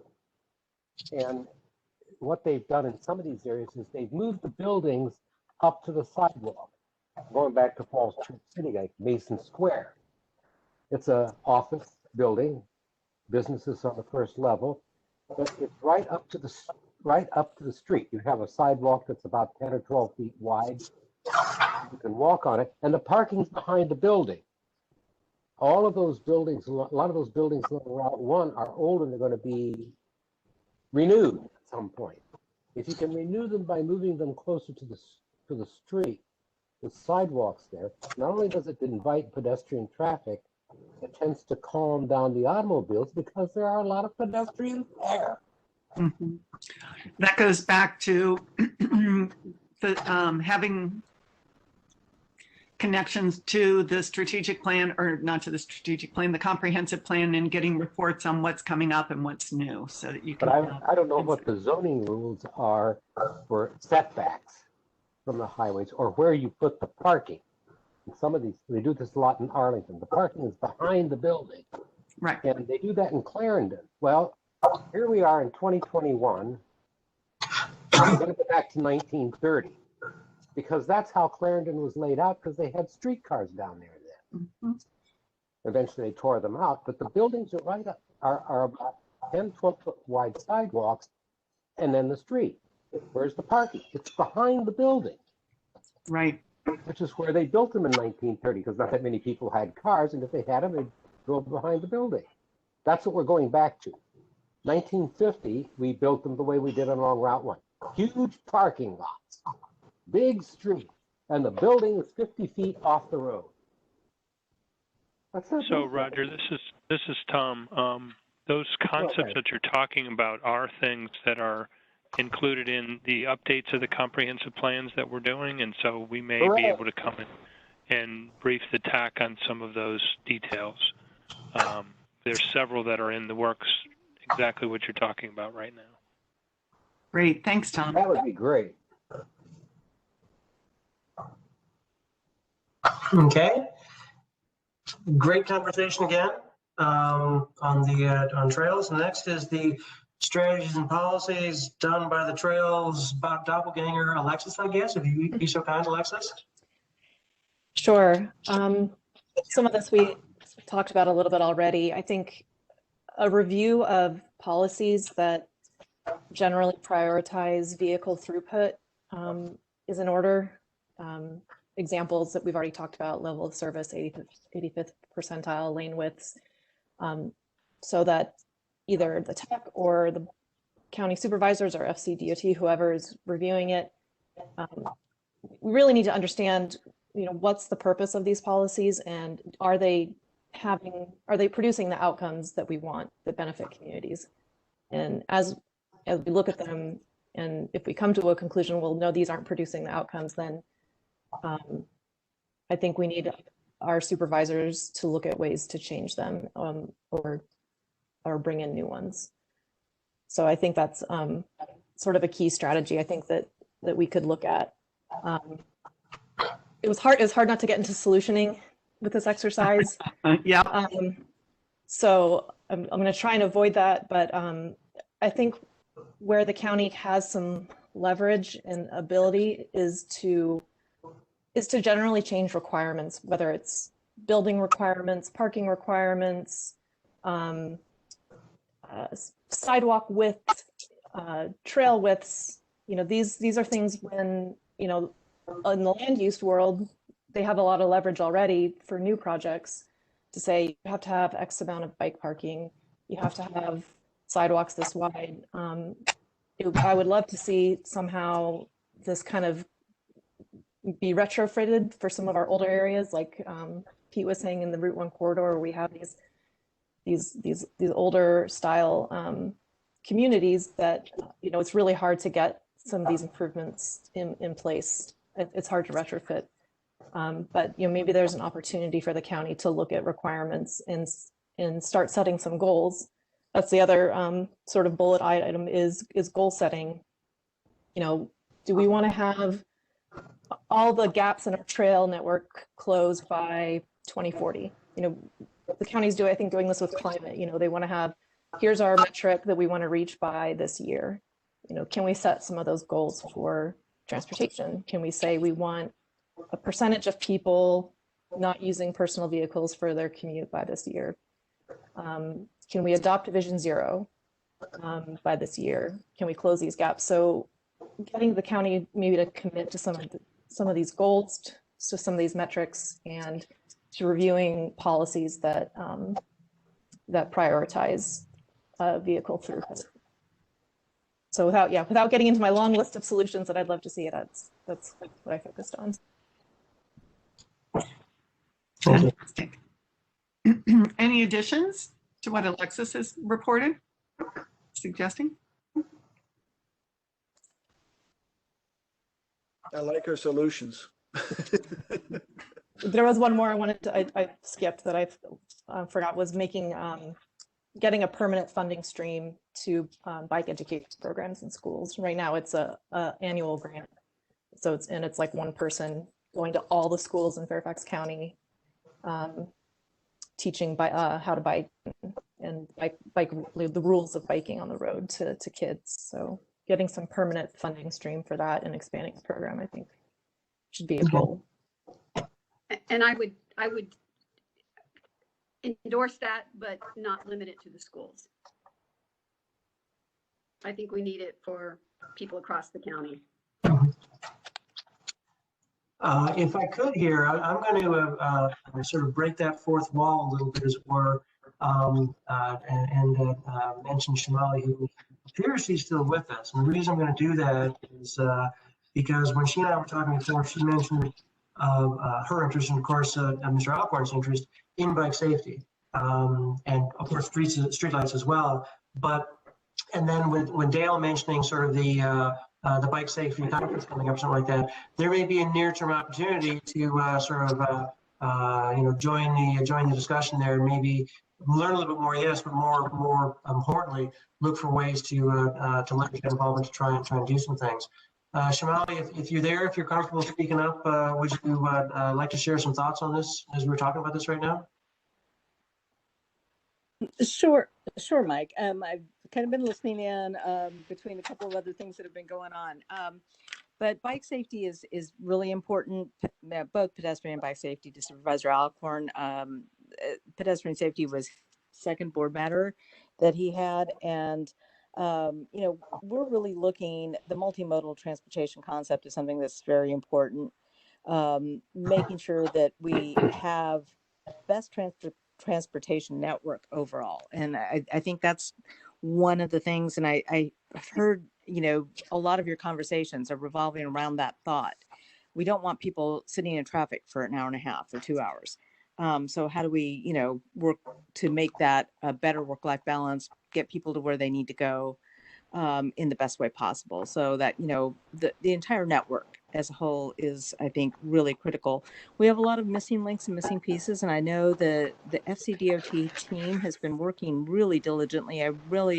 The active transportation project that they're doing, and everything that Ambashadni and his team have been doing, have been really, really terrific in terms of trying to get a focus on a lot of these issues. So really appreciate that support and what's happening at the county level. And I think we can see a shift nationally of how transportation is being looked at. And I think that we're well positioned to really kind of be ahead of that wave as it's coming through.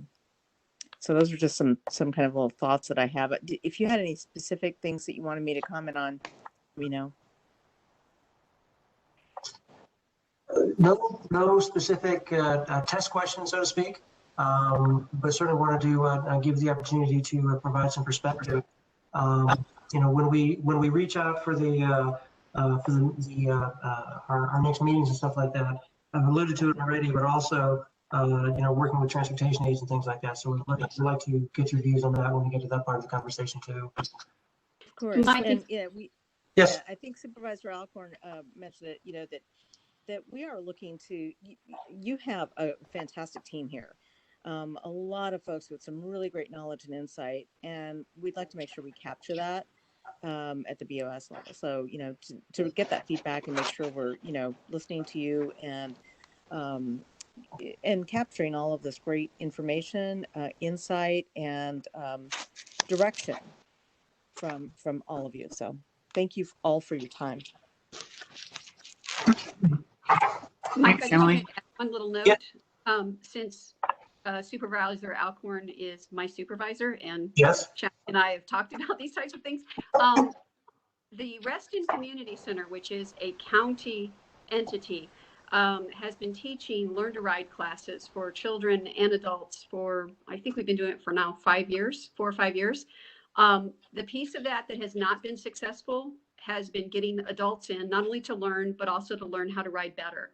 And although the program is very easy to scale to the other community centers and the other recreation centers, getting the adults in is a messaging type of thing that we've not been able to successfully put across the line. So I just wanted to put that out there, that we do have a successful program. It's very small, that could easily scale if FCDOT finds a way to move that forward. The asset's there. Okay. That's good to know. Good to know. I'm glad to know that, Kelly, because I'm one of these people that hasn't been on a bicycle for years. And I'm almost afraid to get on one now because I'd probably fall off. You know what they say. I'd like to do that. And I wouldn't know the first thing about buying one because my last one came from Sears and Roebuck umpty years ago. But that would be very valuable for people in the middle. And, you know, you can't teach an old dog. You can teach an old dog new tricks, but it does take longer. The oldest woman I taught was 70? Yep. And Kelly and I have had conversations about this, and I am on her list of people, of adults to teach. And we're going to take some video and do some posting out, take some pictures. So hopefully we can amplify that. Hey, you know, if somebody like me can do this, anyone can do this. we just need warm water. I mean, warm weather. Warm weather. Probably warm water too. I mean. So in terms of schedule, you haven't scheduled yet because you're waiting for the warm weather. I'm just wondering when you're planning to do this. Yeah, that is exactly what I'm waiting for. Okay. I told you to be available to her personally whenever it works out well. But our Reston Community Center classes will start up again in April. Okay. I don't know much about Dale's event, and I don't want to hijack it because it's his event and all. And I also don't know enough about it to really understand whether it's appropriate or not. But you know, that could be a great place to you know, bring the Reston Community Center activity together with what Dale is doing. I don't know in what way, maybe you are already, but you know, that just occurs to me just from the outside looking in, just based on what I've heard today. Good point. Yeah. Okay. All right. Any other comments on the strategies and policies section? We've gone further afield, but that's okay. That's the way this goes. If not, Eric, so you're going to teach us all about all the new technologies in 3 to 5 minutes, or what do you think? How do things look from your side? Yeah, I can do that real fast.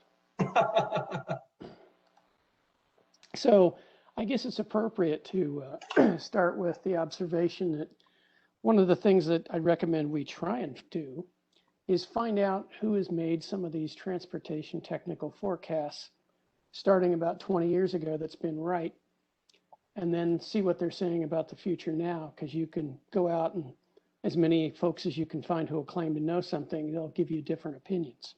But somebody with a track record, in other words, who's the Warren Buffett of transportation forecasting? And I'll give you sort of an observation, you know, why are driverless vehicles moving so fast? DARPA, remember they're the guys who invented the internet originally? Mm-hmm.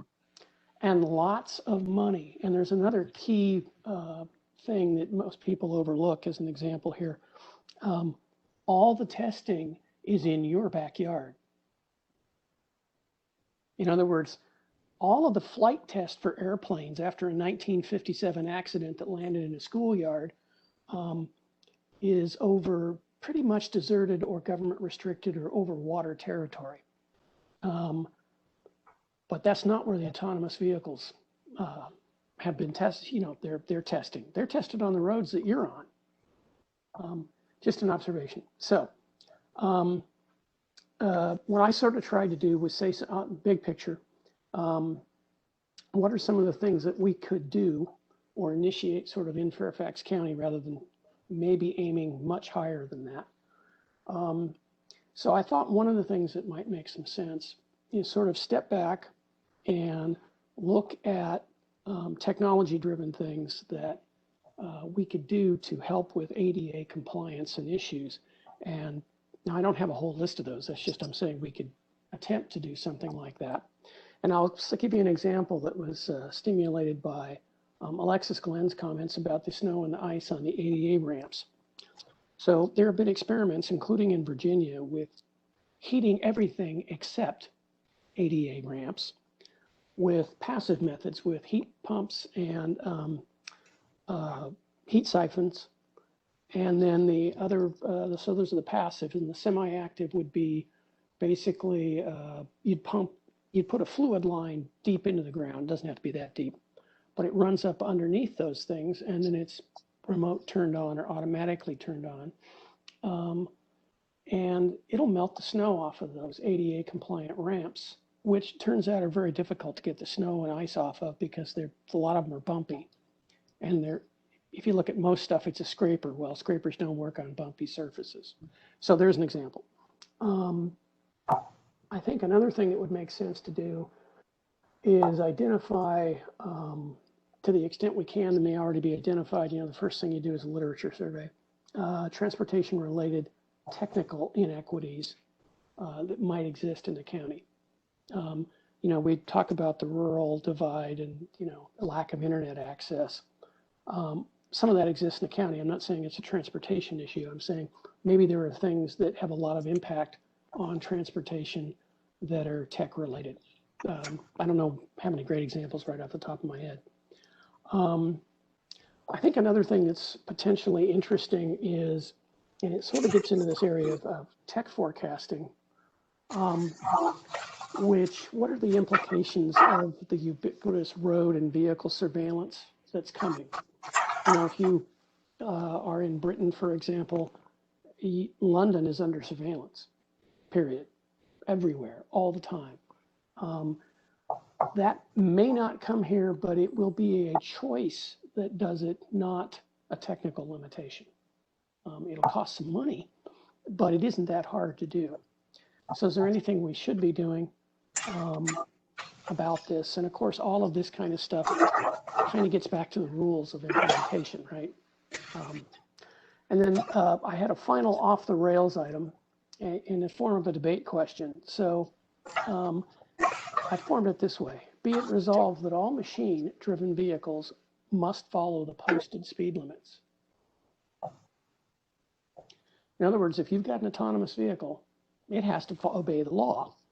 So this is a policy question that the county could begin to approach at the state level, or begin to say, well, in Fairfax County, this is the rule.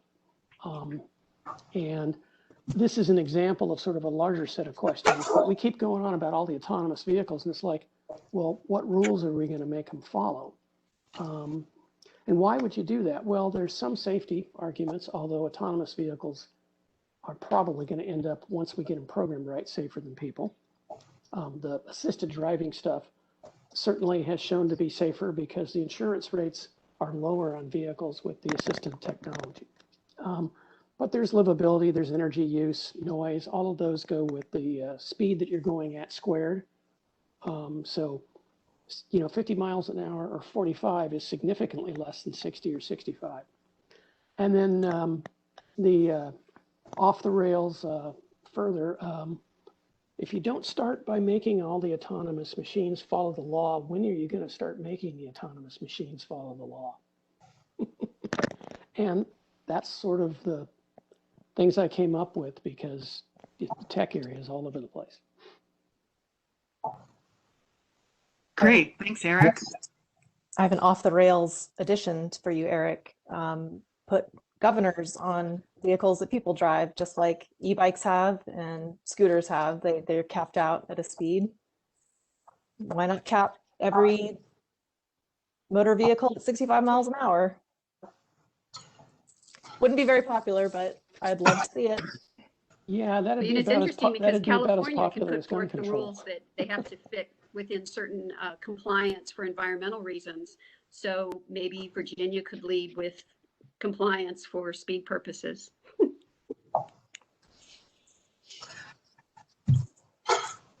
It's certainly an option. I'm not sure, maybe it's the first thing we do, but hey, you know, we're throwing out various ideas here.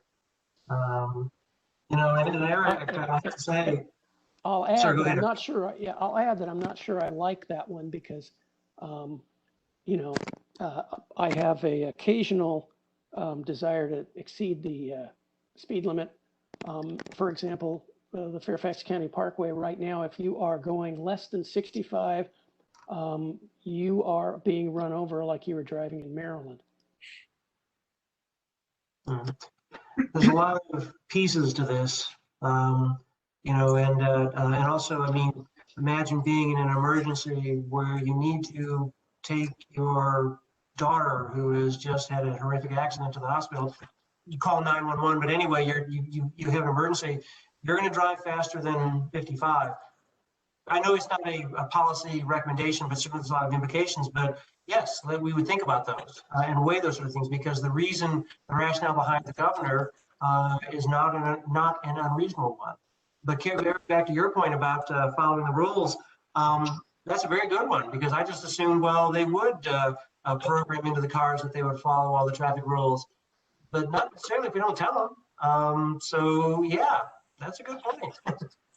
So that could very well be one of your topic areas for one of your meetings. And I know that FCDOT and the Department of Economic Initiatives, along with some of their other partners, has already done a lot of work around this. And at least the demonstrations I've seen are really fascinating, not only following the rules, but ending up managing so much more of the transportation issues by having more autonomous vehicles going. So it would be an interesting thing to get up to speed on, and so you could influence it in the future.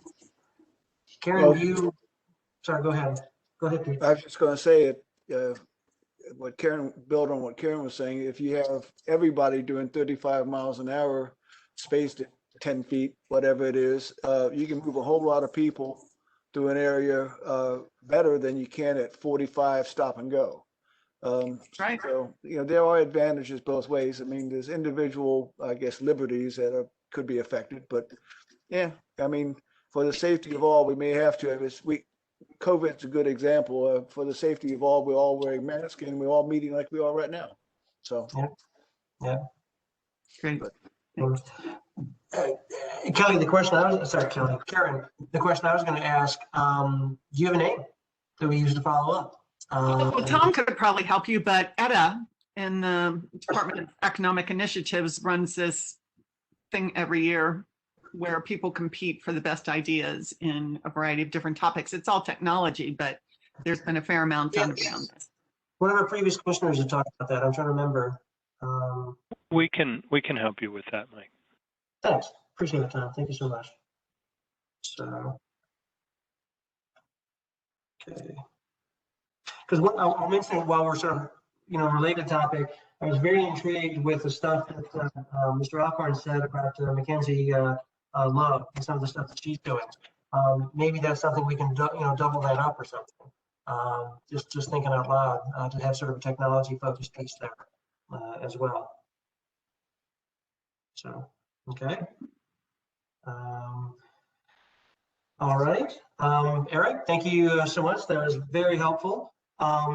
That brings us to the partnerships outreach. Jeremy, if you please be so kind. Yeah, I think we're doing some of this already. Yeah. Our meeting, the Trails and Sidewalks Committee, and I think we did some today. I think having a catalog of all the the groups that are out there. So some of it is an awareness. You know, I think I would love to have as I said, a monthly meeting where we invite some of the community groups to come in and talk about the things that they're working on. The other area that I think is, I think Kelly had mentioned, also having an awareness of the things that we don't have kind of a viewpoint on or much expertise on, and an awareness and inviting other types of speakers. So when we're talking about a particular topic, are there other community organizations that we should be inviting in to also have some kind of input in that discussion? I don't know how anyone finds out about a TAC meeting other than deciding to go to the website and find out. So it's a larger county issue about, you know, we spend so much time on FOIA and transparency, but you know, whether groups want to show up to a 2-hour meeting or not, you know, there's perhaps better opportunities to inform people about the topics that are being discussed. And then I think, you know, we can also look at our own kind of the format of our meetings. I know we've talked in the past about allowing visitors to speak beforehand and not wait 2+ hours to provide any kind of comments. You know, I can imagine you show up to a meeting and want to say something and have to wait a couple hours to be able to say it. I think, Mike, you do a good job of welcoming people and recognizing that they're there, but you know, maybe there's another area that we can look at. I'm not sure how to handle the, you know, we invite from the kind of government representatives, we do a lot of invitations. I'm not sure how to handle kind of staff positions within the board of supervisors or other types of elected officials. So I'm certainly open to other viewpoints or thoughts on how we form those relationships.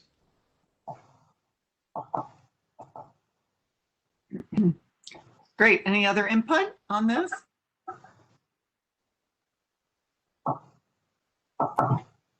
Well, one of the things that I did before this meeting was I sent our tentative agenda to Supervisor Gross's office and had both she and her transportation gurus look at it. And they sent me back comments, which I think Calvin has distributed to you. And I have contact with the transportation gurus in her office. And if something comes up that's on our agenda that might be interesting, I would just call and say, we're going to be doing this next month. Are you interested in coming? Clara's come to one meeting a few years ago. She might be willing to come to another, or Raphael, either one. They do the transportation. The only thing that I was a little bit concerned about was there's a certain amount of siloization in her office. I think that's true in the whole county. Oh, that's not transportation, that's land use. Or that's not transportation, that's parks. And I think one of the things we've seen today is that things cannot be quite so siloized, and we may have to cross into other people's turf. I think particularly when you're talking about land use and transportation. I'm not sure that's just part of the culture of Fairfax. It is a challenge, yeah. I think it's happening more and more though, so good point. Any other additions or comments?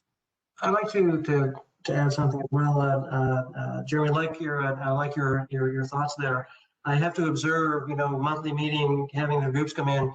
Well, we meet monthly, you know, and so we quickly run into the challenge of plenty of stuff to do, a lot of stuff we want to do, and a limited amount of time to do it.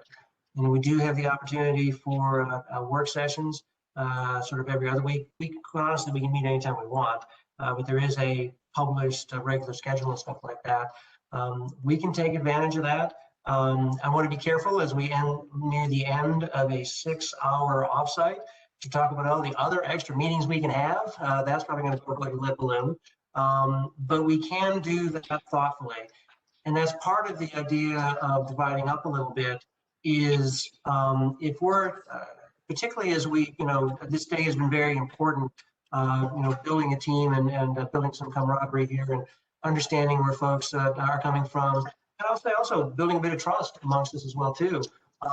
Yes, we can see how we can rely on each other to do things, and that's important.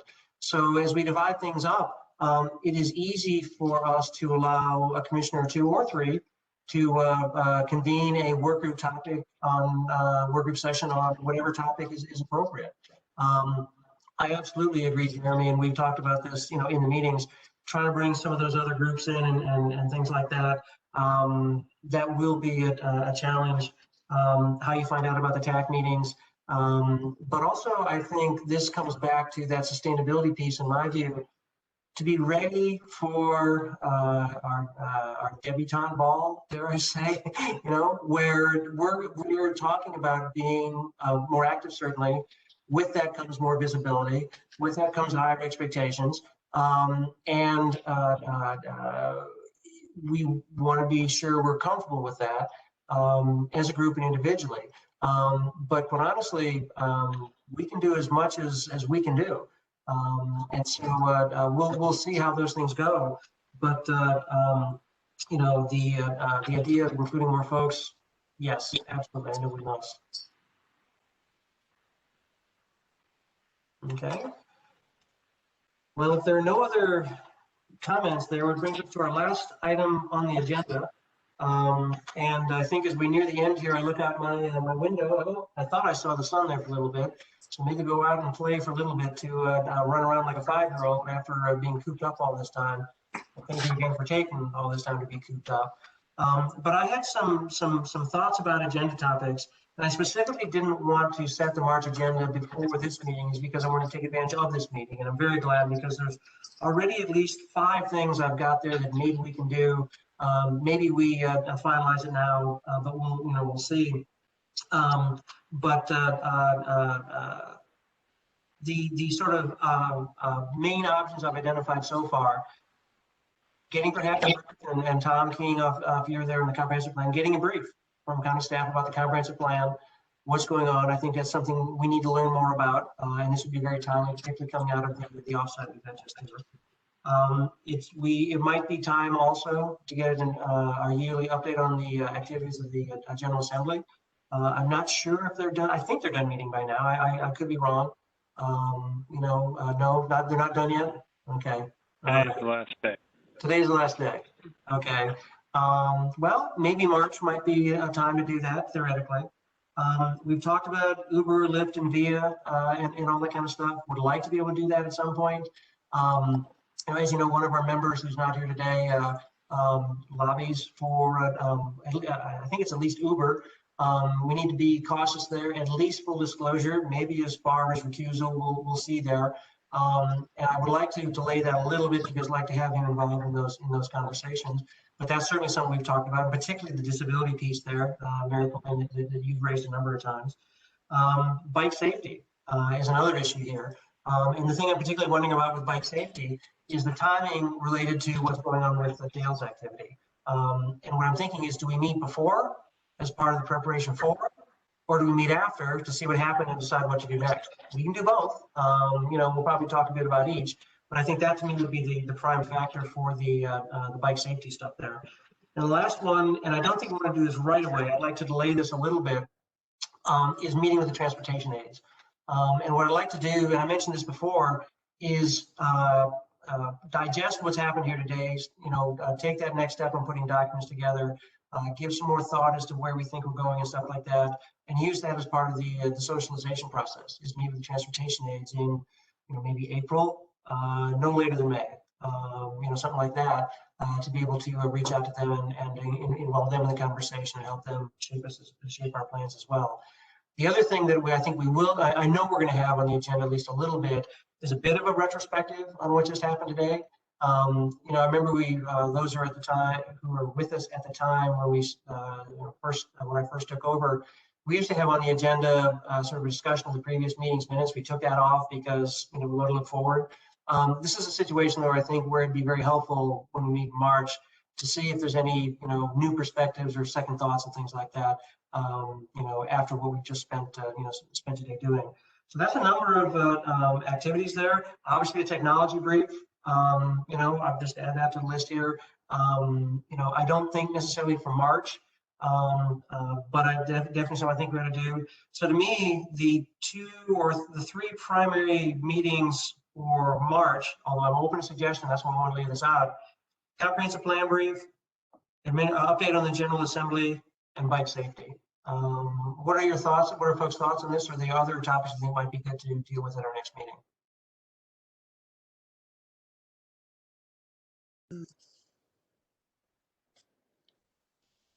Well, if I got to choose one, I would have to go with bike safety only because that's what I'm doing right now.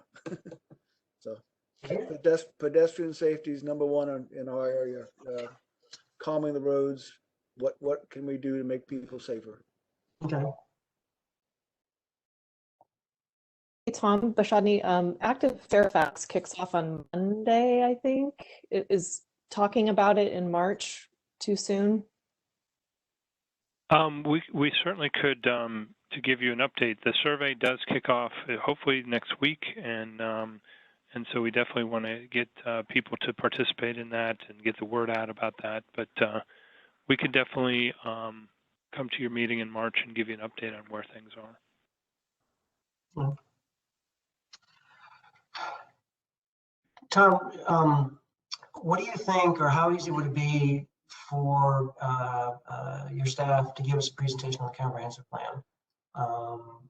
Is that something that's fairly off the shelf, easy to do, or is that something that's going to take some thought and some preparation to get ready for that? I don't think it would be a problem, but I would want to check, you know, Yes. just to make sure that people are comfortable with that. But I don't, given that your meeting, I believe, is on the March 16th? Yes. Yeah, 2 weeks. I think we probably have some canned materials already that we, you know, could modify. But let us check on that on Monday, and we can get back to you. Okay, that's fair. That's fair.